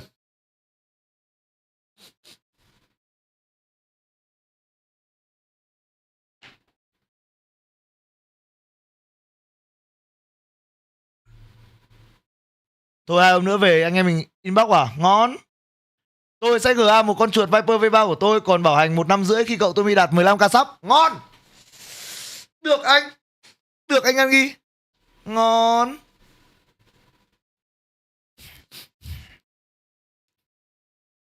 Anh bụt á, anh bụt thắng 2-0 rồi mà. Anh bụt thắng 2-0 rồi anh em ạ. Kind of like I expected, like 2 duelists or Premier. Tôi tranh thủ tôi cho tôi vệ sinh cái màn OLED tí anh em ơi. Cho tôi xin mấy phút để tôi vệ sinh cái màn OLED cái. Yeah, my other question was specifically about Yatsuka.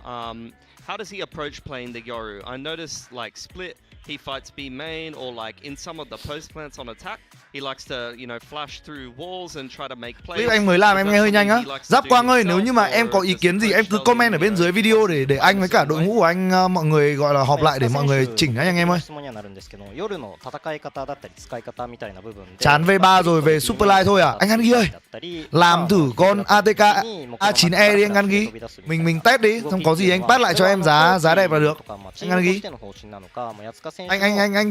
Anh chuột vào bạch tí đi anh ăn ghi ơi.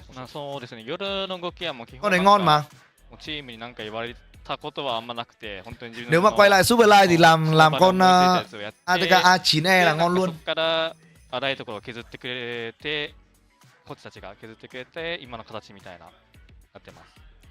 So actually, most of the Yoru moves that I do in the matches is coming from my idea. And during the practice and the scrims, like coaches kind of like gave us the feedbacks, and we flash up those moves. Awesome. Well, it's been paying off. And to wrap things up, you know, the next match will be your next opponent. Who would you like to face next, T1 or Paper X?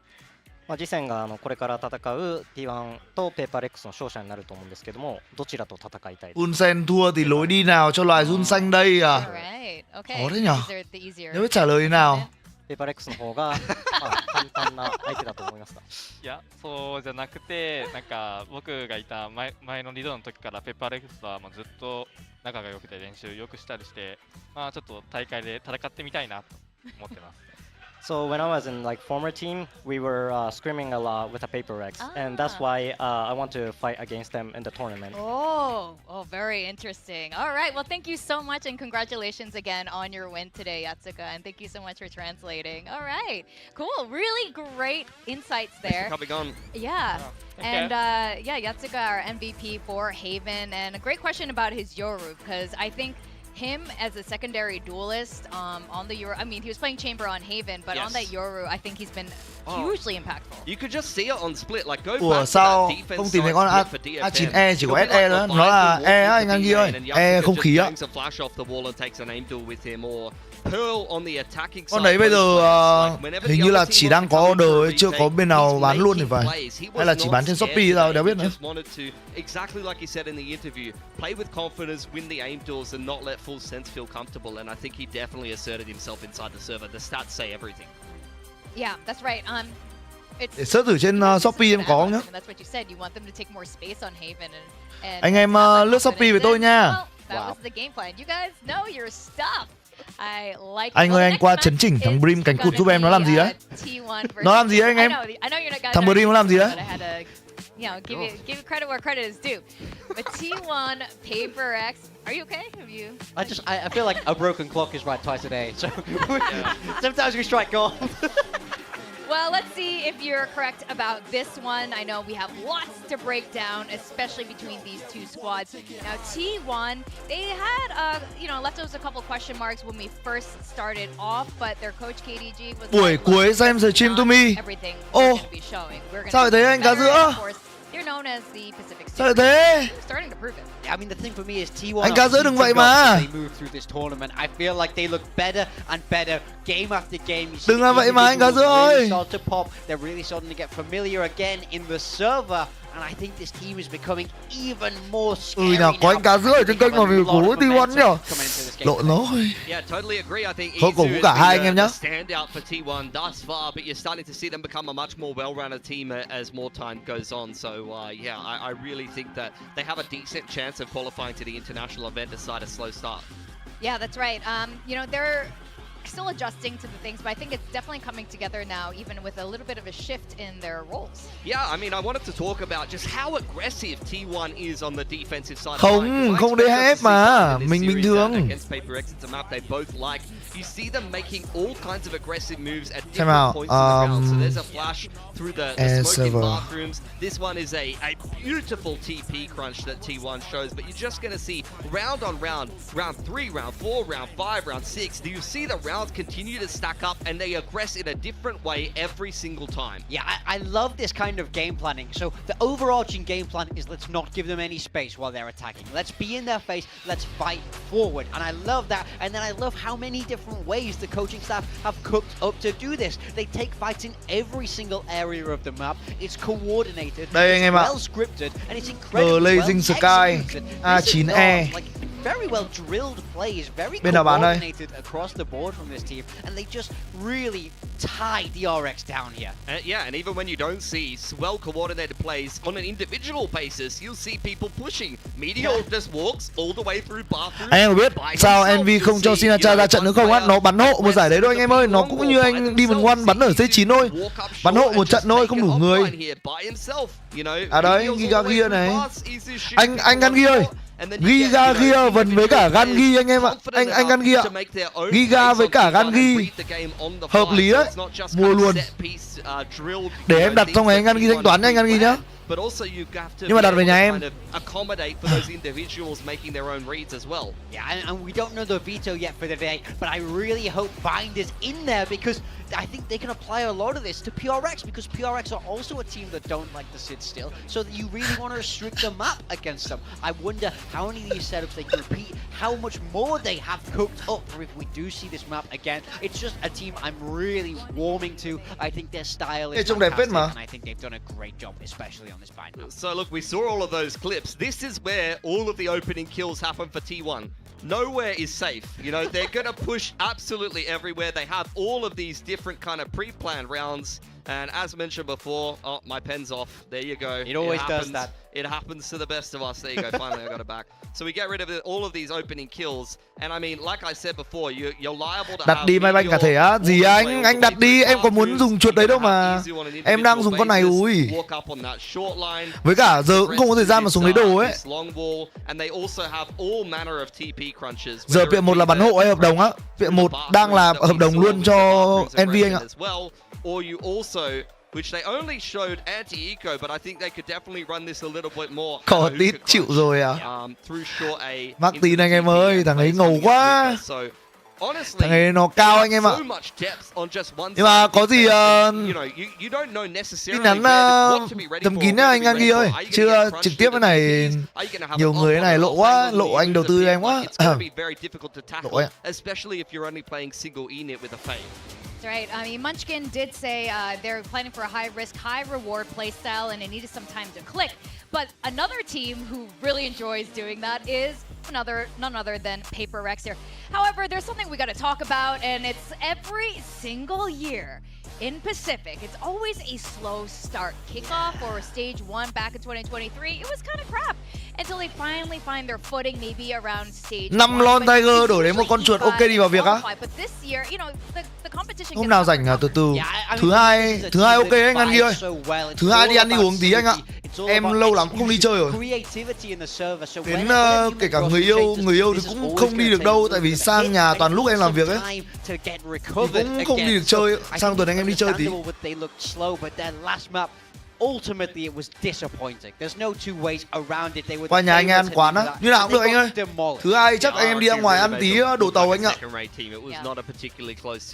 Làm tí đồ Trung Quốc đi. Em đang thèm đồ Trung Quốc quá. Đi ăn bữa lẩu Trung Quốc anh ăn kìa. The kickoff slow starts are definitely a problem, but also I have to say some of their comps I'm not a super big fan of as well. Yeah, I've not been enjoying it. Ultimately, I feel like in some ways they're going experimental and that's hit or miss, and then in other ways they're really simplifying and they're going back to the default.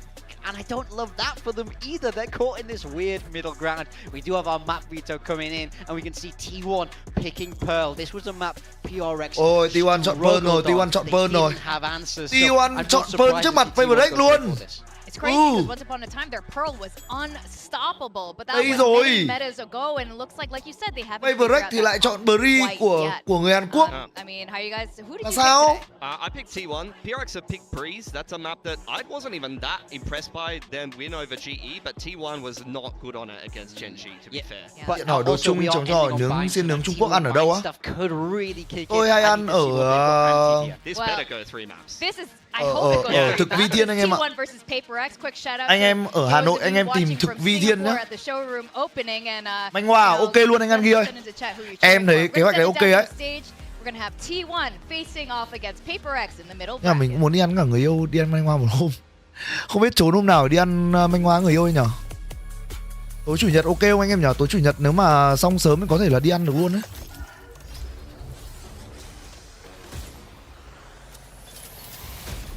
Nay của Vũ PRX mà anh em. Đùa thề. Tôi nhiệt tính vào PRX mà. Nói chung là hay thì mình khen, còn dở mình chê anh em ạ.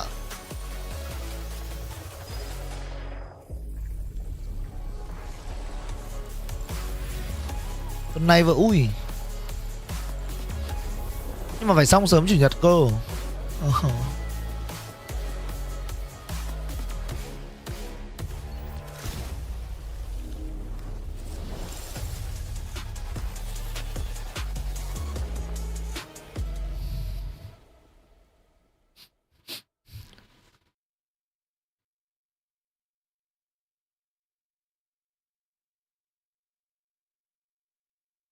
Thăm trên page site kìa là sao?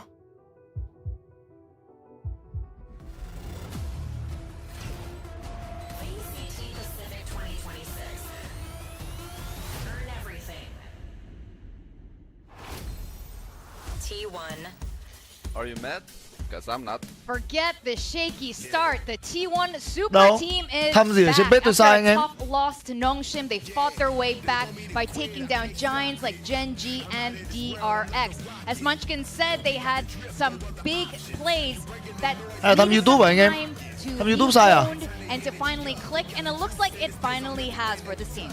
Yeah, I'm keen to see what they can do here. Let's not forget that kickoff last year, it was a little bit rough around the edges. Their opening game, I believe they almost lost to Boom, if I remember correctly. Yes. And they were touted as a super team back then as well. Barely scratched second place. Cái đấy copy của ấy anh em ơi. Cái đấy copy của VCT Pacific anh em ạ. VCT Pacific sai thì tôi sai thôi, có gì đâu. Ảnh đi ăn cướp mà. Yeah, it's very interesting to see both teams here ảnh in đi the ăn cướp middle anh em ơi. bracket. Both of them of Kệ thôi. Masters trophy winning teams. They're facing off Ảnh đi ăn cướp bên VCT Pacific họ sai mà, mình copy mình cũng sai thôi, gì đâu. With more questions and answers and how that played out.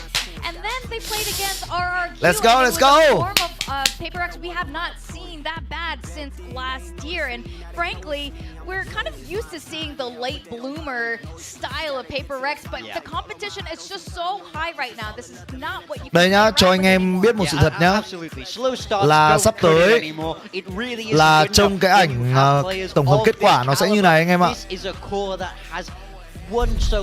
Sắp tới cái ảnh tổng hợp kết quả trông nó sẽ như này.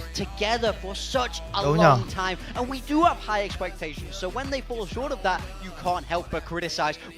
Đây, sắp tới nó sẽ như này anh em ạ.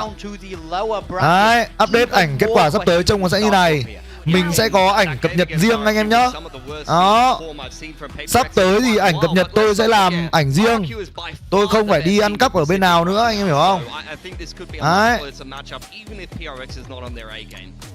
Sắp tới là chúng ta sẽ dùng ảnh riêng. While RQ was absolutely stellar that day, all of PaperX was not performing at all. But nhưng mà đồng nghĩa với việc là tôi sẽ phải làm NPC ở trên stream nhiều hơn. He is not that last game there was not to his full potential. I mean, absolutely not. He knows it. We've seen massive things from him in the past. So when they make a roster change like this, it was massive. It was big news because Envy is a fantastic player, but he has to bring that into 2026. I really want to see him light up today because we know he has that potential. I mean, I agree with that, but I don't think it's just Envy. I think almost every player on PaperX was not great that game. I don't see something too much on the Yoru. Didn't see much from particularly anybody, to be honest. So I think everybody on PaperX has to step up. We've got to see some comp changes. We've got to see something new. And honestly, PaperX has not had a whole lot of time to cook. And we saw Coach Panda on the stage right there. He was a integral part. Anh Tumi ơi, T1 là đội nào vậy? Ăn được PaperX không à? Không, bây giờ anh em mà muốn đi spam ở kênh khác ấy, anh em phải bảo là anh ơi, cái team T1 này bây giờ một nửa là Genji, một nửa là DRX cộng với cả Izu. Làm sao lại ăn được PaperX vậy anh? Đấy, toàn các bại tướng của PaperX, sao lại ăn được PaperX vậy anh? Đấy. Như thế. Mai có Ame nha anh em ơi, có America nha. Đấy, nếu mà T1 ăn PaperX anh em ơi. Thank you, PaperX. This is what I wanted to say. Alo, em nghe ạ? T1 have made no changes, and this is comfort roles for them, so I'm not even going to really touch on that too much. There's not much to say. Jing, dạ vâng ạ, anh đang đứng ở đâu vậy ạ? Dạ vâng, anh đứng cho cái hiệu thuốc nha, em xuống bây giờ đấy ạ. Ok, em cảm ơn ạ. Anh em ơi, em Tumi xuống lấy đồ cái nha. And Divide on the THEO. This is a team that doesn't love THEO. They're pretty notorious for not playing THEO during the THEO. Anh thấy từ 3M trở lại bàn phím là ngon á. Con nào cũng giống nhau em ơi. Ú 3M6 mua con giống anh là ngon. And I think as long as they're coming in with smart preparation, then they should be fine. They should have a lot of utility to set up Jing, and I really think that they're going to make Meteor's life very difficult on this Killjoy. Well, one thing for sure, both of these teams never leave the audience disappointed. All right, let's head into Pearl. We're going to send it over to our casters, Komodo and Quack. wait, hold on. What did they just say? Never leave us disappointed. I was pretty disappointed with PaperX last week. I guess so. But something I'm glad about the desk not highlighting is actually this comp from PaperX deeply, because they got smushed by RRQ, so they stole the comp. Yeah. They've stolen the comp, and I'm very excited to see how they are going to adopt this one and adapt this one as well, because like Vic was just highlighting, it is a very big difference for them as well. A lot of roles that they're switching into, a lot of agents that you don't generally see. I guess we were kind of questioning a little bit on what Jing's Jet looks like when Breeze came into the play. Now he's switching it up again off the Waylay that we were questioning. Now we're questioning the Neon. I think it's a day of questions where we need to see a lot of answers come in towards the server right now. Divide onto the THEO, Chamber onto for something. It's a very interesting one to come on through. And are they ready for this series today? Are we going to get a 3-mapper? Is it going to be a nail-biter 2-mapper? Or are we getting absence? Who the hell bloody knows between these two Masters winners? It is going to be a massive series, and we start things off on Pearl, which, by the way, I've been wondering for T1, what did you have in store for Pearl? Because in all their series so far, Gen.G banned it first, DRX banned it first, Nongshim banned it first. They've not had a chance to bloody show this map just yet right now for kickoff. And now they finally get to, and they pick it immediately. So I really do wonder, have they been waiting for this? Really comes to mind. I mean, compositionally, double duelist, you know, it's things that we expect of a team like T1's caliber, especially with the players they have as well. Off to the attacking side, though, they will just start things off with a little drone down B long. Yeah, and it's a 1-4 setup as well for PaperX right now, so retake style over on this B site. And they'll be used to seeing from that RRQ match their opponents get in towards the sites, but now we need to see them actually challenge for it on this retake, you'd assume. Well, do have that THEO after all, but at the same time, not seeing the full team from T1 on the B side, start to question things a little bit more. You do have a secondary squad coming through from VIE-ENG. Of course, PaperX just trying to kick things off. They will take a little gander, a little peek in towards the link area, but unfortunately back's turned as well. So Crossfire effectively for T1. They manage to take down 3, make that a 4th, leaving Forsaken alone and cold. Just with the Ghost, still trying to take back some space, peeking back down into stairs, but the frenzy of stacks will be able to dispatch of him. Yeah, another scenario on this map right now where it's going to be an attacking round against PaperX Garnet. To highlight the scenes from the last time we did see it, it was a 0-10 start for PaperX on this defensive side, right? Against RRQ, they got the tail end 2 rounds of the half. So we are waiting to see what changes they employ really early on this one as well. I like the idea from T1, by the way, situating yourselves in some nice crossfires. You had a lot of them around that B site to be able to play. And with no real force up for PaperX in this next one as well, it should just be the free of charge round for T1, unless they really slip up. Could be a mid-explosion here for Meteor to face. He is alone with a Ghost, so not the worst loss, but you would have hoped that he would have perhaps gotten 1 or 2. Otherwise, open sight still for the rest of the team. They should be getting spiked down soon enough. Well, it's just the Ghost upgrade for Forsaken. See if something with this Headhunter is going to be able to remove some from the shoulders. Otherwise, T1 should bring in a little bit of stability. Munchkin watching the flank, noted on that Ghost player. Yeah, pretty good positions all throughout the board. Stacks around Pillow with shock darts ready as well, in case Munchkin falls also. But here comes something. Headhunter, like you called. But you gotta watch out for Buzz on that Judge. Back in the halls, Stacks, Buzz, all on the site still. Even around the smokes, you can't make it past T1. Clean round. There's definitely going to be a thing of comfort for the side of T1 in terms of the agents that they're playing. And for PaperX, a bit of nuance, a bit of maybe uncomfortability, some adjusting to be seeing coming into this one as well, right? Because it is going to be the Chamber for something. It is going to be the Neon for Jing. And while we see them prep for it perhaps coming in towards the series, it's not been a long time since that RRQ game. The only other thing we can think of is how do these guys fare in a ranked environment on these agents to really just be situated as an individual on this roster. See how it sounds like for PaperX here. I'll break later. I'm gonna go check me punch.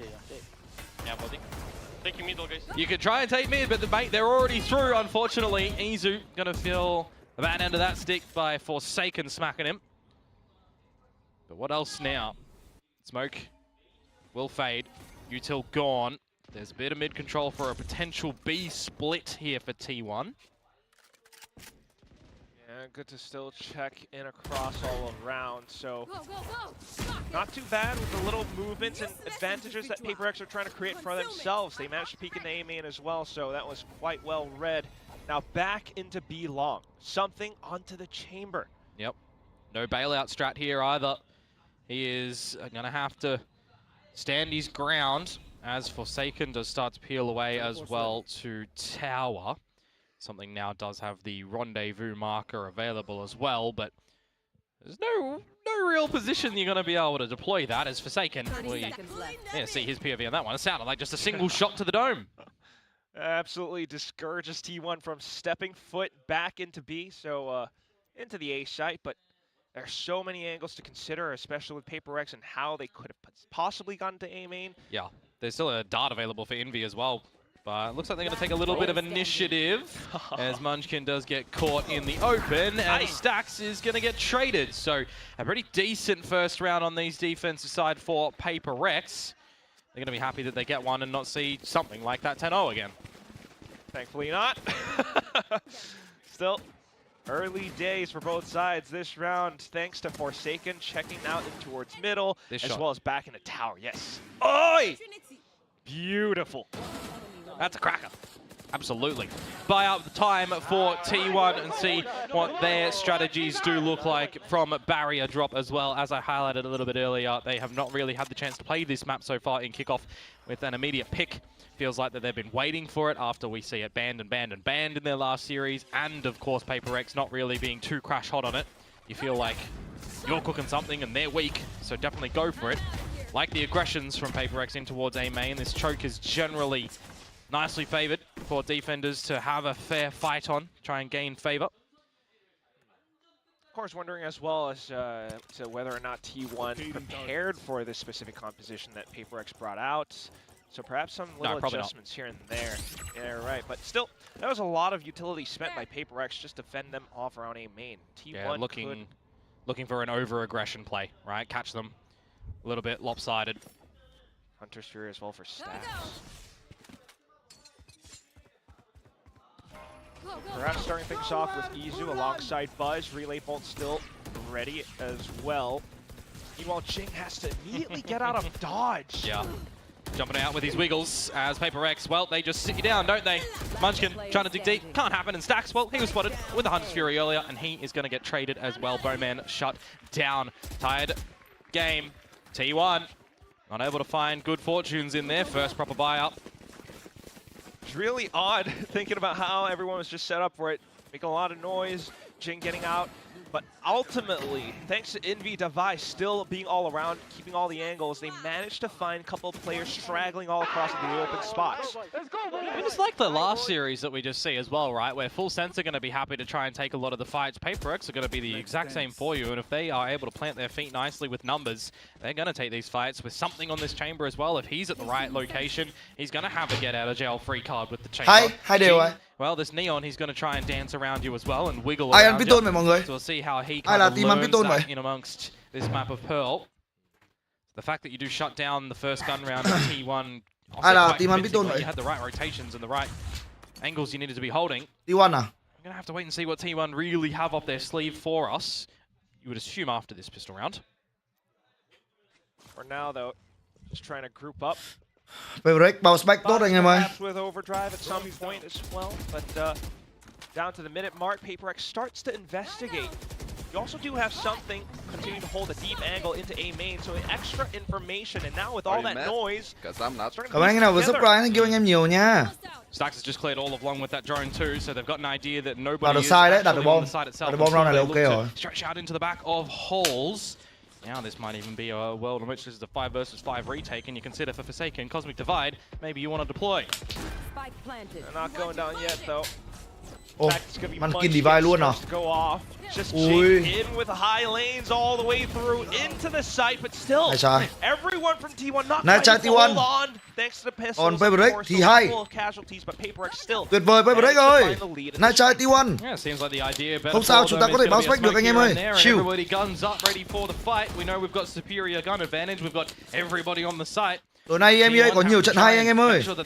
Để tí em tôi mới post lịch nha. From where they came. In long, on the side itself, it's just get up and go. And go they do. Nicely well played at the end for this retake for PaperX. Some sharpies to come through from Forsaken yet again. It feels like from his POV, his crosshair placement is online today. Quite reliable. Tối nay EMEA là Fnatic với cả đâu? Nhầm. Navi và Heretic, Team Liquid và Zynic anh em ạ. Navi Heretic anh em nhá, trận sinh tử của Heretic rồi đấy. Không xem nữa chịu luôn. Không xem không biết xem trận nào luôn. Not able to get up through to Art for PaperX for some semblance of an advantage. Có say mết sạch anh em ơi, không thiếu trận nào cả anh em chỉ hỏi Tumi là bây giờ nhá, em Tumi hướng dẫn anh em vào hỏi kênh em nhá, là hôm nay Tumi có khỏe không đấy, và hỏi sức khỏe thôi, còn stream nó như kiểu là hít thở rồi, đằng nào cũng sẽ like. Yeah, Drone is only now clearing A main as well, so something is in a bit of a spot of bother. Overwhelmed on the site, perhaps right now. 2 angles to try and contend with. He's got to look all over the place. Unfortunately, that's where he will fall, especially with. Hôm nay Tumi có khỏe không á? Không khỏe anh em ơi, nhưng mà vẫn phục vụ anh em. VIE getting gunned down, leaving Forsaken to his devices. 1v4, probably got a save, man. Tries to make a go for it. Steps in the site. Goes for a couple of picks anyway. Will find Buzz. The rest of T1, you got flashes, you got stacks with recons and shocks. As soon as you get onto the spike as well, that's going to draw out a reaction. Just Munchkin holding extremely safe, sets off a Nova Pulse. The op has been retrieved. And that should be that. Forsaken peels off. Yeah, no way you're going to be able to find any more damage unless someone gives you a duel trying to hunt you. I wonder even if T1 are gonna recognize Bundle mới đáng mua không áp anh em ơi. Been salvaged from it. Now they'll know with the echo that goes on through in the tied ball game.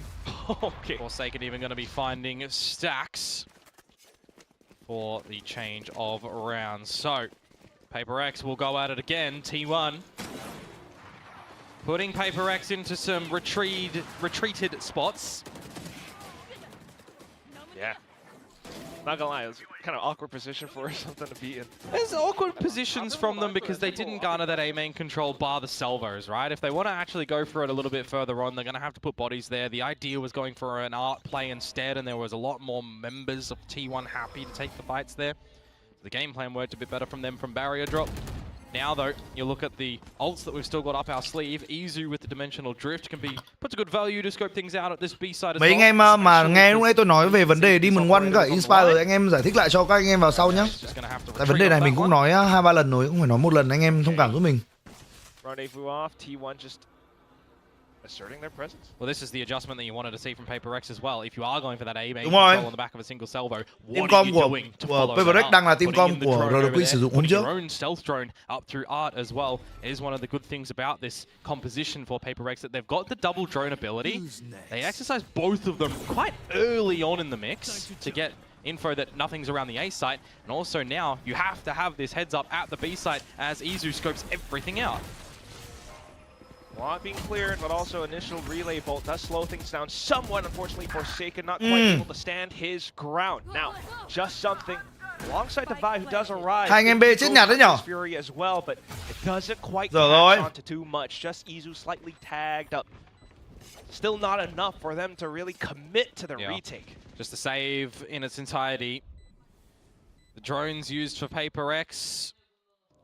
Envy never used the dart in this round. Sao thấy Exter toxic mà không kích á? Anh em ơi, riêng cái thằng Exter đấy nhá, bắn giải mặt xanh như đít nhái, đéo dám com gì anh em ạ. Chơi điện tử như câm luôn. Chẳng qua là bởi vì vẫn cần người chơi Yoru nên tôi nghĩ là Exter vẫn cần phải chơi đấy anh em ạ. Tại vì Exter nó phê mà to, đợt kích cũng khó. Good gravity well onto Forsaken as well, mind you, from Munchkin. Chứ bắn giải mẹ mày gặp mấy anh mẹ mày Demon One, Demon ENG mặt xanh như đít nhái. With the save of 3 for PaperX, see what they've got in store around the bend, because the operator is transitioning to the next round. They do have that tour de force available for something still. Let's go, guys. Still a potential threat, but otherwise still fantastic round. I mean, this was a T1 working against something with an op, and they were so aware of it. How to work around it as well. The upgrade of Munchkin into the roster. So, upcoming round now, keeping the op still in mind. PaperX though. Nó toxic vụ gì á? Toxic thì đâu cần thiết là phải vụ gì anh em. Cái thái độ là toxic thôi chứ cần gì phải là vụ gì. Give you early warning call for a bit of a mid exploration to get something. Thái độ của nó ở trong đội với đồng đội nó toxic thì là toxic thôi. Really comes down to T1 to see if they can flush him out or not. The drone in towards mid, you assume that there's a bit of an idea that there might be something behind this. Not specifically the player, but we'll get an idea that he is, and now out of there. Vậy nhanh anh em ạ, không đủ. To the top of mid might spell the go time for T1 to start to get more of an idea. Mà bớt nó nhảy hơn ngựa anh em ơi. Khó chịu chưa? Ôi đà vai bắn đấy thì khó. Hold their ground around the A site. Special delivery spent onto the site itself. Meanwhile, T1, Izu's already slipped in. It's a pretty strong position to still hold while Forsaken tries to perhaps set up a bit of a flank through main. You also have Meteor still keeping a lot of these positions in check, so even though the spike's not down yet, T1's got a pretty good grip. But at the same time, Jing, Envy, they've managed to slip through. The spike carry has been dropped. Envy xử lý quá tốt luôn. There's another layer to this onion right though. Bóc tiếp. And it's Forsaken coming in from behind. Divide to put a shutdown on Nai trai T1. Ra vừa rồi khóa được something nhưng mà PaperX bắn hay quá. Position that PaperX faced on that A site. Kênh tháng 6 mới đủ tuổi anh em ơi. T1 really wanted to get that spike into the site, get stacks the plant. Get the Hunter's Fury online perhaps, but there was never going to be an avenue that you could feel comfortable nhiều mà công nhận BBJ bắn hay á. It was so low in HP, in fact like nói chung thì không ai bảo BBJ bắn kém anh em ạ. Nhưng mà cái vấn đề thái độ của nó trong team như nào chỉ có team mới biết được thôi. Thì cái đấy thì anh em ở ngoài anh em sẽ không biết được anh em ạ. Cái thái độ của nó ở trong tập thể như nào thì Hello. Might need to get the big old boots ok, bạn đang đứng ở đâu nhỉ? He needs to rotate pretty rapidly. Ok, thế bạn cứ đứng ở chỗ cái hai lần đấy nhá, mình xuống bây giờ đây. Anh em ơi, mình xuống mình ship sô-cô-la cho người anh em đến lấy ấy. Anh em đợi chút mình xuống nha. Sorry mọi người. I'm a little bit surprised that with the 4 members over at A there was trận này đội thua thì trận này đội thua vẫn còn một mạng anh em ạ. Đội thua vẫn còn một mạng nhá. Đội thua là chỉ rơi xuống nhánh thua thôi chứ chưa bị loại đâu.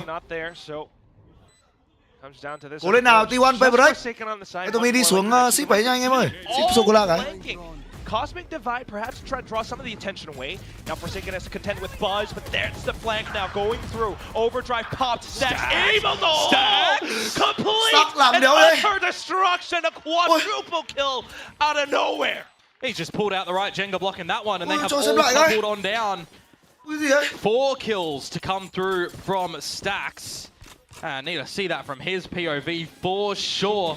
You know they're all funneled into a singular location, but the crosshair placement one, that second is great onto Jing. It sounds like the headhunter shots of something just do not connect at all in that moment of time. Great individual moment to come through from Stacks, so again, give T1 the lead. And also,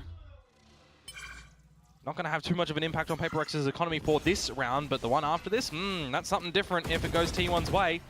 Could be worth a double here. Things starting to get really sticky. Positionally right now, though, for PaperX, Divide with Armageddon, something toward a force, presumably still in the game. Yeah, you already activated it. So for T1 to try to corral up around it, so far taking down Connector, Art, maybe a little bit of step into main as well.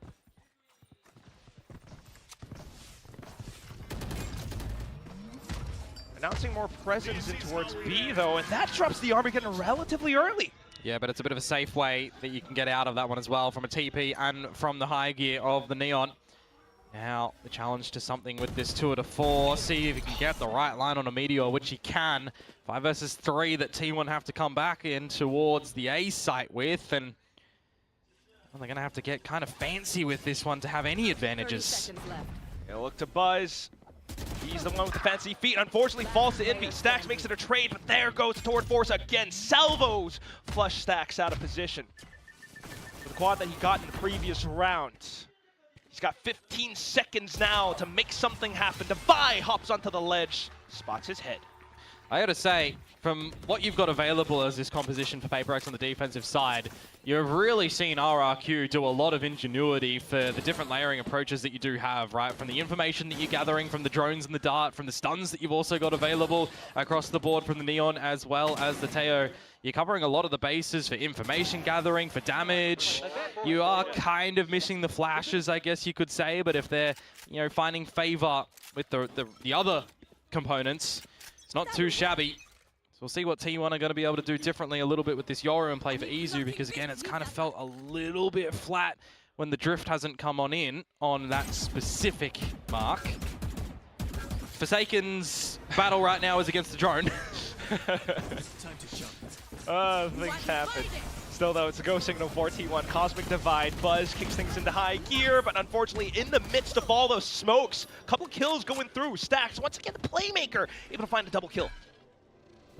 Wouldn't mind seeing a world in which something juggles over that operator to Divide just so he can play on the low HP. But they are so far disconnected from each other at the moment because of the space that is empty around the map right now that T1 could be lurking and could be trying to catch you off guard, unexpected. High-low setup to a degree here for Envy and for DeVi on the bottom side of things. 40 seconds to go, and the option here was for T1 to rest. Refocus still to this B site. Cut noise. Put some question marks into PaperX's mind. Oh, I love the drone time here as well. You're just going to have to hide from this properly for T1. Oh, he's pinged it. There might be a bit of an idea, bit of an inkling that he's behind the pillar. Operator line, very powerful right now for something. Jigs up. Oh, and there he goes. Perfect flick. DeVi as well, putting a long journey to rush around back. 10 seconds left, and T1 has got no escape plan. They just have to dig deep, and it's only Meteor, unfortunately, completely surrounded. PaperX take the lead. Has very good patience from, I think, both teams in there and in the requirements that they need to do to try to reconcile things and get back in towards the round. Feels like for Envy specifically there, it's really good timing on that drone as well. Just buys some more significant time that T1 don't have to try and get in towards the site. And by then, you do have a bit of a marathon being run by DeVi. The operator hits its mark as well. 10 seconds left. So nicely done for PaperX to keep things competitive on this defensive side that, again, we were really lacking the last time we saw them on Pearl. Now for T1 with this party mix of a bye, can they turn up the heat a little bit into this A site and potentially tie the game? Well, time to bring the party in. Just a lot of utility being drawn out. The Hunters' Furies on both ends all going through. DeVi managed to find a singular spray, perhaps through a smoke. Now the drone coming out to confirm positioning. Spots out Meteor, I believe, is the only play up. Izu real low on HP as well, going to be sending in the drift. Meanwhile, you draw all the attention away from what's happening at the B site, folks. Munchkin is sneaking in towards it with only a stinger. But how far do you want to go? Because you lost control of mid. And Envy cuts off the rotate of Meteor. Izu to fall as well. 4 versus 2. PaperX sit themselves up with some good advantage here. Really thinning out the herd. You're left with 2 players on T1 side, and they only have stingers. It's a strong position from Munchkin, though, still. He's able to perhaps find somewhat of a flank, get a good spot, take a rifle. Well, maybe a slight chance. Stax, all to hold. Can't quite track the movement of Jing. It all comes down. The newest addition to the T1 roster. I don't think this position's favoring him, though. No. A little peek, a little gander. He does make a good spray, but just buys a bit of time. The kill's still coming in, and just enough for PaperX to get the defuse. 7-5 at the end of the first half. Funnily enough, 2.08 seconds to go on that one. There kind of was a world in which he would have been able to find that. You know, a different state of affairs. PaperX, at time, maybe started to get a little bit worrisome, but not too much. 7-5. Good space gathering from PaperX to recognize what gaps they might be able to sneak in towards in this one. And then, yeah, the 4 versus 2. We've all been here in our ranked games against a Neon. They are very hard to track at times. Unfortunately for Sax, gets the better of him in that one. Halftime. Flip time. Map pick of Pearl, courtesy of T1. PaperX opting for the defenses. So what do their attacks do look like? W Gaming with this comp? Yeah, that's so weird, especially the double initiate. You really do have to wonder, but for now, Forsaken, I guess, doing quite a bit of the heavy lifting. It kind of feels like this is maybe even a slight teaser, precursor to RQNS Nongshun, just because of the comps. Do have down B Neon, you know? Something told me I don't think we're going to get Pearl in that one, though. That's true. You got to think comp pool-wise, mate. Oh, man. What do the ideas look like for T1 and what's the calling now look like as we're still early days for this roster? Getting rid of Gen G, getting rid of DRX, throw them down to the lowers. See what you're going to be able to do now, still in this middle bracket. Which, of course, we know the winner of this series goes up against DFM next. Yeah. Quay lại đã là 7 năm. The other, unfortunately, will have to join, you know, the other aforementioned teams. Dinh chưa quen với Neon thôi, tại trước giờ PaperX bắn Neon toàn nhét cho anh Cường. Sai phách. Khi mà Lotus mới ra mắt, PaperX line up cũ vẫn còn MyFreak. Bắt Dinh bắn Neon rất là nhiều. Nếu bảo Neon Dinh không quen Neon là sai phách. Not for Meteor in the server right now, that's for sure. Only a single digit. Oh. All his utility on the right side for now. Stacks. But immediate peeks and pokes through smokes. Vision, don't know of it. PaperX though, they need to try and find some to get back in towards this one. Forsaken onto Stacks, an inkling that Meteor was there. Second kill. Curse his name on that one, but will he find some more? Plant attempted to bait and draw you out, and Meteor falls for it. And then there were two. Last player standing. Relatively bad HP as well, so it's gonna be tough as Device swings Mấy ông T1 này bắn Serif ghê nhờ. Đây nhá, anh Ngăn Ghi ơi, em nghĩ là lối meta, lối build đồ mới của Neon sẽ là Neon không mua đồ rao lục và mua Serif nha anh em. Em Tumi xin giới thiệu cho anh em meta mới. Meta này có vẻ khá hiệu quả và nhiều team áp dụng rồi. Là Neon rao lục, bỏ hết đồ mua Serif anh em ạ. Bởi vì bắn viên đầu tiên lúc lướt rất chuẩn, nên là cái khả năng tác hai viên thịt của anh em là rất ngon. I think for me coming in this second round, we shouldn't see a world in which you are trying to force anything up for PaperX. Just take it for what it is. It's a eco. Although Serif Ion 49% mà ui anh em là vật à? Ui anh em chơi game anh em thích xá lợi ấy sao mà có cái khuyến mại đấy đấy. 49% Serif Neon là húp. Very well versed. Maybe even call them one trick neons to a degree. Nice to see players expand their age up pools, but will keep a singular eyebrow raised if that's going to find any effect. Meteor spinning all around with the Spectre, able to find two completely separate angles. Now, slight dust settling, but PaperX still needing to recover. It's just something. The Spectre retrieved, not too much ammo left. Stack 17 kill. Đấy. Hôm trước anh em nào cứ chê stack đi. Cứ chê hai mảnh ghép của T1 đi. Stack trận này bắn ghê chưa? For PaperX and see what the decisions are going to look like for them with this comp as well.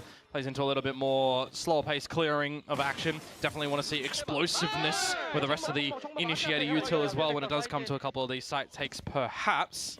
As the buy is not going to look too bad for T1. Let's see and hear how PaperX do tackle this. Scanning ahead. Epic. Locating target. Clear. Hey, pillar. I tag him. Pick. Ui. I missile him, swing him. Giờ nó có đứng đây đâu nhở? You're gonna try and missile him to get him. He's not gonna be able to TP out, but it doesn't really matter bắn for chết him hai at that cơ. moment in time. His job, mate, that's Ổng bloody well ơi, done. mấy anh Taking em the smokes out of the equation. mấy anh em có tí vấn đề rồi. Measure as well. How do you get back into this one as PaperX? I have no idea. Không, IGL của T1 bây giờ là Mankin anh em ơi. You hope to catch up a single member off guard and then you do it again and again. Doesn't feel like it's going to happen anytime soon. Okay, Jing has dealt with initial. Không, IGL là Mankin anh em ơi. IGL là Mankin nhá. site for now, but the rest of the team still needs to regroup, still needs to find their footing. Chắc bây giờ là second caller thôi anh em ạ. Over into the B site where T1 started to take around pillar. Short call và second caller thôi. Bớt cũng là short call. Bớt thì khá là nhiều ý tưởng. Người chơi lúc nào cũng rất là nhiều ý tưởng về chiến thuật. Bởi vì anh em cứ hiểu Bớt là duelist ấy, nên là kiểu cái đường vào sai nó có những gì thì Bớt là người rõ nhất. Vì Bớt sẽ là người đi đầu, nên là Bớt nó có rất nhiều ý tưởng. Could even pull back these smokes if you wanted to, because 20 seconds to go. I mean, you're trying to draw attention away from that B site. It's not really working out too much for PaperX, is it? Munchkin did not need to move. Làm cái gì đấy? They're just all so aware. Không vào nổi anh em ạ. Every line, you always have some kind of a contingency plan, even if PaperX is trying to sell some fake noise. Biết Envy ở đâu rồi, đợi mẹ đồng đội về luôn. Munchkin lì lắm, không ra đâu. Kind of a rock and a hard place. Choose. You want to go for Munchkin or you want to stick around and see what else shows up? Munchkin has gone to a separate Video đứng kê rồi. Not too bad though on the initial flicks. Where else could Munchkin have gone? Surely at some point turning right back around, Stacks will make things even more difficult by sticking on the spike, and that's so much pressure, unfortunately. A little bit too crumbling. Trốn ngay. Kỹ chưa?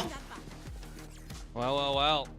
That's a really good decision at the end there, to be honest with you, for Munchkin. Biết ai là chamber hay nhất nước Nga chưa?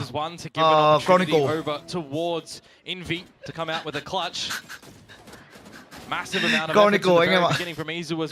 Đấy là chamber hay nhất nước Nga. Kind of convincing in the grand scheme of things for the folks over on T1. That's right, that was the bonus round as well, right? So they set themselves up with a really good start through the half here on their own map pick a choice, and it's going to draw out a timeout as well from the counterparts in PaperX. Is our desk okay, Alex? Doraemon 1 á, Doraemon 1 quốc tịch Mỹ anh em ơi. Probably gonna reserve, be a little bit more reserved and conservative. But yeah, those signs might be right. Anh Doraemon một chữ private bẻ đôi không biết thì khó anh em ạ. How this composition will work for this team on the attacking variety. So far, just trying to find the right direction at times. I mean, the big thing is as well, if you are going for a bit of the B-long play, and you've got double drone ability and you've got missiles, you're not layering them right to flush anybody out from the pillar properly. This is where I draw it back earlier on to kind of value on having a bit of a flash play, right, on this comp for T1, where you can have the Astra Star there that you can dissipate it. Một nó là gấu Nga nội địa anh em ạ. A bit more invested with that proper deeper utility.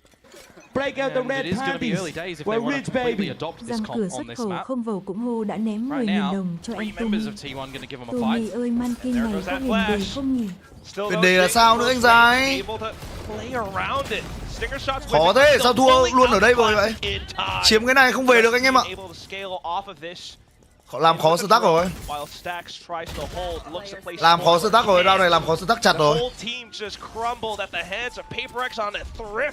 So the answer is yes, they can do W gaming with this composition. They are just full balls to the wall, pedal to the metal on that one. Vừa rồi chắc hai anh em ở pillar làm khó stack rồi. Before T1 can even plant their feet is really valuable for them, and the flash, well, that's an unlucky one, to be honest with you, from Izu. That team flash there doesn't look good. And the rest of the utility just going on in, but by the util even in there, it's not the thing that does the be all and end all, right? You're just already so far deep in towards that B site that you're getting the kills, catching T1 off guard. For the thrifty round for PaperX to equalize the scoreline. Sao các tôi gọi PaperX là W Gaming vậy á? Họ tự gọi họ vậy mà. Because T1 will hold enough for the next. Lối chơi press up từ ngày xưa mà. Start having a good fight to break the thrifty record. I don't know, man. We've seen a lot of those. Anh em mới xem Valorant, có thể anh em không biết khái niệm đấy, nhưng mà PaperX từ ngày xưa đã là lối chơi rất là aggressive rồi, rất là chủ động. Gọi là lối chơi phi ấy. Ultimate Meteor perhaps a couple points away as well. PaperX though not a full commitment just yet. You don't know what the buy is going to look like for your opponents, so take this one a little bit more informatical. Jordan to A main now doesn't see anything. Probably not a word, but you all get what I mean. Little by little, start to see what you can spot. And if you spot nothing, well, you're going to have to make an ultimate decision right now because with 40 seconds to go, PaperX cannot afford to let their opponents get into a state. Ôi, Mankin bắn gì đấy? Trách này mà ngày xưa bắn Overwatch League chịu chết. Bảo sao bị đưa cái dự bị. And that's why, because they kind of shut the garage door right now, and you don't have the tools to be able to reopen that one. This is where it can start. Cái gì đấy, có Sakaen ơi? This is where you can start to have a thrifty in return, as the Hunter's Fury is getting dodged nicely by Meteor after the first tag. Just gonna have to dive in and kind of use Jing as a slight decoy. Everything else has been spent. You're down to 10 seconds. T1 digging deep inside the smoke all around off the spike. PaperX cannot get close. It's thrifty for thrifty. So I guess the answer is yes. We are having thrifty battles today. Just the first one. Yes. Well, we'll see if it's going to flip back the other way as well in the next one. I mean, I know that you don't know what weapons you're going up against and you want to be a little bit more, you know, slower pace, more methodical, try to figure out what your opponents might be doing. But if they're not giving you anything, you've got a to flush them out. You got the drones, you got the recon. Group together. Change it up. Don't let the time be your enemy, because it can be. Hay này, Jing ở xử lý hay ấy. Kéo. Round này tôi nghĩ về trăm thắng rất cao bởi vì có ulti của Jing ở trong side. Nói chung là trong side mà có một con Neon sẵn ulti thì gần như là phần trăm thua nó là khoảng 20% thôi anh em ạ. Ulti Neon mà đứng ở trong side khỏe lắm. Có ulti Killjoy là câu chuyện khác. Lockdown will come back in though to start an attempt at a retake from T1. Keep in mind that the Hunter's Fury is still online as well, and it will be deployed to clear out the back pillar. Envy, unfortunately, will take a chunk of that. At the same time, though, Forsaken starting to initiate a flank. Jing will kick off with the overdrive just to set some beams down onto the spike. He's not connecting on the musket, though. And the spike gets defused right underneath PaperX's noses. Móc lâu quá. They have absolutely swindled that one away, and you are none the wiser. The body blocking to come on out to make sure the defuse is. Anh Remy ơi, bên Brim đang vui nhà vui cửa lắm, anh qua hỏng đi á thôi anh em ạ. Ý là mình cổ vũ cả hai mà. Thật ra là như này, nếu như mà tệp khán giả của kênh tôi là những người gọi là thích đùa, thích cái sự ồn ào như kiểu Brim thì tôi sẽ sang ngay.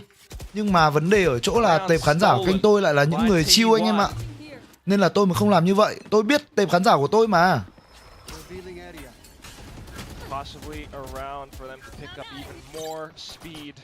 Chủ yếu là anh em bên kênh này, anh em hoặc là anh em gọi là làm nhiệm vụ X-Đồ, anh em muốn nghe tiếng gọi là nói chuyện lo-fi.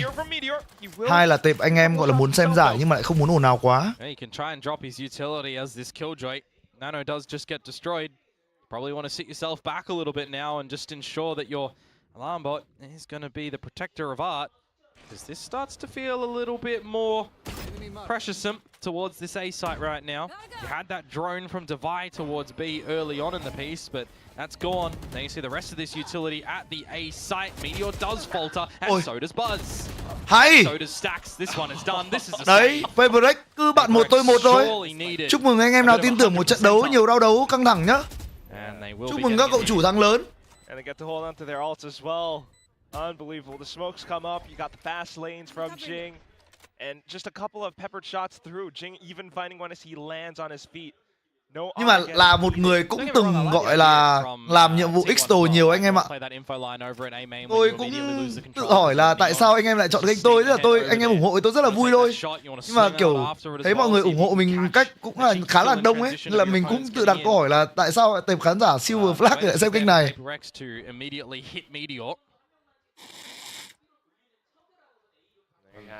Just all the shots going in with the rest of the utility as well. Thriving in the muck. Which reminds me of something you said a little while ago. I mean, this is still PaperX keeping things competitive. It's not giống kênh lậu à? Chịu chết. Keeping it simple, I'll tell you that. Yeah. This one's as complex as you kind of like it as well because they're trying to do something that from an outside. Dạ anh em Ghi ơi. Anh em Ghi dạo này không Envy bắn bắn đấy chết người ạ, chịu chết. Shades of PaperX when Jing does this. Sure. Timeout. But yeah, you're absolutely right. Hence the timeout now from T1, not wanting to let go of their lead. I'll draw it back to something I said Chẳng earlier. may Layla bị chính phủ thế giới bắt thôi à. You've got both pistol rounds. Khả năng là cũng là do một phần là Layla bị chính quyền thế giới bắt anh em ạ. Chứ Layla mà được thả ra từ Impel Down là tôi nghĩ là lại hùng bá một phương ngay. Really showcase that they're here to play, they're here to party, they're here to thrive. Party. You are needing to come out with some really big decisions in these actual rifle rounds. And you also got to remember a timeout gives your opponents some breathing room as well to try and refigure things out as well. That we know Alex and LUπαιNG have been probably raging at. Thật ra tôi nghĩ là kiểu nói chung là cái này nó đến từ một phần, nó đến từ việc ngày xưa tôi đi bình luận là tôi cũng đã kiểu khá là trung lập rồi ấy. Mình bình luận ở trên sóng thì mình rất ít khi mình bình luận một chiều. Tức là mình bình luận một chiều trừ khi là cái trận đấu là một trận đấu chán vãi lồn thì mình bình luận một chiều để gọi là cho có content thôi.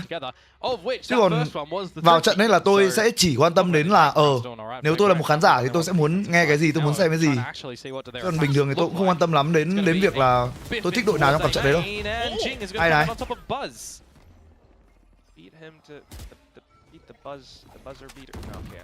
The buzzer beater would have been the better one, right? I was trying to be awkward on purpose, but anyway. There's a position in through mid that Izu is really hoping that someone would walk in towards, and he's just not going to be seeing that over at the doors, where something, had he waltzed in towards Art, would have had it free of charge, and then a turret around the corner. Try and play with and split A approach for the team. Devi, once again, charged with trying to draw a little bit of information over to this B site, keep the interest of Munchkin, maybe try and draw somebody away from the A site, but you've got a gap around the map with losing Buzz. You have to count your losses as T1 here. You have to hope that your secondary part in this round is going to come up with the goods. Cái hôm mà bình luận trận Blitz với cả AQ năm 2023 ấy, anh em phải hiểu là trận đấy tôi còn bị bên VNG họ nhắc nhở cơ. Tôi còn bị gọi giữa giờ để nhắc nhở luôn. I mean, as quick as that has happened right now, Plan is in a 3 versus 2 with the Hunter's Fury still for Envy, and there's already that retreat angle to VCT Pacific để dùng màn Zoe nha anh em ơi. Dùng bên Q Zoe hết. Ở Ngô Tỷ Nhé Tumi thì Atpat đã từng chơi Neon trong giải chưa? Chơi nhiều rồi anh em ơi. Ở Champion vừa rồi chơi nhiều ấy chứ. Champion vừa rồi có cái trận Envy bắn kìa. Chơi hộ anh em ơi. The spray immediately into the smoke, tagging them up as well. And then the bolt from Envy gets the job done. They run together to try and dodge it, and they run into Doom. Tied scoreline yet again. That time trong dàn Cutter 500 thì ai bị nhắc nhở nhiều nhất vậy á? Cái này tôi không biết. Nói chung thì bị nhắc nhở thì cũng không bị nhắc nhiều đâu. Chỉ chủ yếu ví dụ nhắc là anh em đọc quảng cáo hay là đọc về tài trợ hay là đọc về các cái sự kiện này kia thôi. Hay là như anh Bắp thì thi thoảng là về lỗi phát âm. Kiểu anh Bắp hay có những cái kiểu phát âm nó lúc thì for second, lúc thì for second ấy, kiểu thế. Thì mọi người chắc là nhắc nhở để mọi người gọi là thống nhất một cách đọc thôi.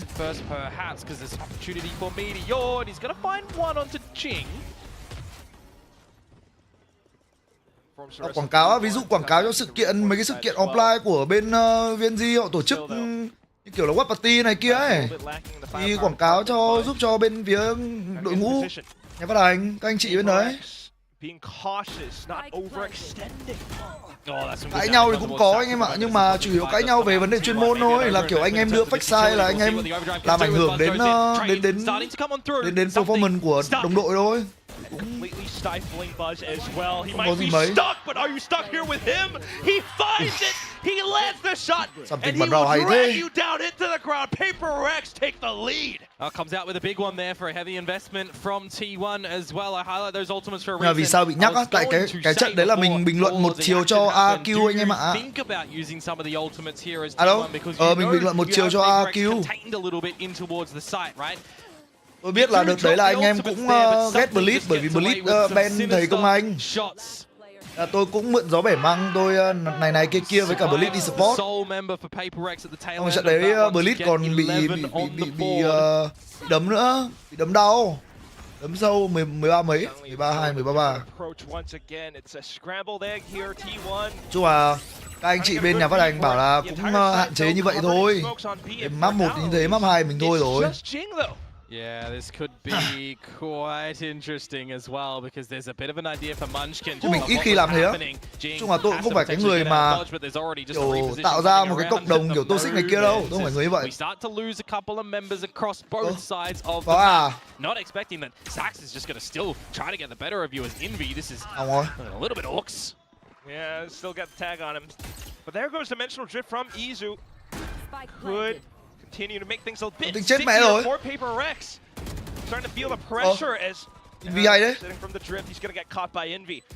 Onto the side though, playing around different angles. It's DeFi who holds it all the way from the back of main. Now down to Envy. And despite Envy the rẻ low chưa? ammunition, he still Envy finds rẻ a chưa anh em? precise shot.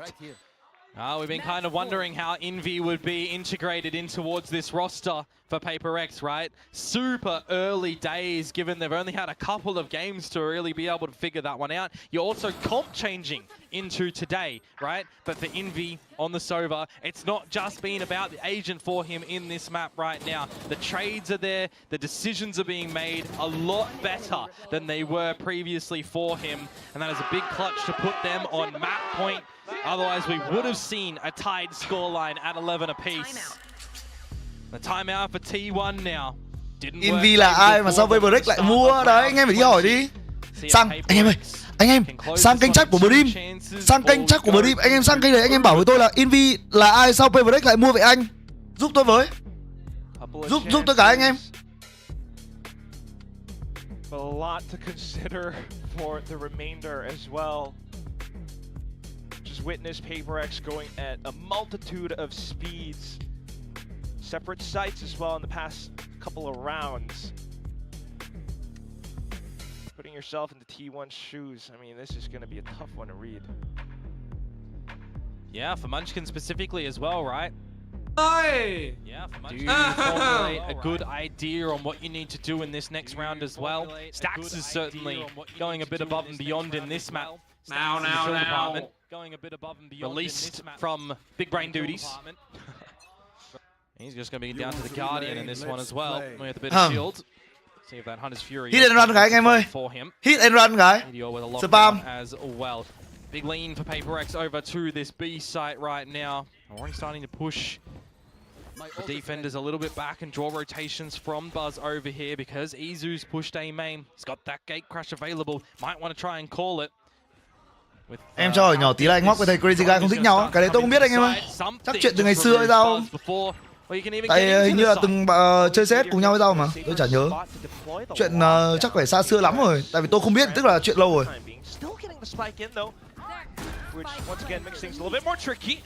I say that, Meteor swings open. The thing is, it removes the Hunter's Fury from the actual proper retake right now. That's right.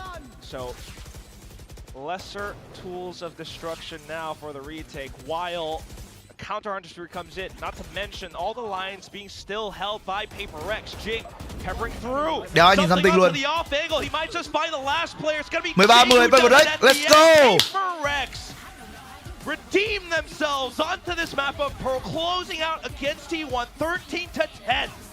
Đụng độ thẳng mặt Tân Tứ Hoàng à? Mình vẫn là hit and run mà anh em. Đâu rồi? Sang kênh Brim anh em ơi.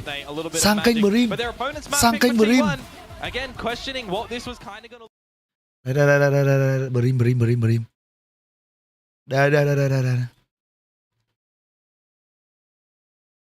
Picking it first and foremost, you saw sloppiness from PaperX in that RRQ series. So in your preparations, if you... Anh em ơi, anh em đừng quên là trận này nếu mà PaperX thắng cặp BOA này, em Brim được PaperX gửi cho mình một cái jersey. Không những một mà 2-3 cái jersey mới cho những cặp trận tiếp theo và sẽ giveaway cho anh em ơi. Áo size L rất đẹp nha anh em ơi, đằng sau có tên của tôi được chưa? Anh em nào trúng giveaway tôi xin phép ký tên lên tặng anh em luôn được chưa? Yes sir, anh em nào chưa like xin một like nha anh em ơi, tại vì tí nữa sẽ nếu mà thắng thì giveaway trên kênh này luôn anh em nhá. Sẽ có yêu cầu số like nhá. Envy là ông nào vậy? Anh sao bắn cho PaperX à? Envy bắn như này anh Tumi ơi, nó phải như thế anh Tumi ơi. Nó phải như thế. Bắn như thế này mới chứng minh được cái giá trị của bản thân.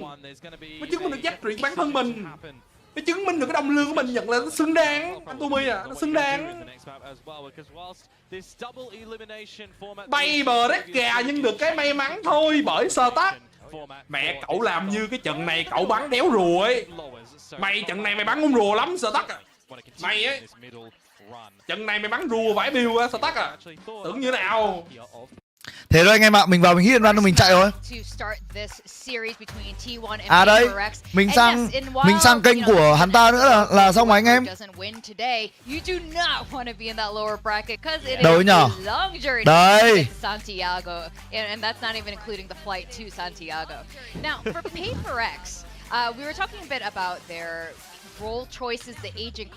Kênh của hắn ta đấy anh em ạ. Đầu có chơi game nhưng mà về sau thì không thấy nữa. Đâu, để nó xem chỉ số nào.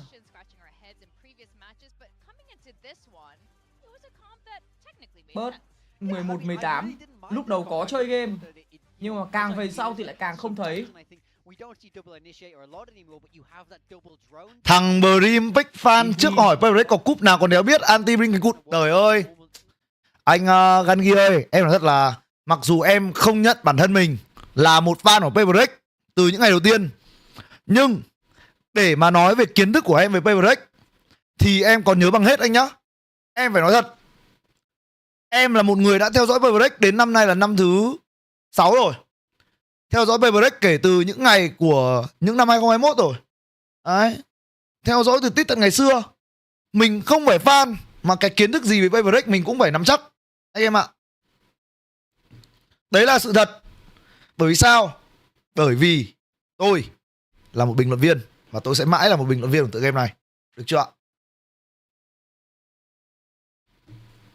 Tôi chắc chắn là một người như vậy mà anh em. For the cheats at this point. Get the plunger. Meteor, Buzz, and Izu all have really rough. Qua xem lại hắn ta trả lời á, hắn ta trả lời gì đấy? Stax is going crazy. Don't get me wrong. Stax was like something. Hắn ta trả lời gì đấy anh em? Hắn ta vừa bảo gì đấy?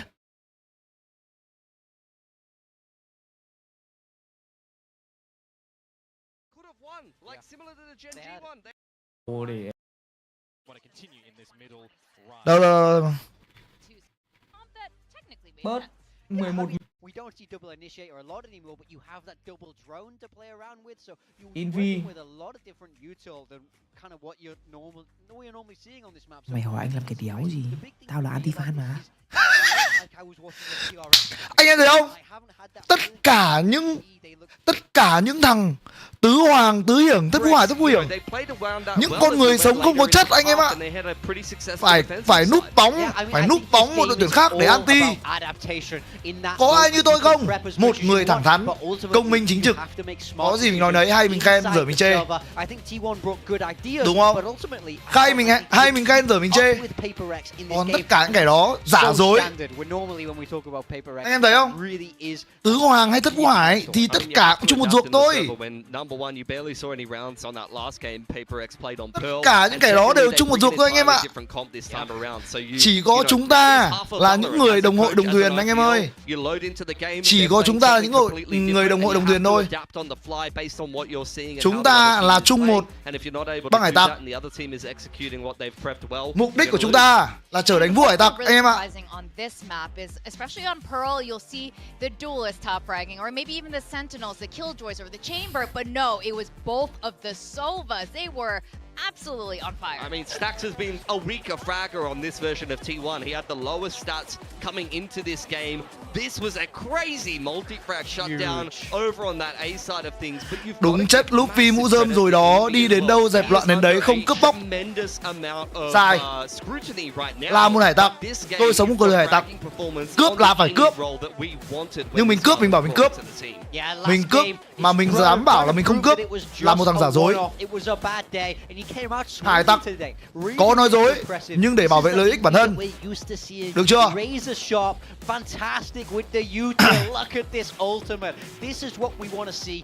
This is why he was signed to PaperX. Yeah, and I think it's going to be very interesting if PaperX can continue to bring out crazy stuff like this. They've never even played these agents very much. Jing has only played a couple of games on Neon. We've never seen something play Chamber too much. They're showing double init, I'm not necessarily sold that this is going to be the best approach or the best style for them, but if they can take Hay bây giờ mình nuôi dâu nhở anh em nhở?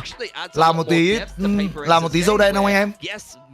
Làm một tí dâu đen không? They're playing double duelists and things are very free flow, but if they can play double init and mix in some structure as well and have some success with that, it's going to make them much harder to prep for. Oh, that's going to be so huge and a huge step up. When we were interviewing Gen.G solo, what he wanted was a team full of Forsakens, but it's crazy because on Forsaken's team themselves, on PaperX, they're not all as flex as Forsaken. The Chamber's typically with Devi, Neon's usually on the Forsaken, so to have them expand the roles, I think this is going to be huge. Well, that's the interesting thing for me, because for me, Jing and Something are the least flexible players on the team, and part of their struggles in Kickoff last year was trying to make Something a flexible player and putting him on the breach. It was an absolute crime. I hope I never see that again.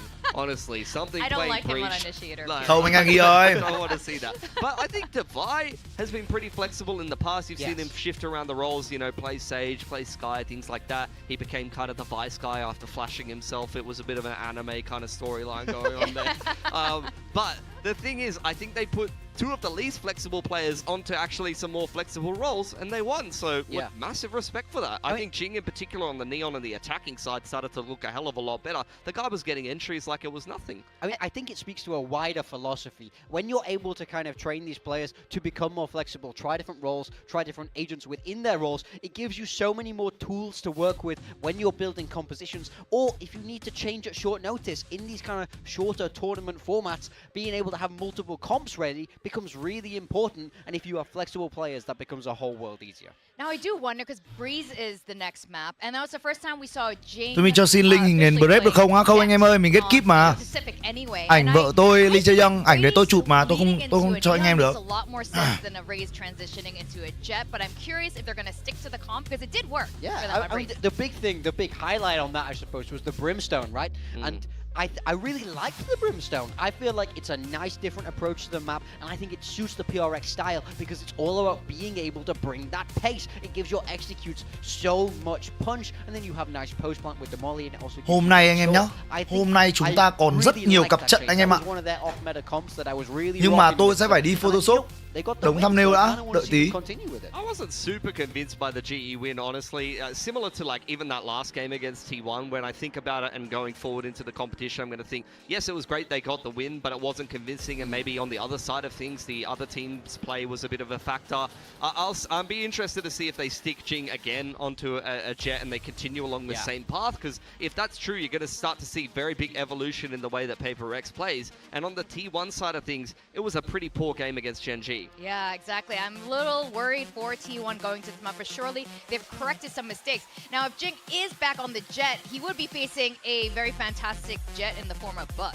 Yeah, that's a head-to-head we will be seeing. It's coming out like mirror comps right now. So PaperX made that change. They're swapping away from the Brimstone to the Astra. This is much more normal on the map. It lets you default in a lot easier because you can have all these fake stars. You have recharge utility. So expect a little bit less punchiness, của T1 anh em ơi. Dinh dẹt đấy anh em. Còn Viper Forsaken chưa chơi anh em ơi. Còn Viper với cả Gecko thì phải. Rounds, a lot of contact and sitting in elbow. That's something that PaperX have already seen. So you're going to have to see a little bit more depth from T1. Well, T1 did say they weren't in their final form yet back during that Gen.G game. So let's see what they're going to be bringing to this Breeze to send it to Map 2, Terracasters, Komodo, and Quack. Yeah, that's right. Back into it, onto the coastal breezy breeze. You've got a mirror composition in as well. Sure, T1 might not have had the best of times. Forsaken bắn Chamber chưa bắn nhiều rồi anh em ơi. Không những bắn nhiều nhá, còn bắn tung lồn cả một đại diện Việt Nam là đấy là SYG ngày xưa thì phải.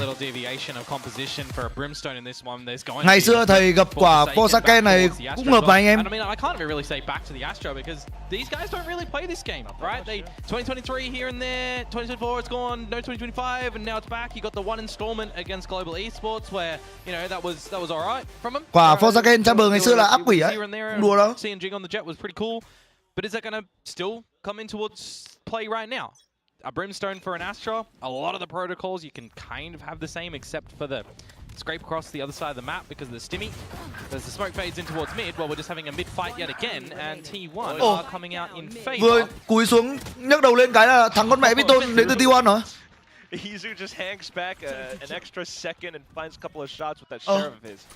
That's 3 for 3 pistols for T1. Wow. So certainly needing to pick that one up for Paper X a little bit later, but hey, pistols have kind of always been a problem, so it's Anh em ơi, vừa lột cái dán mụn anh em ạ. Thì tôi lấy cái khăn giấy tôi lau cái. Oh my goodness. For the round to play out in this fashion, it feels not exactly similar, but you know, Gen G T1 did start out in a almost similar fashion, different parts of the map. Back into it though, and out from B window, you got Buzz, Bulldog all throughout the smokes. Paper X still lingering around. It's just pistols. You lose the damage. Anh tuyển một về NV á, đúng rồi anh em ơi. You can't even really chuẩn đấy. isolate the member at the window at the moment because he's got a buddy to back him up. Izu, the Marshal not going to miss the shot. Flexing up on the orbs as well. Oh, that's a clean shot. And how many more of them are we going to get as well with Jing and Envy? Just see what they can kind of do individually across both sides of the map. T1 eventually will need to recognize that they're just against pistols and they can regroup. Well, buddy system for now. 2-on-2. Yeah, they'll play the time. It's fine. Battle spot, yeah. Hurt him, but Jing, okay. Let's see if he can make things a little bit more interesting. Unfortunately not. 30 seconds left. And spike plant. Em thông cảm thì đang chảy máu tí anh em ạ. Xác suất anh bị một với bố gấp nhau là bao nhiêu phần trăm? 0%.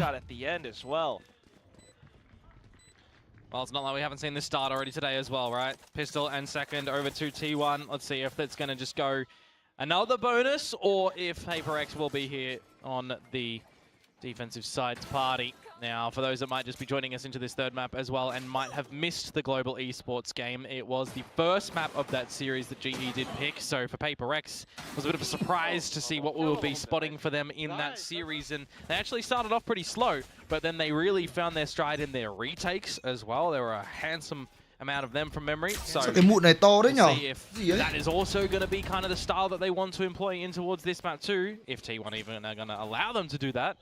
Or if they need to find it via the kills, which is what DeVi has to certainly find right now. Got the snake bite in the right spot. Hold off to an angle while Envy stays close by up around the bridge side. Couple of shots going through, not quite 100% connecting, but still. Couple of players from T1 now low HP. The spike will go down. Em ơi đợi tí tôi dán lại cái dán mụn này. Trying to assert themselves through the door. Envy will pop on through. The flash catches Caesar Square in the eyes, and now Meteor swings out from the smokes. Catches one. The trades still come in. Stacks. Buzz, where could you be? Right around the pyramids, and he lands one between the eyes. Envy trying to get a good flank around the back sides. Still has no idea where Stacks is though. He thinks that he might be inside cave, but he's wrong. Ôi, bớt rồi bắn kìa. It gets the kill anyway. T1 with the bonus. So the answer Tumi ơi, Paper X mà thắng thì dùng văn gì qua ăn mừng với Brim cánh cút bây giờ á? Paper X mà thắng thì từ từ anh em ơi, văn gì bẩn bẩn nhở? Tuần trước anh em ơi, anh em kênh chat là những người giỏi văn hơn tôi. Anh em có thể nào anh em nghĩ một cái văn gì để mà kháy Brim cái vụ tuần trước Brim chê Envy không anh em? Tuần trước Brim chê Envy bợ Batman. Bây giờ anh em mình nghĩ cái văn gì? Nghĩ cái văn gì anh em ơi? Mấy anh em nghĩ giúp em Tommy cái. And I don't think it's high noon anywhere around the world just yet. Probably 11 minutes ago somewhere. Yeah, really slowing things down. Going back to older versions. Wink, wink. Up into cave, you'll see something TPing back in towards arches to provide some additional support. Buzz doing his same old thing, but this time a lot more support and a lot more coverage. Bắt clear luôn Hydraulic thì khó. Of course, anti-eco though, so simple targets, simple pickings, and Paper X just to Oh, hope for exits. He certainly is a bit of a menace in this one, that's for sure. Getting up those kills, get closer to the Blade Storm, give yourself some options if your economy starts to get a little bit problematic, though. This is a stellar start for T1 on the attacking side of this map. Might even win this one flawlessly. Not going too hard for the hunt. It'll give us some decisions, though, for PaperX that we need to see come into fruition in the next round. They'll eventually make their way to the spike and see if they will die to it or if to the guns of their opponents. It's going to be the latter. Izu getting closer to the drift now, one away, picking that up for the next round. Or the pit or the Blade Storm are going to give yourselves some good things for T1. They're on top of the round game. They can be on top of the ultimate game right now. It is kind of the best start that you really do want on this map. Certainly. I mean, I don't think T1 should be fumbling this at all. It's just listing off the ults. My goodness. So much potential for T1 to play with here that we really do have to wonder, what does the PRX have in store for us now? Listen in. I drop wall. Oh, sorry. Joining B, some break. Fighting the elbow, guys. Anyone? Sounds like a bit of wrong timing on that wall drop for something, but he's lucky enough that no T1 members were around at the corner. Now we got to get our wriggle on over towards this B site right now with the Cosmic Divide being dropped in. Dinh trốn trên này đúng không? Khả năng biết rồi. Không biết luôn à? Counter position being held. Will be able to snipe down. Hay quá Envy ơi. Still though, playmakers coming through now. Stacks easy. Breaking apart lines, still alongside the Cosmic Divide. Sets up the flash, tries to thwart it. PaperX managed to avoid. At the same time, the clone goes through. Something is actually on a flank. Ôi, nó đeo mặt nạ rồi. Khốn đấy. And Divide will start to feel a bit of nerves perhaps in his veins. Turns back to round arches. Still manages to catch on to Izu. Hay quá Divide ơi. For the headshot against Stacks. They weren't quite Izu ở đấy hơi tham anh em ạ. It's going to be PaperX putting one round on the board. Now I was wondering if the recognition was going to be there for Izu and Co as well when the dimensional. Thay vì mất công so sánh Envy với Batman thì các bạn nên dành thời gian đó để tận hưởng highlight của Envy tuần này đi. Đừng để cái định kiến làm mờ đi việc cậu ấy đang gánh team lực thế nào ạ. Đây rồi. Copy.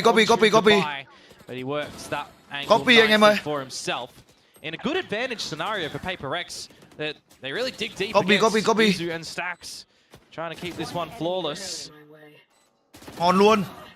I like the attempt Ngon luôn anh em ạ. as well, elevating himself, right? We do see a lot of players go for either the dash plays or when there's opens on this map as well, you're going for the TPs up into there. So just changing things up. Still though, speaking of changing things up, pace now from T1 straight đổi một nhanh chưa? At the same time, back in towards B. Yeah, something given a free haircut there. Doesn't like the way that it looks. Drone in mid to see if there's anything on the back of that smoke, but it all kind of naught with a massive A-sided lean for PaperX. Bit of a mid-window pop at the nest as well, but you really got to get an idea of what might be happening into the B site itself. They'll, I guess, count their lucky stars that T1 have not gone into the site just yet, which is going to make things very different for this round because everyone's just going to pass each other at the moment. And Munchkin, he's just going to get caught. Envy ghê chưa? Perhaps more collisions to come. Nào. Nào đéo mà nào để bộ comment đã. Oh, it dissipates. And as the curtain falls, more kills going towards the way of both sides. Stacks low HP though. Jing will just drop and roll. There's another round for PaperX holding 2, retrieving up to keep on going. This is the current point in time, again, where you do remind yourselves that there was a stellar start to this map for T1. 4 in a row, builds up economy, not deploying these ults as well, like Eyes of the Blade Storm just yet, right? You've still got enough money from lost bonus. Hay rồi anh em ơi, mình thành công gọi là gây nhiễu ở kênh chat của Tứ Hoàng rồi. Ngon rồi. That PaperX have to come out with, and well, T1, they want to push them off that mountain. They want to get rid of them, so they're going to call a timeout. See what they can really do. Really hard to get a good read for how PaperX might be positioning themselves. Ok, các thuyền viên rút quân. Các thuyền viên rút quân thôi Tumi. Mình rút quân đi. Rút quân nha anh em. Cho bên đấy cãi nhau là đẹp. Cho bên đấy cãi nhau là đẹp anh em ạ.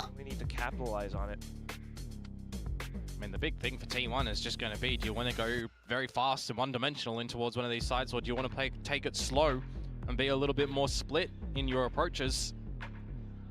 Really has to draw PaperX's utility out to make them think what is going to be happening, and also ensure that something has the right rotation available with this operator, for example, come this round. There's going to be Hunter's Fury action that can potentially come in as well, so you got to keep a check on where Envy might very well EDG be, vụn vỡ rồi á. you can suss out Ôi hỏng rồi. where the dart's going, Map where mấy the đấy? drone's going over towards Map 1 A à? shots later in the rounds, for example. Nếu mà EDG vụn vỡ thì cũng căng anh em ơi. Initial No. engagements though for Jing and for Divine now over EDG đang thua 0-3 map 2 rồi.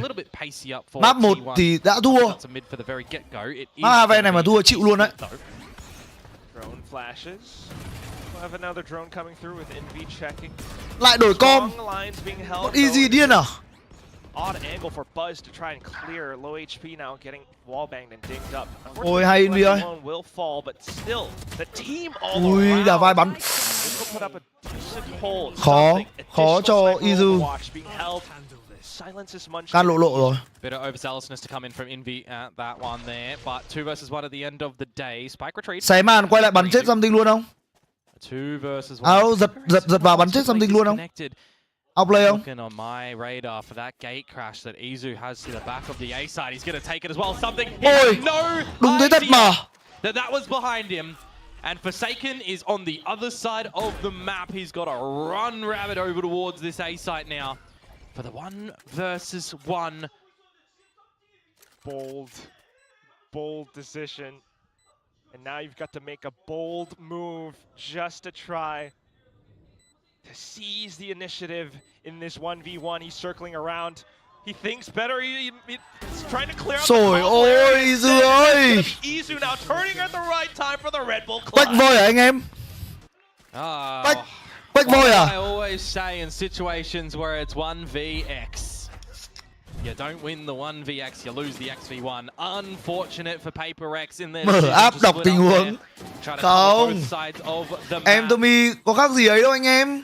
Nhìn pha xử lý đấy là biết được Izu định tele vào sai rồi mà. Didn't really get the ball. That's why I'm the GOAT. That's why I'm the GOAT. The GOAT. The Neon, for example, as well. Give yourselves some good confidence that you come out with that one, because it's the difference of a 3-4 and really chipping the economy. Looking to reset things now. 5-2. Bit of stability for T1, and looking to reset PaperX and shut them down on this defense side.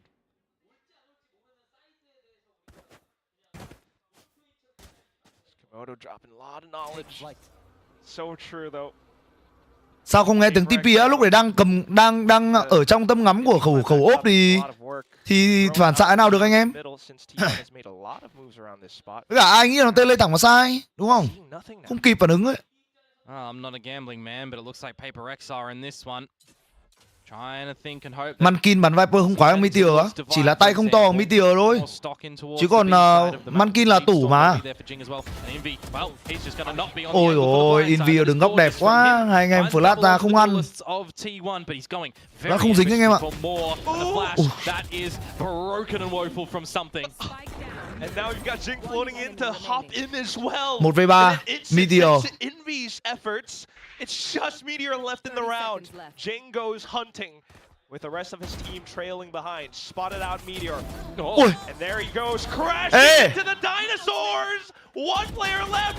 Forsaken pulls out his gun, but that's the wrong moment. Another clutch out for Team.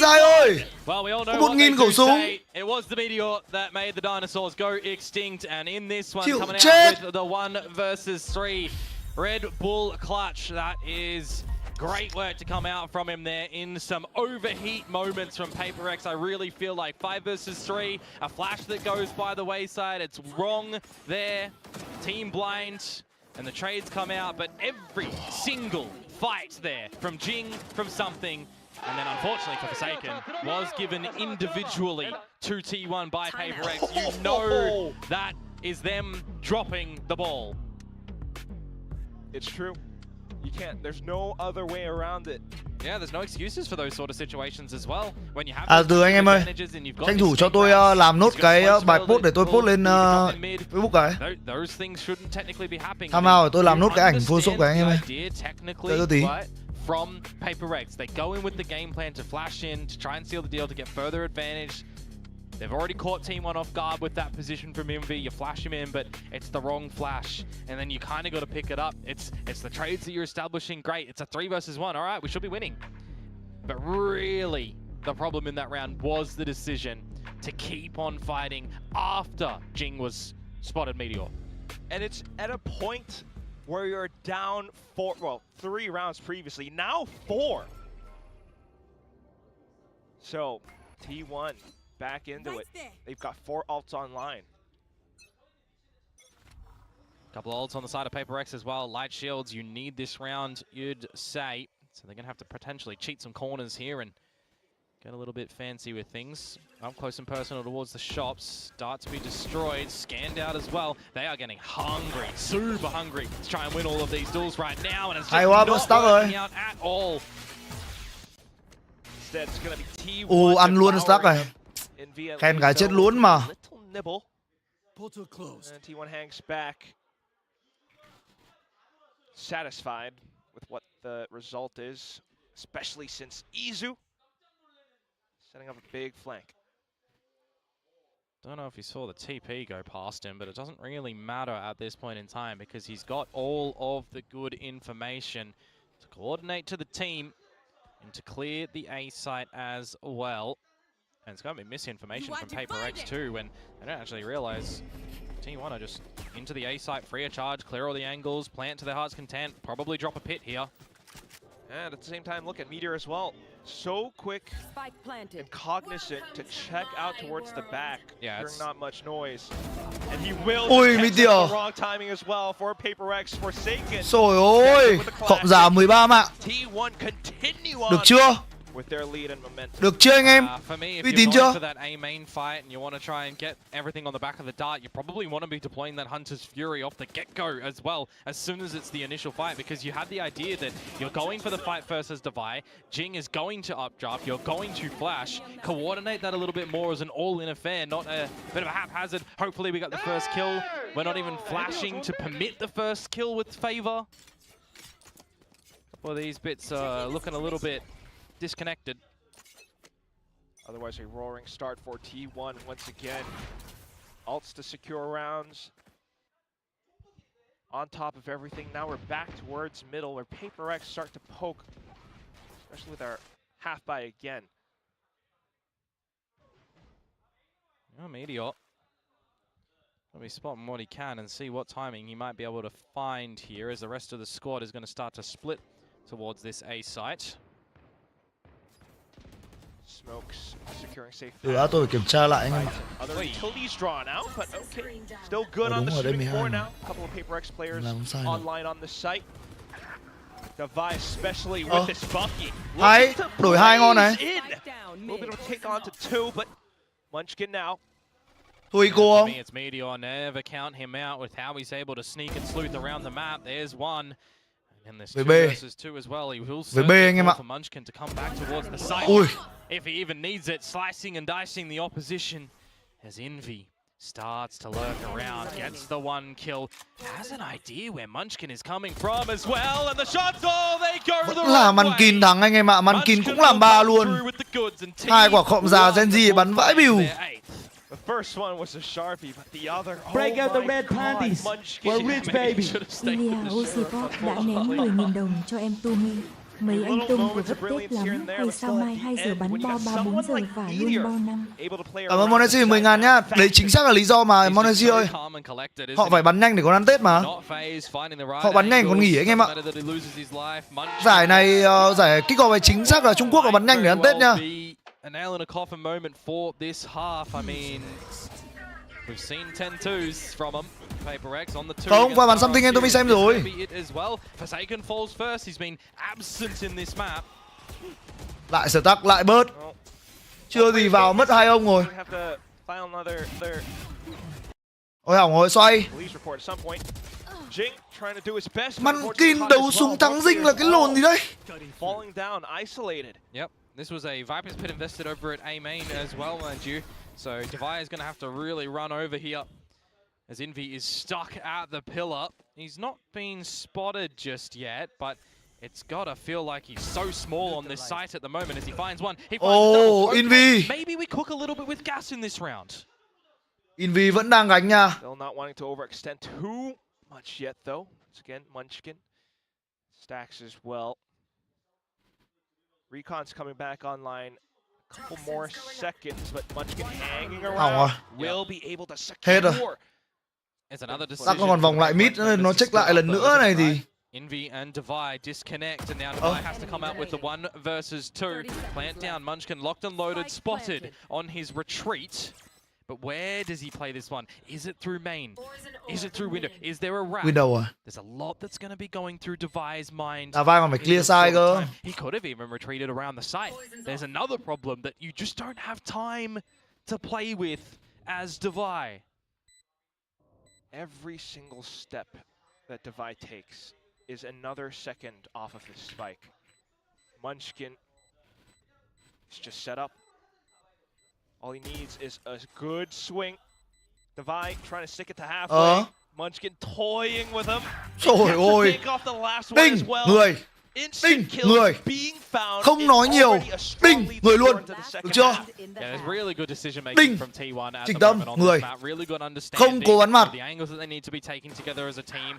Sợ chưa? Positions that they just need to make sure that either PaperX are or aren't. And majority of the time when they are winning these duels. There's not a lot of trade game happening from PaperX at the moment, and there's a lot of risks being deployed in the round as well. Right, a lot of individual moments. Map này map pick T1 mà anh em. Munchkin với cả Stuck ngày xưa bắn chả nát cái map Bree ra rồi gì nữa. Hàn Quốc mà. Hàn Quốc là pick cái map Bree cực kỳ nhiều luôn. Lại đẩy, lại chết. Trời ơi. 20. Nói chung là thua map này không ngạc nhiên anh em ơi. Thua map này bởi vì là PaperX bắn map này kém, phải chấp nhận.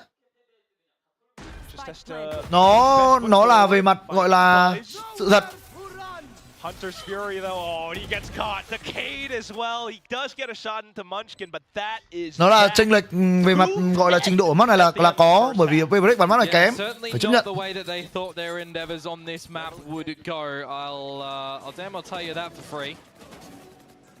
This is just a very different looking PaperX and a bit of a different looking T1 with a fundamental understanding of what they needed to do on the attacking side of this map. I mean, we didn't really see stellar plays come through from. Thì thế tôi mới bảo là pick Bree trước mặt T1 từ đầu ấy. Từ đầu ngày ấy. Tôi đã hỏi một câu là tại sao PaperX dám pick Bree trước mặt T1 mà. Team done a little bit dirtier with that scoreline. Có mấy anh em bảo là không hay, pick làm gì, bắn kém thật, không đùa. T1 nhá, kể cả là line-up cũ của T1 luôn, bắn map này cũng hay luôn. Bởi vì ngày xưa thằng Rossi call map này cũng hay. Thằng Rossi cũng biết call map này. Mà bây giờ nha anh em có trong team cả Meteor, cả Munchkin, cả Stuck, cả Bớt, cả Izu, toàn thợ map này. I mean, the way to see that this first half was, it's like PaperX have built a straw house and there's a hurricane coming their way. It just does absolutely not stand a chance of survival. A lot of disasters. Change states or countries and maybe it formulates a little bit better for you. Your quality of life. So we'll have to wait and see on this exchange of halves right now how things go. A pistol would be nice for PaperX, right? Yeah. Absent of those so far. Munchkin thợ map này mà. Munchkin đọc map này thì thôi. I don't know, I'm gonna hold my tongue, man. Yeah, of course. Third mapper. Dạ, biết đâu sang second half comeback. Biết đâu bên công ấy sao? Nói chung là cũng chả nói trước được. Tôi thấy là đúng là T1 bắn map này hay. We're gonna go all the way through from middle in towards door. Hay này, có scan tốt. Hold Forsaken finding classic shots this time, but it's gonna be stacks on the other end of that door as well. Also Munchkin too. Pop flash is coming in and something will be able to find a little shot, but Meteor still lại khọ Meteor quẩy à? Still behind, and they're ôi Munchkin ơi, không vẫn là Munchkin anh em ạ. Khéo thế. Ô, mai thua, mai thua. Ôi, ôi, ôi. And there's your chance. You get the spike down. Munchkin has a sheriff though. Those bullets pack a punch. Takes down Envy. It's down to the 1v1. Sets up the gate crash. Could be a fake. Considers it, and something will just give him a little peekaboo. And there is a pistol. I thought there was going to be blood in the water around the pyramids as well from Meteor. He was pathing his way around them quite nicely, but kind of feel like Munchkin maybe wanted to come on in a little bit earlier and hold the angle for him to still be able to dilly-dally around. Unfortunately, wasn't the case. Munchkin did work to be able to find the first one, but the shots, they look a little bit awkward at the end from Meteor's POV. And whilst the one onto Indy Chết anh em ơi. Anh Đạch bắn quả vô trách nhiệm thật. And it has been quite a while between rounds for PaperX. 6 in a row. They finally get their first pistol as well to appear on Breeze. T1 picked up bonuses. We'll see if TRhet can do the same. Seen Izu TPing away. Recon's confirming it as well, but at the same time, look at T1's movements. Yeah, they're going to be here early with these pistols, and maybe they can isolate Forsaken. Or Forsaken could just click their heads. Bulldog, hello? Meteor as well, having a go at it, but unfortunately Bandit falling. Now online for an ace, but he's way too far forward. So Jing to finish it off. Flawless. That's a good way. Hồi trang mà rồi mấy team Mỹ 90% win Corot á. Không biết tỷ lệ này có chính xác không, nhưng mà nó bắn hay, đơn giản là có những IGL hay anh em ạ. Ví dụ như Ethan map Corot này siêu quỷ. Một team khác bắn Corot khá hay là nào ta? RQ bắn Corot khá là hay. Win engagements, because you got to remember as well, this is an agent lineup that's copy pastable, right? What T1 was doing on the attacking side that was working well, PaperX could try and employ, but they generally have such different styles and attention to detail as well that we really need to start to see. Mới bây giờ cũng được.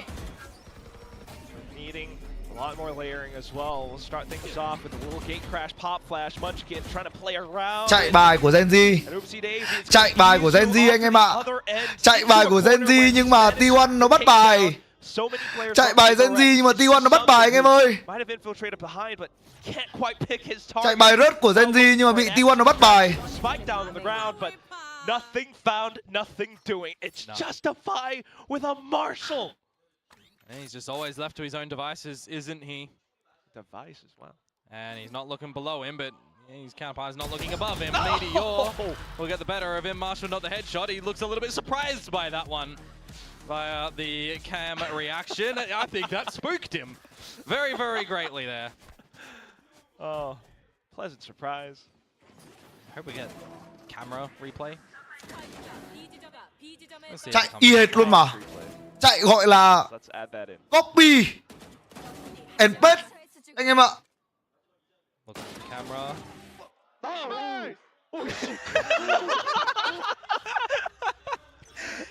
Yeah, it's spooked. Y hệt luôn mà. Chính xác 100% luôn. Okay, fight mid boys. Hold up. Nothing B. Be back in mid now, guys. Stay in mid. Well, decisions need to be made for PaperX very decisively in a situation like this one. It's a turning point. Will T1 find 12 or not? Guns plentiful. Buzz on 30 HP here. Ôi map sao? Tôi nghĩ là phải map bin anh em ạ. Map bin thì cả hai đều hay. Map bin tôi thấy cả hai bắn đều hay. He's learned some self. Meanwhile, Meteor gonna be doing that instead. Đẩy vội nhỉ? Tôi nghĩ không cần đẩy vào đấy đâu chứ. Rồi thua rồi. Rồi chắc chắn mất A rồi. Không retake nổi. Vẫn còn người ở mid kia thì làm sao mà retake được. Save luôn hả? Yep. Go at it again. Maximize your chances to be able to close this one. It's 7, now 6. The difference. Eventually you will get a big ult round coming for T1 as well. And you can potentially even get a second one. And there's your 2 rounds that you need to close. The hunt at the moment from PaperX as well. Forsaken just needs to make sure he doesn't. EDG thua tay lù luôn, map 2v đẩy luôn. That he is taking this angle correctly. Munchkin is going to spot him. So EDG information. thua luôn á. PaperX they needed this round. And they're going to be getting it. The question is for me at the moment as well. T1 Ôi. have the pass mark to go at it again in the next round. What are tôi they vẫn đáp. gonna do Thế thì differently on their defenses? The mid wall 47 thì có framework, gì anh em? Chill. they've got so many different options. Second half làm lại. PaperX have got so many different options that I could just be rambling on what they could do. 48 à? So this is where it gets really interesting for me to just see Cái khó. the way that PaperX are going to get back into this game as well, right? Are they going with good decisions? Are they maybe having a bit of a blessing as well to go to weaker Coping sides EDG that tí anh em, T1 tôi might cũng be ủng hộ playing? em căng Because căng we thôi look at mà. this first round, the weak side is going to be B. They don't know that. There's 4 towards this A side, and by their position, they could have just been waltzing into the stack. Though T1 changes the approach instead. Late decisions. Wow. Mình ở bên này nhưng mình cũng phải hóng tí đầu cầu Trung Quốc anh em ạ. Tại vì Trung Quốc năm nay cũng hy vọng là EDG được đi. Still into the corner. Oh, and unfortunately, it's not too good. Hay thế. Able to Một swing đạn. off contact because of it. Forsaken now as well, but revealed perhaps a little bit late. Izu still in position, still able to play onto the site. Jin and Envy though, able to plant their feet down, clearing out orange, and now knowing where Izu is. Ôi dính vào rồi, bắn hay thế. And that leaves Munchkin. There to relay forward. Munchkin clutch 1v3 đều không thể. From the B side, catching a slight breather. Cang Cang với Simon ai liêm vậy á? Thằng Cang Cang nó có làm cái gì đâu, vụ đấy là thằng Simon nó thái độ của nó không tốt với cả team thì đấy là lỗi của nó thôi. Anh em làm việc, anh em tôi đéo biết anh em đi làm chưa, nhưng mà anh em làm ảnh hưởng đến cả tập thể, lỗi chắc chắn là của anh em, đéo gì nào là của tập thể được. Anh em thái độ với tập thể, anh em lên mạng anh em nói này nói kia tập thể, đéo bao giờ anh em là trường hợp đúng. Cho dù anh em có đúng thế nào chăng nữa. As there will be a timeout coming around the corner for the next round.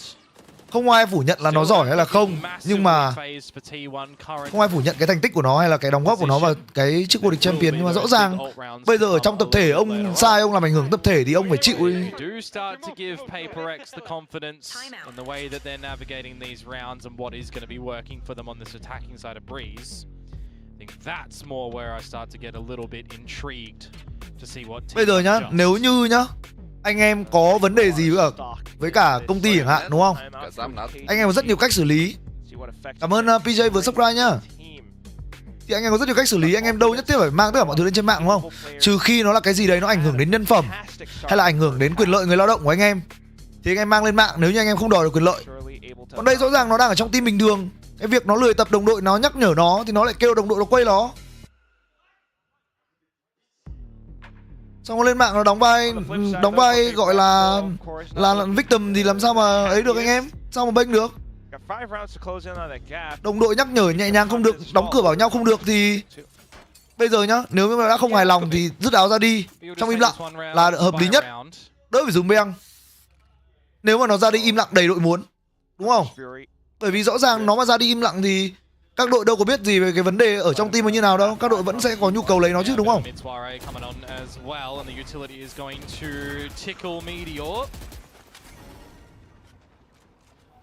Drone spotted. Gotta get out of dodge. Don't want to be peppered down and sprayed as the hero rifler in this round. Ooh. Stepping across as well. Slow-paced one for PaperX, just making sure that they aren't waltzing in towards a bit of a trap. They know that there is a gun in play as well. They just use the drone in mid, so if you're clearing this one, it's swing together. Which they don't, but Divide does win the duel. As soon as they find contact. Well, có thể do nó người Đài Loan á, tôi thấy chả có gì liên quan cái vấn đề đấy cả. Đầy team họ vẫn đầy người Đài Loan, người Đài Loan bắn ở Trung Quốc đầy thiếu gì đâu. Anh em lấy những cái lý do nó vô cùng nhạy cảm thế nói xong rồi cuối cùng nhiều người lại thành hiểu nhầm, hiểu sai sự thật ra. Tôi nói những cái như thế nó rất là có vấn đề về mặt nhận thức anh em ạ. Bởi vì những cái người không biết họ sẽ tưởng thật. Nó rất là xấu.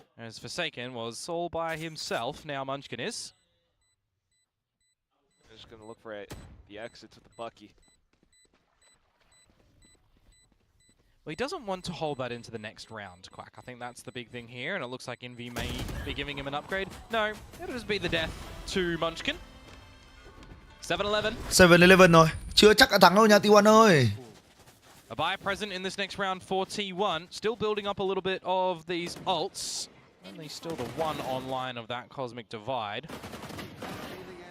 So if you do want a bit of a counter for an opener as well, having the Dimensional Drift and the Hunter's Fury online for Paper X is it's quite enticing actually. Mai BBQ bắn đúng không? Không anh em ơi. BBQ là tận 13 mới bắn cơ. 13 mới có BBQ anh em ạ. It's going to be a massive ult round that T1 might rely upon should this map get a little bit closer. I'm going to be seeing no Komodo, that's for sure. Dimensional Drift immediately into B with the Hunter's Fury as well. They are going to use it straight to shooting into the site. And we're not clearing corners again. T1 Izu sneaks himself in. Ôi! Izu bắn cái gì đấy? Ui! Able to gun down 4.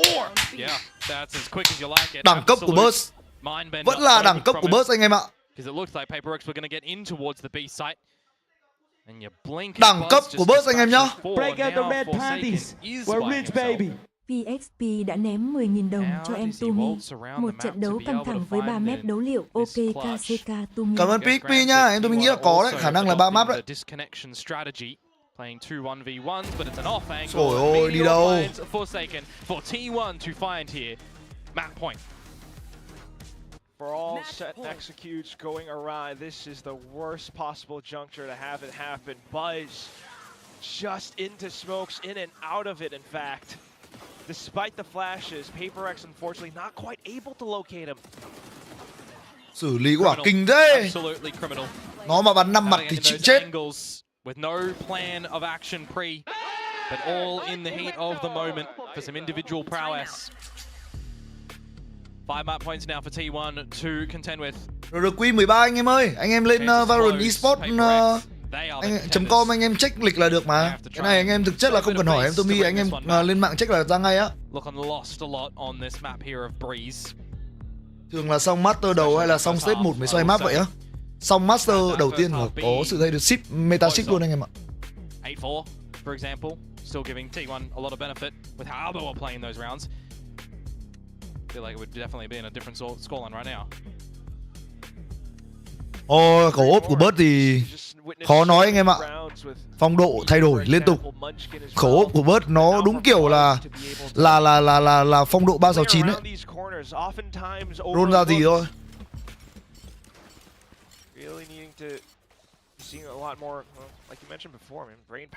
Thấy Invi vào form gặp Paper X chưa? Vào rồi đấy nhưng mà something với cả Dinh thì tôi nghĩ là không hợp với cái map này. Cái map này ngày xưa Secret mạnh mà anh em. Đây là một map mạnh của Secret ngày xưa đấy.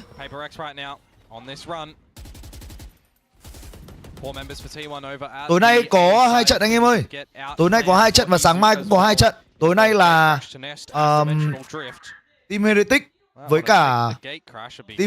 cả Navi và Liquid Zynic. Những trận gọi là đinh của EMEA đấy.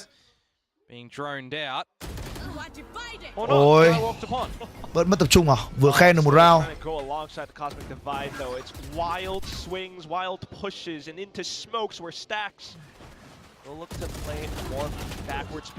Chạy bắn thôi. Chạy bắn thôi. Chạy bắn thôi. Invi bắn kinh chưa?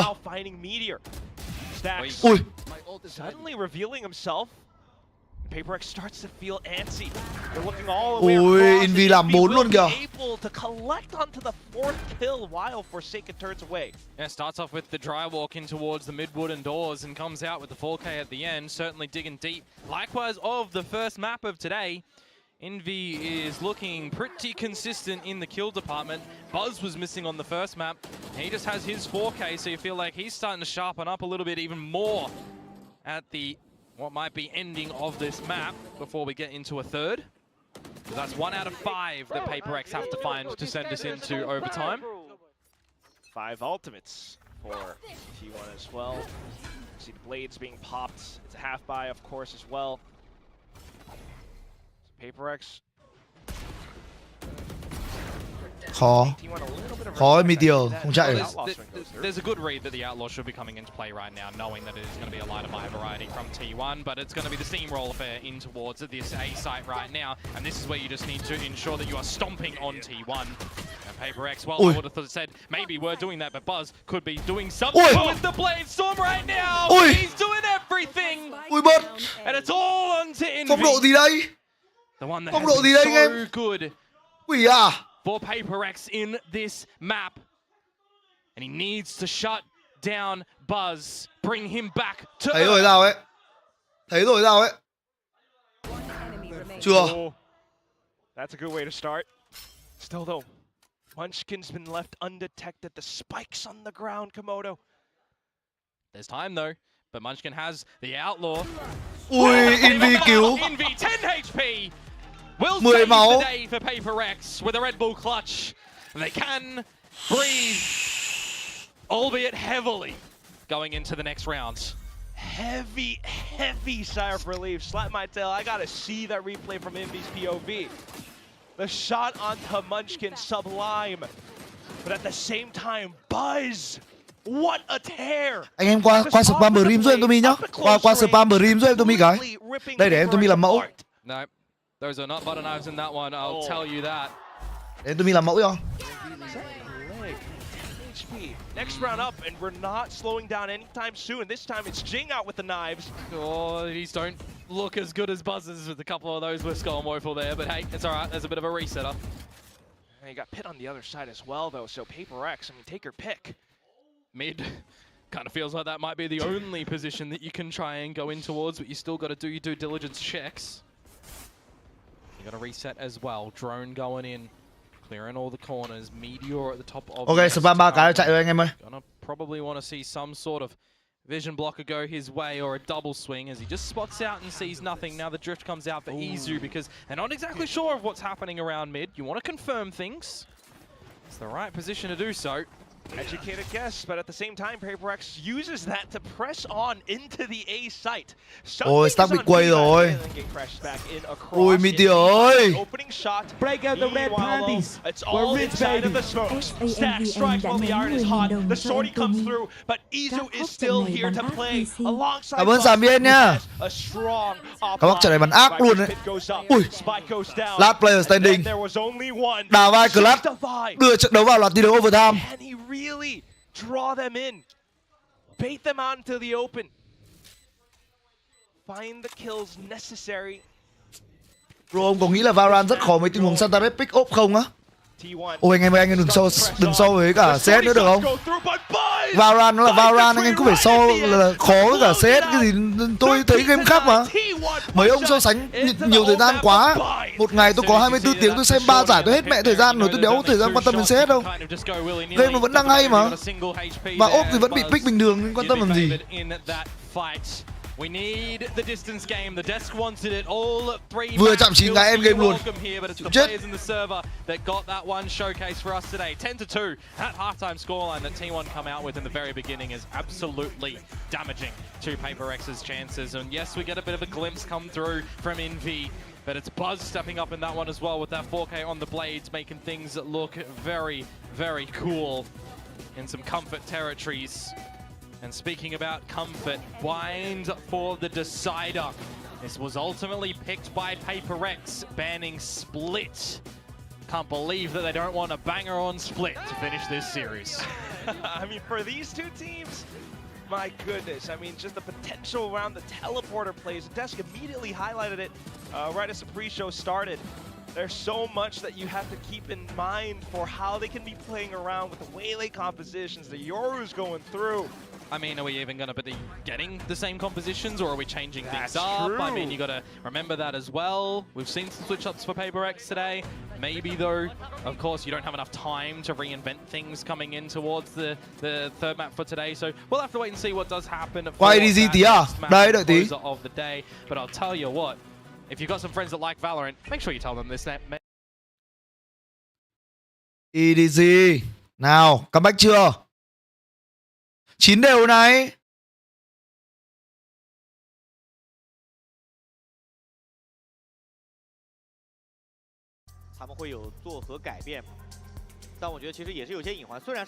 Thề luôn nhá, có một số cái ạc tôi nói cái kiểu kênh này nhá, có 2 quả. Một là quả Kim Bo Gyeong, thật ra tôi nói này, tôi nói góp ý anh em xem tiếp thì xem, không xem thì thôi nhá. Quả Kim Bo Gyeong này với cả quả Break out the red panties. cảm ơn anh PXP nha. PXP đã ném 10.000 đồng cho em Tumi. Dan mời chồng yêu chai nước. Nhiệm vụ tiếp theo à? Map 3 thì một trận đấu căng thẳng nhiều đau đấu đấy anh em ơi. Map bin mà. Em tôi nghĩ này, có quả Kim Bo Gyeong này với cả quả gì? Chỉ một tư chất. Đấy, hai anh em vào điều đầu tiên là cứ phải phổ cập những cái kiến thức mà Captain Obvious là một. Literally là không ai hỏi.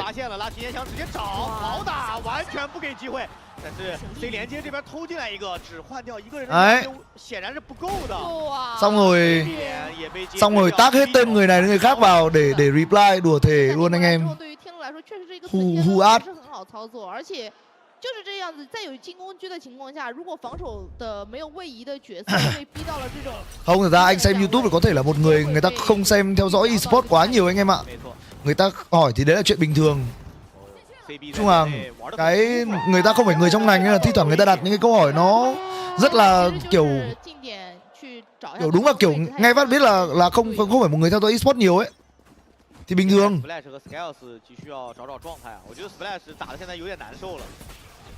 康康站高处再去控 A 大，第一分其实选点选的是不错的田路。Cái ông chỉ một từ chất đấy thì thề luôn, ông suốt ngày spam những cái như kiểu là hôi cúp các kiểu, đùa thề. Tôi thấy mẹ đóng góp cho cộng đồng bằng không ấy luôn, toàn thấy những cái comment gây gua, tôi thấy nó không hợp lý ấy. 如果我先去要换防的话，应该有概率猜到，因为我觉得这张地图上 Nobody 的阅读做的还是比较不错的，还是车库这个位置。 依旧过来给压力，听到消息无敌的声音了，小川2枪 ，Flash 这个位置比较担心对方从车库来加 C。Nói chung là kênh tôi thì kênh dành cho tất cả mọi người nên tôi cũng chả ban làm gì anh em ạ. Bởi vì sao? Bởi vì đơn giản là cộng đồng thì người này người kia, tôi cũng không đánh giá gì. Tôi chỉ thấy là nếu mà cái việc comment liên tục như thế nó không mang lại cái lợi ích gì cho cộng đồng cả ấy. Nó chỉ khiến cho mọi người kiểu càng bắt đầu tin vào những cái nó vốn dĩ không phải là sự thật. Như kiểu là ngôi cúp siêu van, xong rồi Simon này kia thứ nó đấy. Những cái như tôi bảo ấy, chả làm gì cả.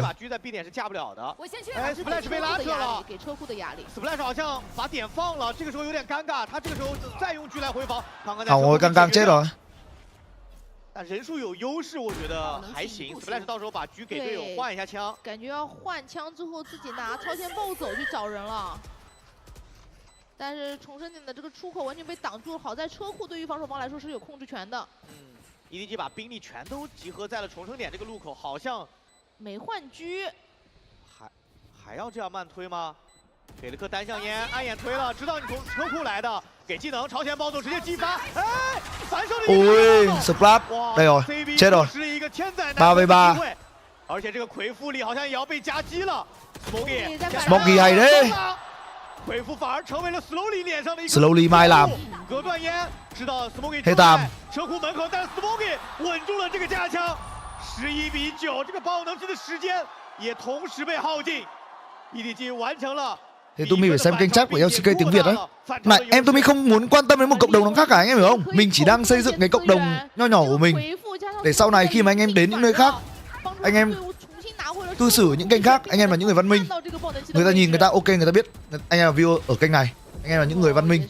Có thể sau này tôi không còn làm YouTube nữa, tôi không còn này kia nữa, nhưng ít nhất là tôi xây dựng một cái cộng đồng mọi người lịch sự, mọi người xem vui vẻ, mọi người không gây gua không này kia. 对，但刚一下有一定的余量，所以还是一把明狙，甚至其实孤高火力也有。所以就上博了这一点是会让对面很难受的，就他这个狙是一直都有。对，你就默认有一把狙击枪在了。停降生成，这就是为什么对于天龙来说。 Tí tôi post nốt cái bài của ấy anh em ơi. Cái bài bài ở Ukraine nhỉ? 现在 A 点是 EDG 也是比较被迫的选择吧，因为这个 C 区其实有一个魁父的情况下很难接近。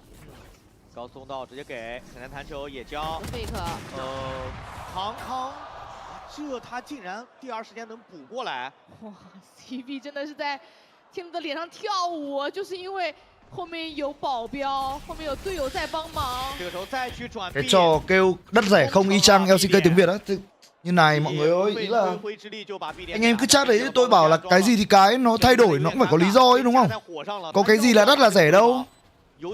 Cứ có những ông như kiểu comment kiểu Chronicle có rẻ không, nhưng mà lại đéo biết là Chronicle là một bản hợp đồng free. Hài quá luôn. Đấy là cái vấn đề là thiếu kiến thức đấy anh em.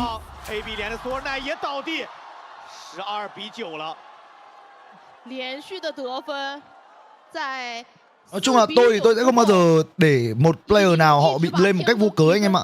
Trừ khi là họ xử lý có vấn đề và họ làm lại liên tục một cái hành động nó thiếu kiểm soát trong một thời gian dài thì bắt đầu tôi mới lầy nhà thôi. Giống như kiểu ngày xưa thằng Kích ấy. Ngày xưa hồi nó bắn Vitality 1.0, hồi mà còn có Twiston ấy, bắn rất ok. Nhưng mà khi bắt đầu cái layup super team của Vitality nó bộc lộ ra những cái hành vi nó thiếu kiểm soát của hành động của con người thì chịu. Ui, được chưa? Nhờn với Rapper. Nhờn với Rapper. Ui.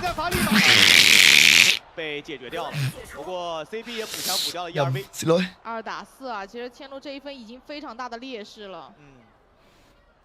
关键你3个点2个人要怎么去分配站位啊，也是个问题。对，而且在劣势的时候，你会发现其实都会想要去找机会的，而优势方的那一支队伍。Blame cho anh thằng Layla béo á, em không blame Layla đâu, Layla ngoan mà. Layla dạo này hơi cuộc sống hơi tiêu cực tí thôi chứ còn ok mà. 求稳还给烟里射个群力箭。好像当比分优势的情况下，一切都对了。就2张地图上2支队伍都是一样的。 Đây rồi anh em ơi. Thôi, kiểu gì chả thua. Round này thắng chắc rồi. Map 3 anh em ạ.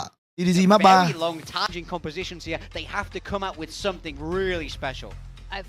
Pilsky, was that an awful? I mean, the double init is going to help them get into post plant. If they can get into post plants and set up with the veto, that could definitely work for them. To be honest, the KO knife's going to help them read the setups a little bit. But I feel that this comp is very execution based, so it really comes down to whether PaperX has a good read and they can pull it off in the server. All right, well, we're definitely getting new things today on Bind as we send it back to our casters for the last and final map of the series between T1 and PaperX. Quack and Komodo, please take it away. New things, wild comps, big oofs, and Komodo. I mean, just break this down for me. Break this down? We know there's a bit of a fun rivalry that something always beats Frost. Now he's going to try and show him how to use veto? What?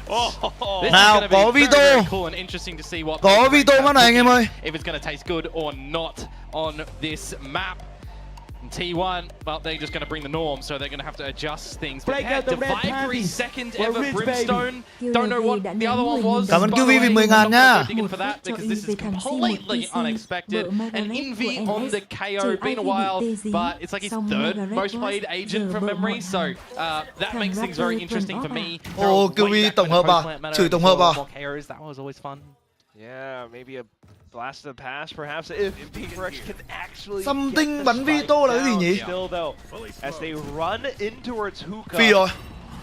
Phi rồi. Position, especially Munchkin alongside Stacks. Completely domed as Jing heads on through. Yeah, you got that garden 0 point coming down to reveal where Stacks was there, and now everyone's just going to be able to fight and hold crossfires on the site where they flood out towards spawn, and it's just a great crossfire, isn't it, right there? Now Munchkin, Phi qua smoke cái đéo đây. the only soldier left for T1. Đéo có flash của Izu, Phi qua smoke ạ. Chịu chết.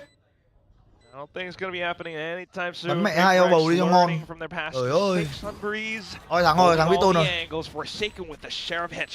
And that's a pistol round where we get another for PaperX. Meteor giờ có thằng khọ bắn hay nhất thế giới không? Không, thằng khọ bắn hay nhất thế giới bây giờ đang là BLV. And you can throw the worries of Bind away. Single right click is so cheeky in those satchel plays for the Rays back from Jing. Gotta say, Jing's gonna feel comfortable on the Rays on this one. Bớt giờ gần đây bắn Waylay không phải Ray nữa thế á, tại vì con Ray ở map này đang dần mất vị thế anh em ạ. Waylay Yoru nó đang là cái team com khỏe hơn ở map này. Nhưng mà Waylay đồng thời cũng đang là đặc vụ có tỷ lệ thua nhiều nhất. So it's just a very Để thua cao nhất thì phải. different look. Chỉ có win rate là 46% thôi, nhưng bởi vì bị pick nhiều quá. When we saw that come through, where something played on that brimstone, and we're really looking for different looks again. It's another kind of sinking stomach feeling that we're getting something like Starso that right khọm lắm now, không á? Điên à? Thằng Starso 201 mà, 201 202 mà. Very early to tell. Can't really take too Thằng much Starso from a ấy trẻ pistol anh em round. ơi, điên à? Maybe even an anti-eco Bọn vô địch champion, bọn vô địch champion 2021 là có mỗi thằng bôn câu giá nhất hay sao ấy. Continue to scale forward. I gotta like hold on to my words at some points. At least something will be here with the Marshall to clean things up. So, okay, minimal losses. We're okay. Just throw everything that you know about Valorant out the wazoo. Mind you, this is the first KO that we do see in Pacific for this year in Kickoff. Oh, yeah. I know some of the other regions have been toying with it as well, but it's like the only things that come to mind when it specifically comes to bind. I think, what did I got? Ethan 2K đúng rồi, Ethan 2K mà. Yeah, okay. I also had, well, NRG famously played on this map. So. Not too many, yeah. We'll see what the Pacific variety can do with it. Bold decision not to go with the Euro as well, mind you. I mean, yeah, I mean, there's a different style in that, right? Where we got the Euro Razors or the Euro Waylays. Anh rồi khọm từ CS sang Valo á, Anh em chấm than ăn game 1 đi là anh em biết là kênh này có biết về ăn game 1 không? Đùa. Tôi là người xem CS mà. Thậm chí là đến bây giờ tôi vẫn xem CS, nhưng mà chỉ xem phase thôi. I do like the style. Just gotta wait and see how it comes and plays. Envy caught by himself. No trades to be break out the red panties. We're rich baby. BLV đã ném 10.000 đồng cho em Tumi. Cảm ơn QV 10.000 nhá. Mấy thằng phép cao phết. Need the saturate for the hunger play. Looking to Trời ơi, completely bớt. up on his opponents. All down. Nothing too innovative for the time being. Just trying to get a good feel for things. Mấy anh em mod cũng bây giờ anh em xóa thì anh em xóa những cái gì nó linh tinh thôi, chứ còn mấy anh em kể cả mấy anh em cắp lốc mà nói vui vui thôi thì cũng kệ thôi, có vấn đề gì đâu. Cắp lốc nguyên một đoạn dài nó gây khó chịu cho người đọc thì anh em xóa chứ.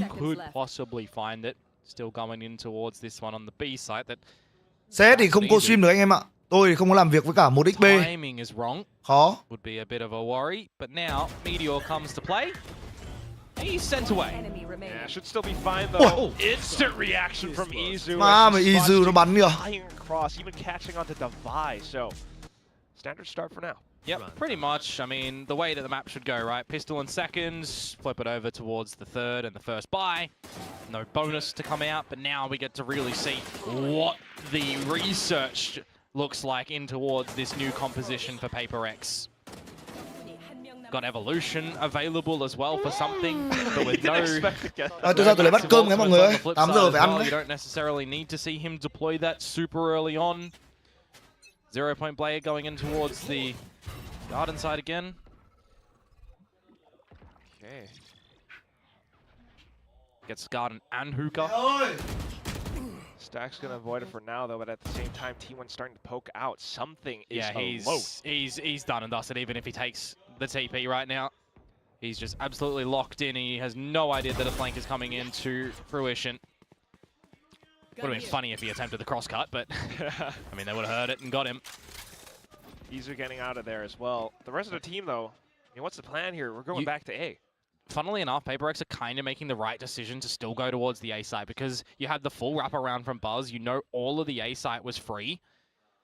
So they're just going to play strong side towards B with an exit strategy of Izu if he needs to support A. You don't even necessarily need to see Buzz throw caution to the wind and try to find a fight. Saturate and Lightspeed to get out, but also one away from convergent paths if he finds a kill. Oh, shoulder checking. I don't think he spotted him. Now he confirms it. Hoping for a kill perhaps, but he's going to get the go signal for Jing. Showstopper, this is his comfort. Yep, but you already see the retreat from Buzz, knowing that this could have potentially be played in, and it's just going to switch into a retake for T1.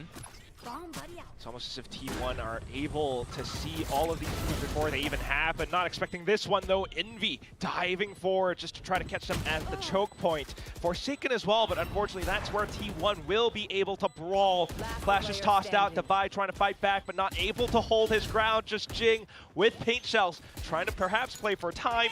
He lobs one across, but Meteor's already gotten it halfway. We'll get him off the spike for now. Can you really buy enough time, though? A couple more shots going through, but that is when more peaks come in from T1 to tie up the score. As long as you play by the numbers in that situation for T1, you will be fine as dandy. You really did solid efforts in the very beginning to remove something from the equation. And you make the right read to try and go towards B. Throw a spanner in the works for the decision-making processes of PaperX. Whilst they ultimately do go into the site that they had the weaker opponents on, it's a very difficult situation to try and hold that spike.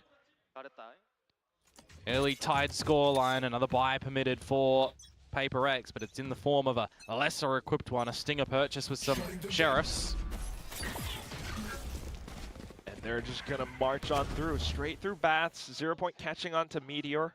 Yeah, I have a little bit of a sinking feeling that they're going to get rinsed in the bathrooms right now, though. All 5 here. Everyone else from T1 on the other end of it as well, except for Stacks. Izu will line it up perfectly with the Outlaw. Buzz trying to slow them, catch them on, especially more utility coming in. Divine will find one shot, but that's that. Izu, more flashes, clones going through.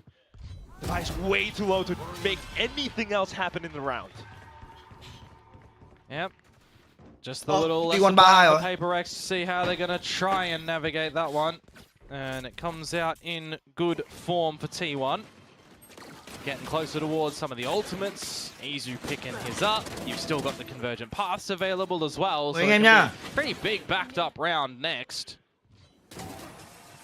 PaperX now with their purchase to see what they're going to change up on the attack side. Is it going to be more of a slower pace one? We're not throwing everybody together holding each other's hands.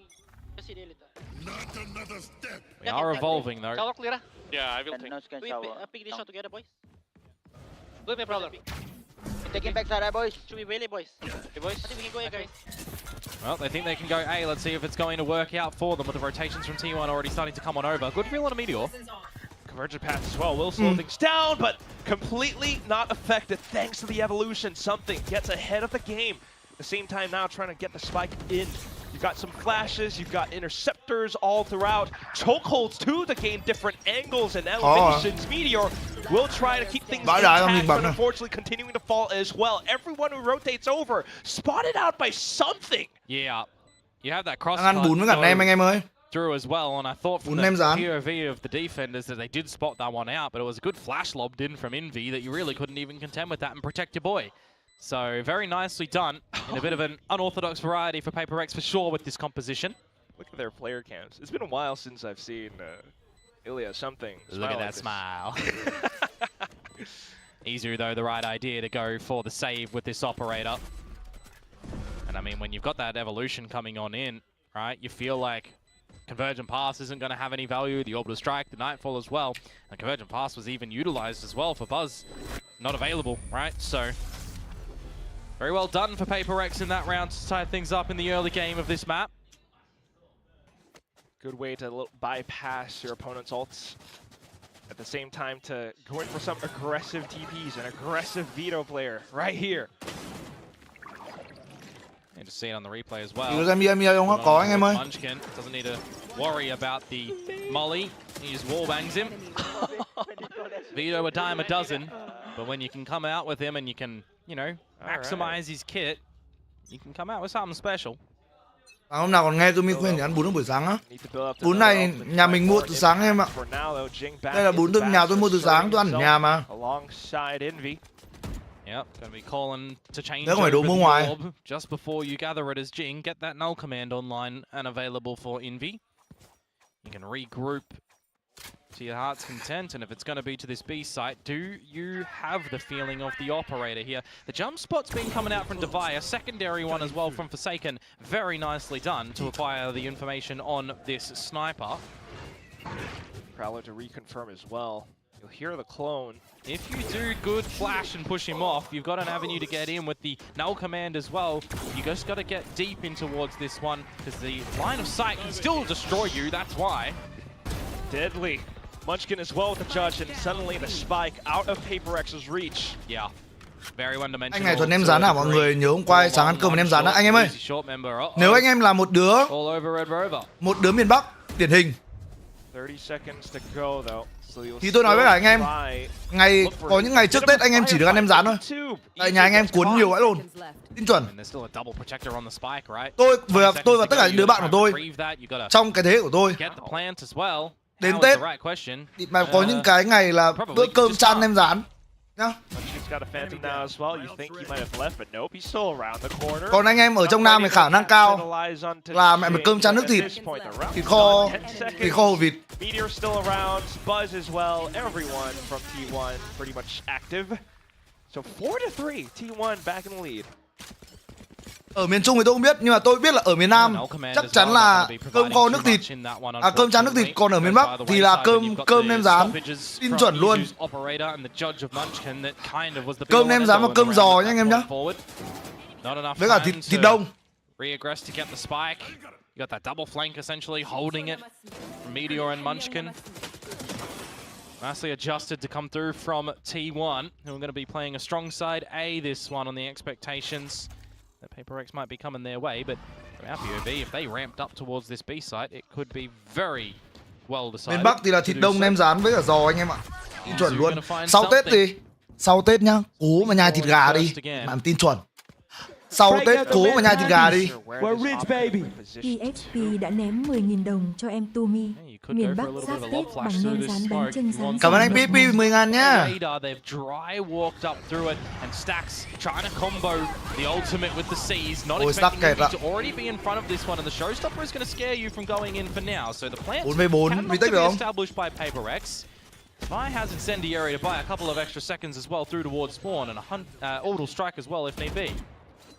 Same time, Divide continuing to check out towards the back line of B-Long 2. So continuing to spot further players. The Dimensional Drift has been popped as well. T1 fighting for space onto the site. So even though Divide might still be alive with Orbital, I don't know if he's able to fend off the spike diffuser. Izu sticks it down to the last spit. And T1 sneaks yet another round under PaperX's noses. It feels a little bit difficult for PaperX when they are overwhelmed.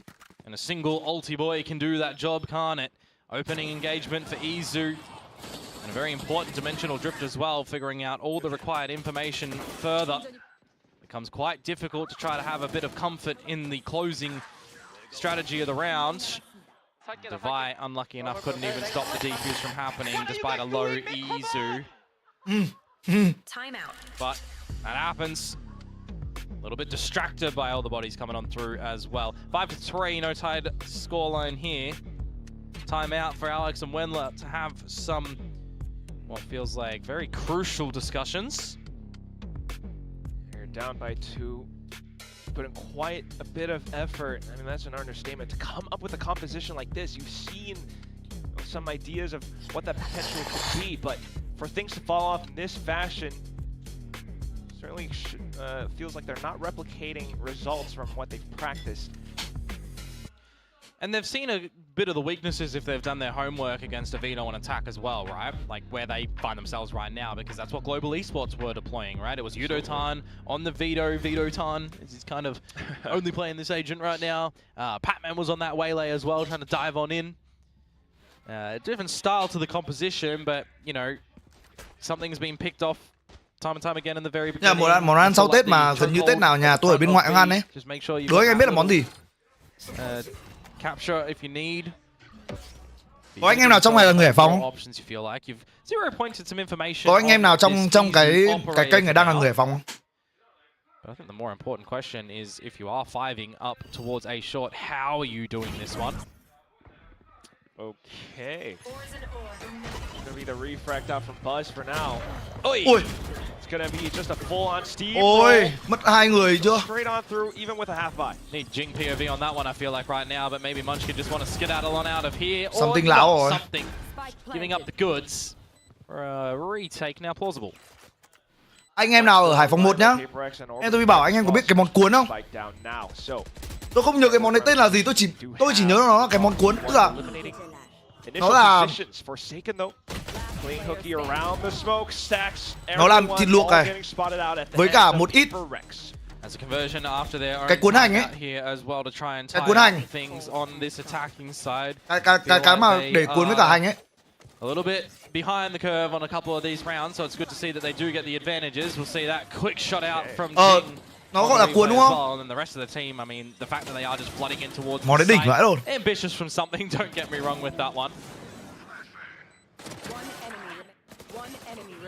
They do make sure that they get all the trades and they go with good gusto as well. They're going to try and do it again, however, here, try and tie things up, and they still have not had an impact on the economy of T1. This round can change that state. Đây anh em ạ. Cuốn hành thủy nguyên. Again for Izu. It's usually been good for an opener. Nó là cái Yeah. A little bit further deep. Nó là cái này này, cái trên này này. Đấy. Cuốn hành anh em ạ. Good little feeling for T1. Đẳng cấp. The right majority force here. Gotta drop the initial utility first. You're using the orbital strike aggressively. Saturate's been spent, so you have a good feeling for this. But Buzz, he goes all the way behind them. He's infiltrated the back lines of Paper X, and he's got away with one. Still though, the nade's coming back through. Now Izu into position out on top of Heaven. Paper X trying to get the spike down. Something spots up from the top of bench into the back of Spawn. Izu announces his position, and unfortunately that's the best move that he's got. Has to hold on to the up for an upcoming round. Khác gì gọi cuốn Sài Gòn không á? I kind of want to feel cái cuốn đấy, good about the way that Paper X played that cái round, cuốn đấy nó vừa ngon nó vừa rẻ anh em ạ, bởi vì nguyên liệu là nguyên liệu tươi, mọi người là luộc thịt với cả hấp tôm, anh em hiểu không? Nó nguyên liệu nó toàn là nguyên liệu tươi thôi, tôm, thịt, rau, bún. Ăn chấm với cả nước mắm chua ngọt, chứ không phải là chấm mắm nêm nha. Như ở trong Sài Gòn là các món là hay chấm mắm nêm đúng không? Thì ở ngoài Bắc này thì bọn tôi sẽ là chấm nước mắm chua ngọt. Đây em tôi bị kiến ăn Hải Phòng đấy. Hành cuốn hành hay hành cuốn, bởi vì là cuốn tất cả các cái nhân của nó là cuốn bằng hành. Đúng rồi, chuẩn hành cuốn. Okay, here we go. So, he walked back into it? Front of sight? Smokes, I suppose. Yeah. Anyways, it happens. Tight scoreline.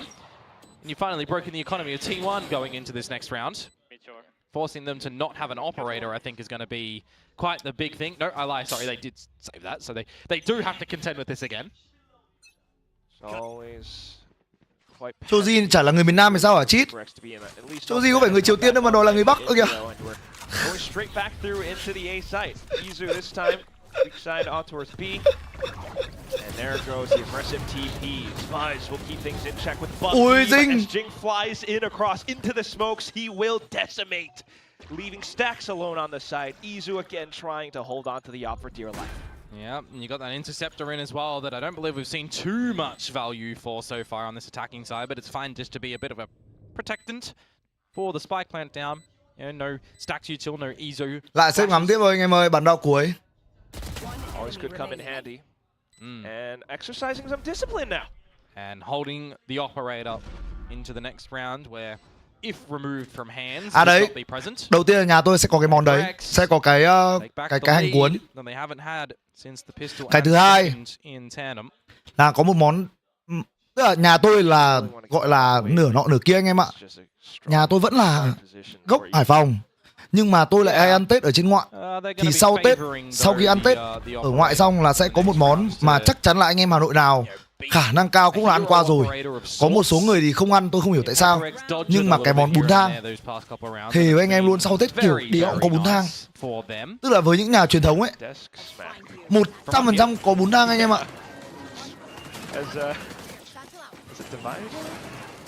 Nhà anh em mà là một gia đình nhiều thế hệ, ở trong nhà thì chắc chắn là có bún thang.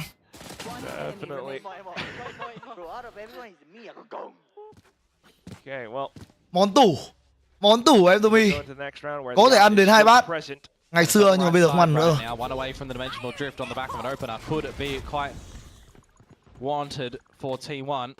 Rocket going in, clearing a lot of the space at the moment. Doesn't do any chipper damage on towards Munchkin, who is lucky to get away from that one. But they're on the expectation here as Buzz that there's going to be a cheeky TP if it was an explosion. VB bây giờ vẫn có khủng ngắm kê mà. That does get the better of Jing.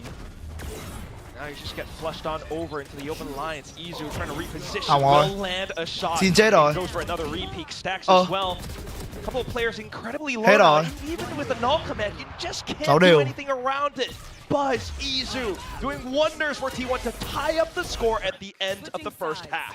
Yeah, from the opening kill over at that A site, and when you see the Prowler and the funneling in from PaperX towards B, you know, you got the right numbers there already to just try and... Hà Nội có nhiều món mà ở ngoài hàng làm không ngon bằng ở nhà lắm anh em. Có một món tôi công nhận là ở ngoài hàng họ sẽ chuẩn bị ngon hơn. Đấy là món bún riêu, món phở. Bởi vì làm cái món bún riêu và món phở ấy thì làm phải có tay nghề anh em ạ. Món bún riêu, món phở làm phải có tay nghề.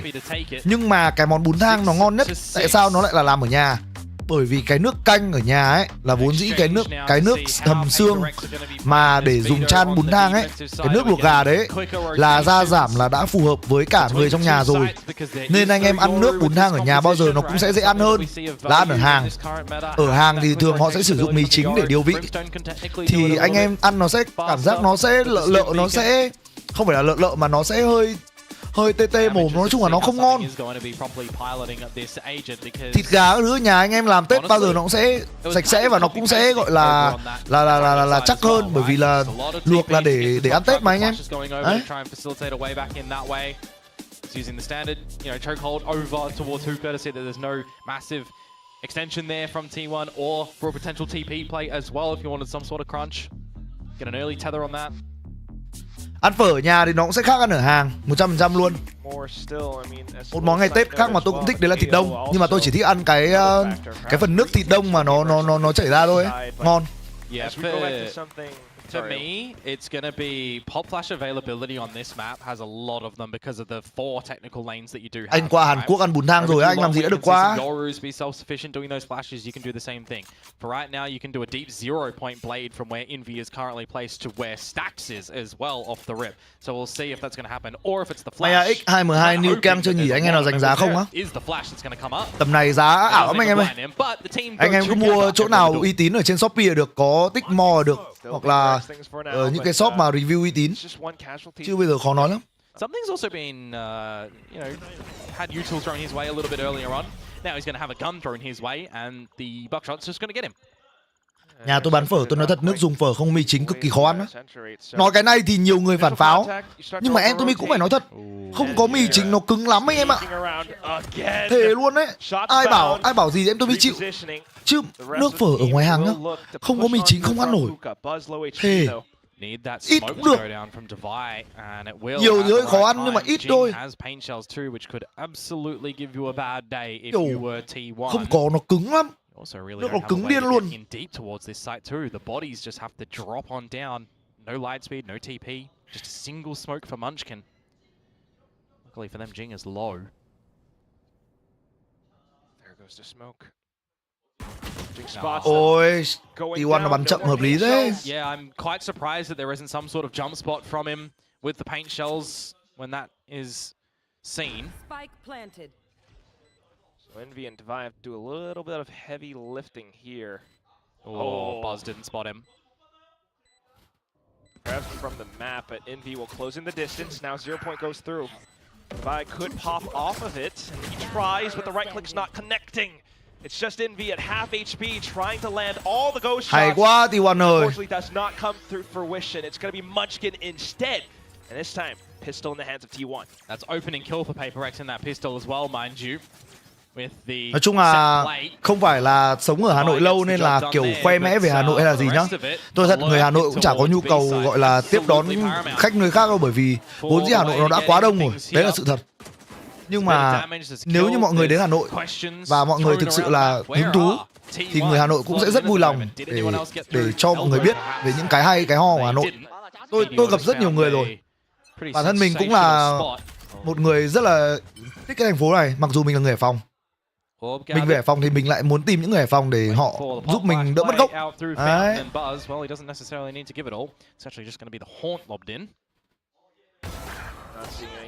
T1 just continue to back off, continuing to hold the angles, lure PaperX into their range, where things can be quite lethal, even with the Ghost as well. Okay, Fuzz, let's get involved now. Ôi, dở rồi. That's where things are close enough for PaperX to find a couple of shots. Meteor coming back in to bring things back to normalcy. Jing with more swings as well. Izu with the Marshall does simplify things a little bit more, but a little bit of damage done too. Yeah, absolutely. Just Cho biết cái hay là hỏi đường tốn tiền á. Ở đâu ở Hà Nội hỏi đường tốn tiền đấy hả anh em?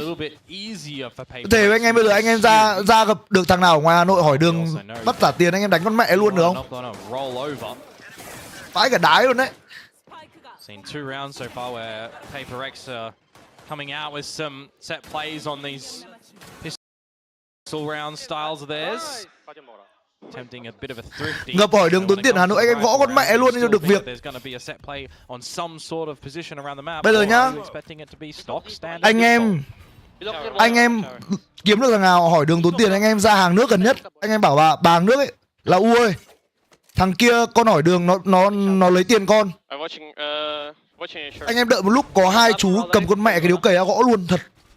Oh, they need to get a wriggle on over towards this site for sure. Devi is stuck, spotted, fallen down and forced to smoke out as well.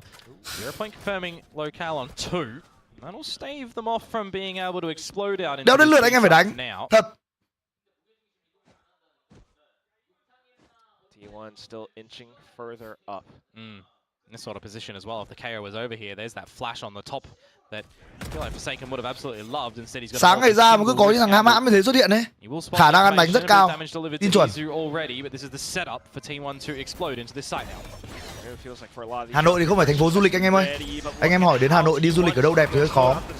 Hà Nội là thành phố anh em đến để xem các cái di tích lịch sử, các cái chùa chiền, đi thăm các chùa các chiền hay là bảo tàng, hoặc là anh em đi ăn uống buổi sáng. Nó là thành phố ăn sáng và ăn trưa, không phải là thành phố dành cho buổi đêm và phong cảnh như những thành phố khác. Hà Nội không thuộc phạm trù đấy.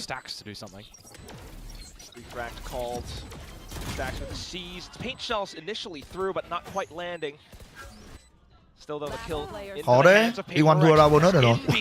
Hoặc là không. Munchkin though will catch him, reveals his location, and all that PaperX needs to do now is to keep him off of the angle. Jing will do just that. PaperX answer back in kind. Yeah, with their first purchase buy for this defensive side, 2 surviving as well. So tụi mình xuống Đồ Sơn bao giờ chứ mình đi nhiều chứ anh em. Quê mình mà. Quê mình Vĩnh Bảo ngay gần Đồ Sơn mà. Từ Vĩnh Bảo Đồ Sơn có 20 cây. Đâu làm gì đến 20 cây, chục cây.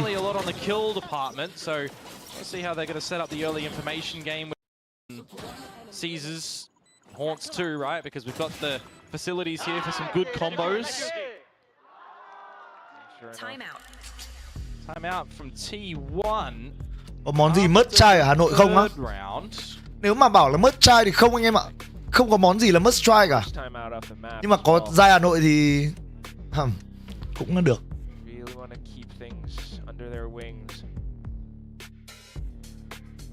Or perhaps getting a good read for how PaperX have been setting themselves up. Start to figure out the timings of the double initiators. At the same time though, well, evident from the previous team comm little segment, you start to hear that PaperX is calling out, prowlers and stuff that they notice. Tụi mình đi bài đính tháng riêng á, không đi nhiều lắm anh em ạ, nhưng bài đính thì đi rồi, nhưng không nhớ nữa, chả nhớ ký ức về bài đính nữa. Phím Phùng các thứ tí nữa hỏi lại nha anh em ơi. Nói chung là đến Hà Nội thì em Tommy có một cái file. Anh em chấm than gì nhỉ anh em nhỉ? Tôi để là cái chấm than đéo gì nhỉ?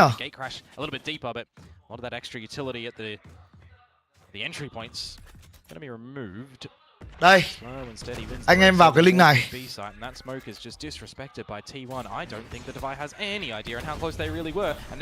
Đấy. Anh em vào cái social của tôi ấy, kéo xuống bên dưới nó có cái link vào file sheet ấy, anh em xem ở file đấy. Lần đầu đến Hà Nội thì đi theo cái đấy ok nha.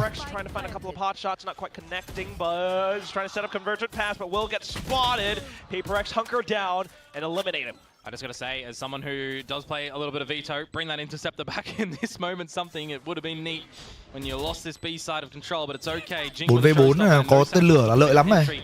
Một kill. Ôi, nó giật đi rồi. Oh, that's just perfect. Still though, Envy will find that opportunity to try to push on through, but at the same time, T1 Stack trốn rồi đấy. Trốn là hợp lý rồi. Preventing something from getting closer in, and at that point, the spike just cứ trốn thôi. tick and tick. You want to save as Paper X right now. Cho em hỏi với là khi dùng timeout, team còn lại có được bàn chiến thuật không? Có nha. Cái đấy là quyền dành cho cả hai team. No way back in towards the retake at all, hitting the good shots. It's the 1-4 lean that does not go Paper X's way. Gonna feel bad for Divide just getting a shorty straight. Ấm lên mà vẫn mát, đúng không Alit ơi? Sài Gòn đang nóng, ra đấy nóng thì cũng chắn. Này anh em ơi. Cái thành phố này rất khốn nạn anh em ạ. Anh em đừng hỏi tại sao người Hà Nội mặt khó đăm đăm. Thành phố này tôi bảo với anh em là nếu như bọn tôi bảo là nóng thì chiều tối ngày hôm đấy anh em trúng gió luôn, được chưa? Cái thành phố khốn nạn này nó không như anh em nghĩ đâu. Nó nóng là nó mát, và nó mát thì nó vẫn nóng. Đâu ai biết được. Saken slots himself into short cubby, expecting that there would have been a prowler early on. That doesn't come into play.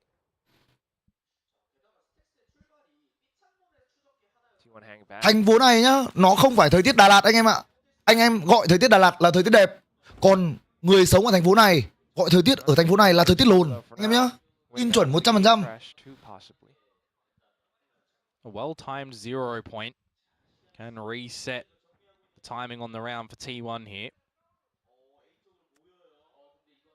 But how long do you wait before trying to gather some information as Paper X?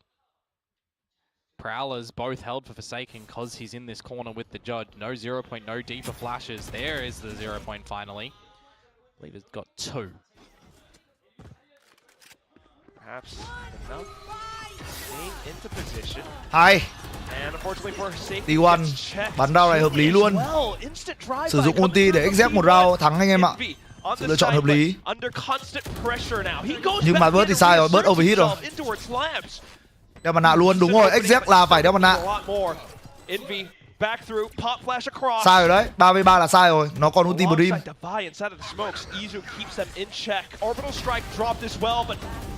Không rồi, 2v1 thì cái thế là đẹp cho T1 rồi. Kinh đấy, easy rồi. Oh, that's a bit of a rocky one for Envy as well when he puts himself in that corner and should have been able to find the duel against Meteor but doesn't. The orbital strike as well, making things very problematic for T1, but getting in front of that is quite crucial to still just dance around this site when the drift comes into play too, mind you. Envy does get the one. Getting traded out immediately by Izu. I was going to say on the back of the drift after spotting out all the information, getting all the kills. Nói chung là về thời tiết Hà Nội thì bọn tôi luôn nói rồi, một năm có 4 mùa. Somewhat time out for time out.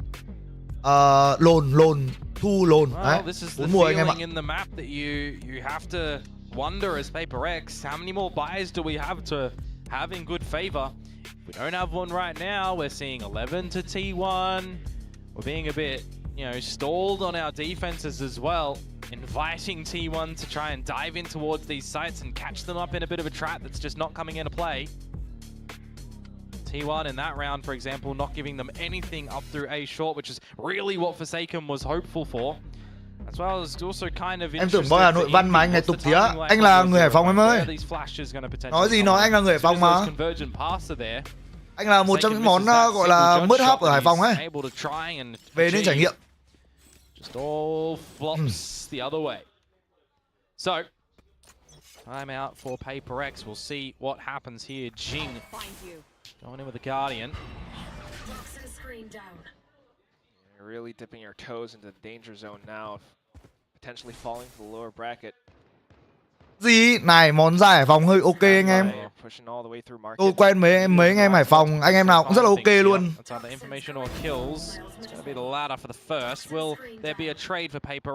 Thẳng thắn lịch sự. Chưa kể nhiều anh em đẹp dai nữa. And the spike if they continue to go. Izu. Yeah. He's eventually going to have to make his way over or hold this line for the team to come and retrieve the spike. You question, potentially, why is he still there if you are DeVi? Little do they know. What they can hear right Đấy, có hai ông bạn phải Hải Phòng confirm ok ngay. thinks to look for an alternate route. Con trai Hải Phòng tính rất ok anh em ạ, rất sòng phẳng. Người Hải Phòng thì nói chung là Hải Phòng 1 thì uy tín, Hải Phòng 2 chưa biết, Hải Phòng 2 quen một số trường hợp hơi oái băm nên là chưa dám confirm. Hải Phòng 2 ok nhất hiện tại đối với tôi là Layla và Xuân Bắc Đôn Lai anh em ạ. Đấy là hai Hải Phòng 2 mà tôi thấy uy tín. Sort of flash instead, looking for the fights, but maybe not quite coming yet to him. He's holding on perhaps to toy around the spike plan, but trời ơi, nó chạy kìa. Now Izu goes in for the wallbang, penetrated through. Envy goes down as well. It's just Jing with a scavenged Vandal. He's got a full kit, but 4 targets. Izu, the first obstacle. Hoa Thanh Quế thì sao á? Tôi có một cái này tôi muốn nói đấy là tôi chưa quen một ai người Thanh Hóa mà tệ anh em ạ. Ý là những người Thanh Hóa tôi quen ấy hoặc là giàu hoặc là siêu giàu. Nên là chơi với họ chỉ có lợi thôi. Tôi không thấy cái thiệt nào cả.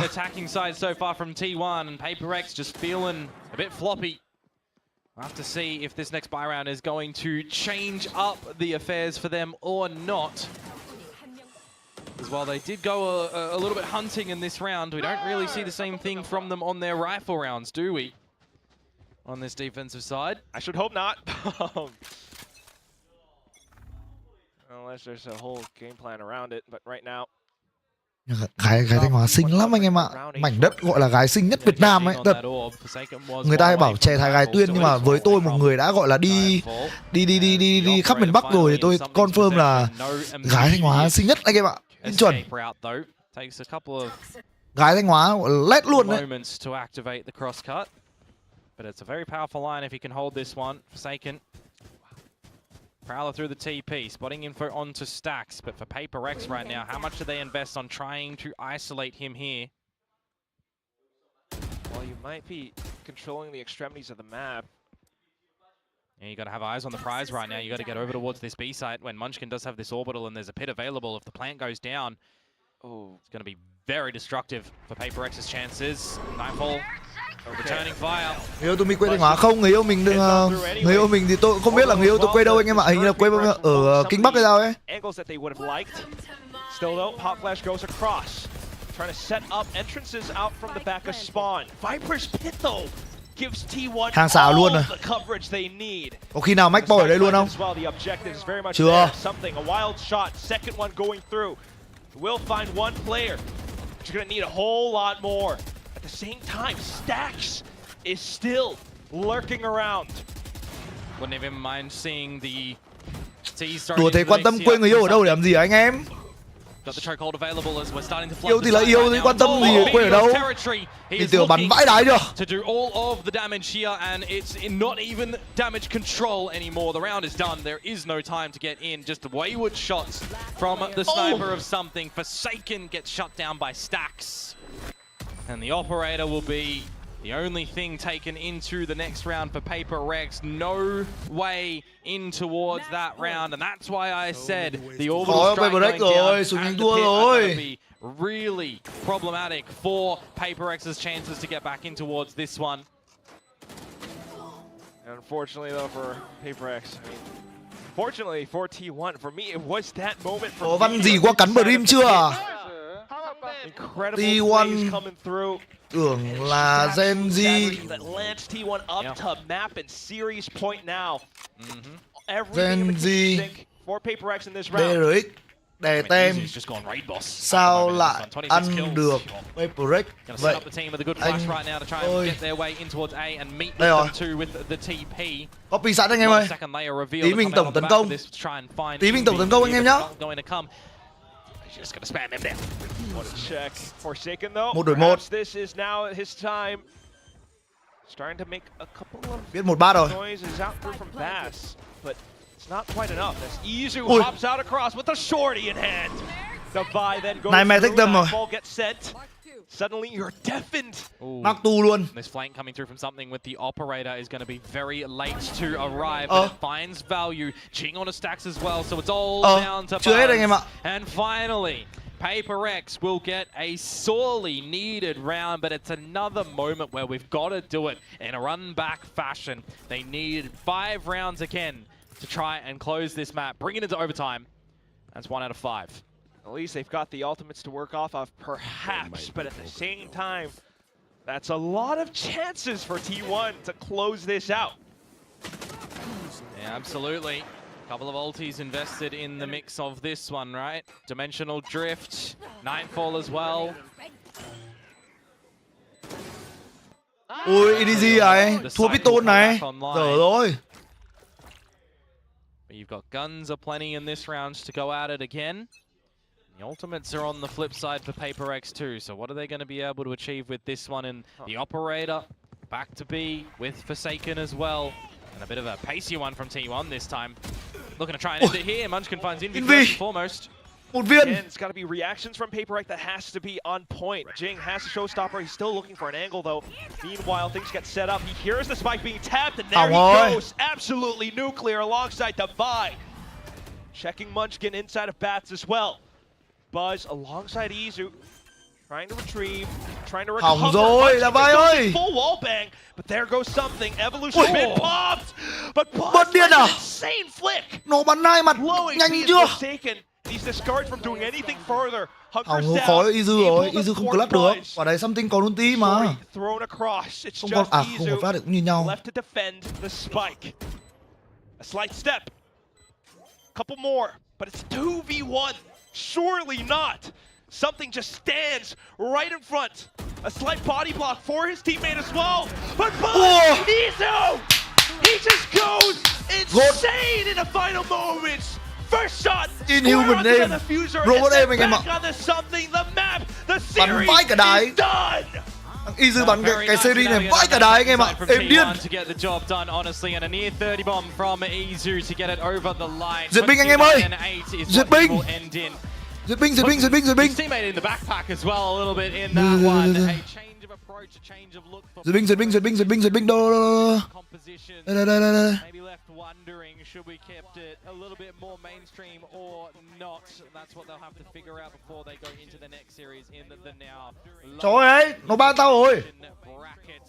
But it's not like we haven't seen slow starts from them before. T1 to continue in the middle bracket right now. They'll go up in DFM in their next engagement.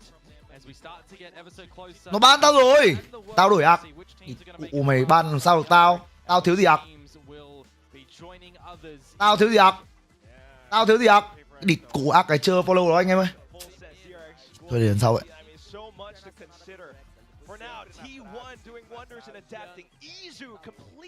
Chó súc vật.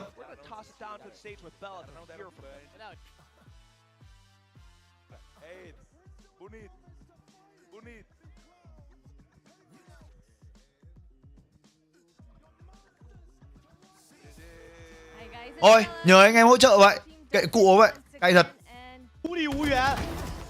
Sang xem nốt easy anh em ơi.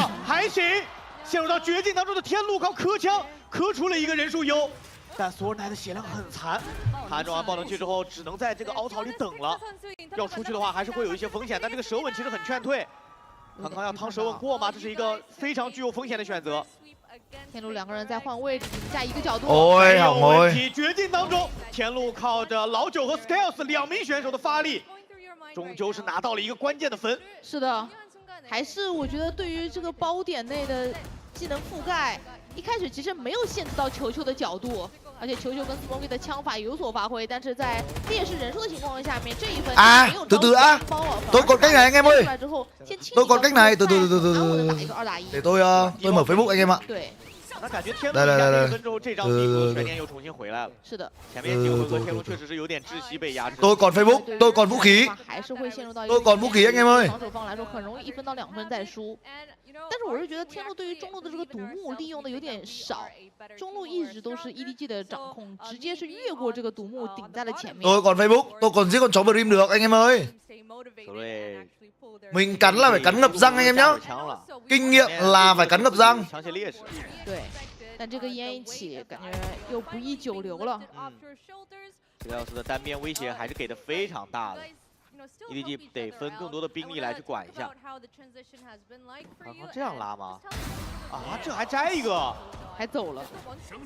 这对于斯洛伊来说有点难受了。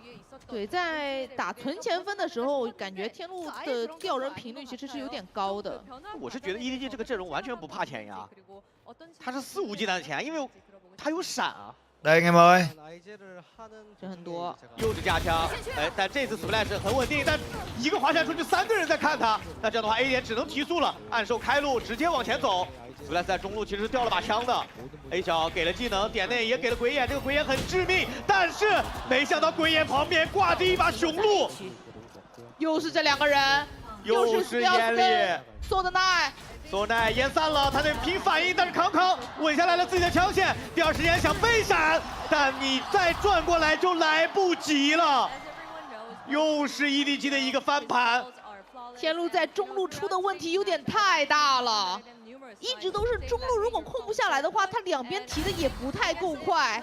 在 A 大刚掉完人之后，中路又被打一个，而对于 Splash 来说的话，打长枪分打一个是不够的。对，而且他还被换掉了，还让对手捡到了这把枪。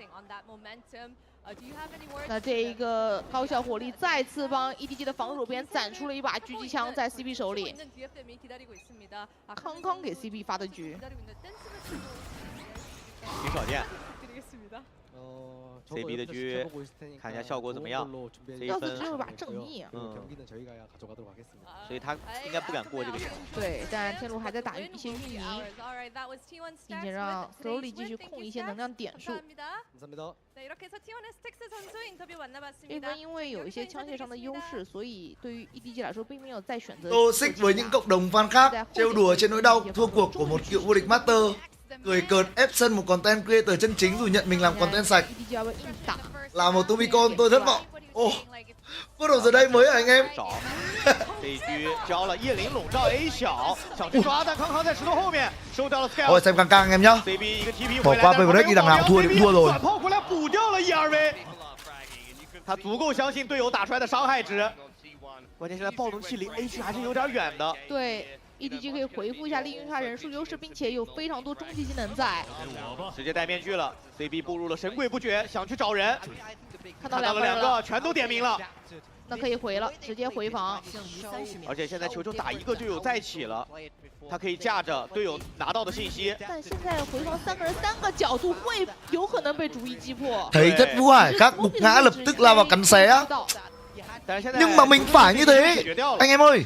Xã hội này ở trên đại hải trình này không có chỗ cho lòng thương anh em ạ. Thương hại người khác là ác độc với chính bản thân mình anh em nhá. Hãy nhớ, thương hại người khác là ác độc với chính bản thân mình. 宇宙分裂连接，但这个宇宙分裂可能会被打提前枪哦。要倒计时。想给刀，但是滑刀的位置应该被发现了，2个人撞了一下，宇宙分裂成为了最后的一个机会，再过枪，但是 Smoky 自己的枪自己来混。这一分的残局处理上面，感觉 EDG 是更有耐心的这一边，通过宇宙分裂隔绝听觉，一直在把天路的人往外面赶。 其实天路想的太简单了，这一分。对，他想2个人架枪来架对方找人信息的一个 timing。Smoky 这一波大心脏的选择。Tumi ơi, Viper V3 Pro SE khác gì với Viper V3 Pro vậy? Là một con Viper V3 Pro đáng tiền hơn đấy anh em nhá. Đáng bỏ tiền hơn. Bởi vì anh em không bị lừa bởi cái công nghệ 8K nữa. Anh em có một cái receiver 1K là đủ rồi. Đấy, nói chung là nên mua anh em ạ. Dây thì cứt. Nói chung là dây thì nên thay. Dây của con Viper V3 đấy thì anh em thay bằng cái dây custom khác cũng được. Còn lại con chuột rất ngon. Ok chưa? Con chuột rất ngon anh em ạ. Không khác gì. Em xin lì sáng mai có trận nào vậy á? Ở trên fanpage có nha anh em ơi. Đây rồi, match point cho EDG. Tai Lu không có tuổi. Tai Lu không có tuổi anh em ạ. Trận này CB bắn hay như này không thể thua. 这个火力的阵容真的是配上火力全开的 EDG。 这套阵容他们也是赢过一次之后更加坚信了一些，而且我是觉得今天他们还是在各个协同，包括是枪械上面，比昨天相比的话也有明显的进步。感觉两位教练也是很满意 EDG 现在的一个表现。关键的赛点了，而且这不仅仅是这个 BO3 的赛点，而是两支队伍，尤其是对于天路来说的一个非常重要的时刻。这个玉成 Skyhouse 富贵险中求，直接趟过去。 右边会看吗？第一时间 CB 反应过来了，竟然。 Trận này CB bắn hay anh em ạ, CB này có vẻ CB bắn tốt. Map một bịa ở đâu ấy? Map một bịa nên thua tay lù. 再狙一个，李兄，哪里都有 CB 的身影。 Lát ra ăn. Ui, không lát. 有再起会拉吗？ Nghe tiếng rồi. 对方赶过来了，第一时间选择先求活，藏在了一个右边的死点位。但是球球要把人架完了吗？ Bắt nạt truy chu, đuổi luôn. 没有救助，踏破坎坷， Cút khỏi nhánh đua. EDG 的生死战绝境突围，挺进。 Cút khỏi nhánh đua anh em ạ. Cút khỏi nhánh đua ngay lập tức. 明天面对到 DRG。 对于天路来说的话，其实今天在历史上对于EDG的对战中，他们赢下了一张地图，他们第一张地图打得堪称完美，但是 EDG 显示出了自己的枪法和韧性，几波的高效火力。Mình đã hộ tống thành công T1 cũng như là các thành viên của EDG đi tiếp rồi anh em ạ. Chắc là cũng xin phép anh em là nói cũng nhiều rồi. Anh em cho em Tumi nghỉ ngơi một tí, nghỉ ngơi đến độ 10 giờ em Tumi on lại kênh nhé, khoảng 1 tiếng đồng hồ em Tumi nghỉ anh em ạ. 1 tiếng nữa em Tumi on lại. Tối xem nha anh em ơi. Tối thì lịch như này anh em ạ.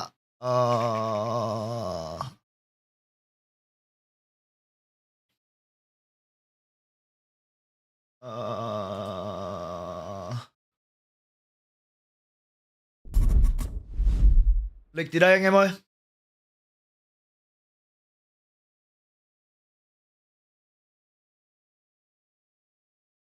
K9 nhập viện. What the fuck? Ôi mau khỏe em ơi. Chịu chết. Lịch thi đấu đây nha anh em ơi. Tối nay có 2 trận này nhá. Nay có America, sáng mai đúng hơn.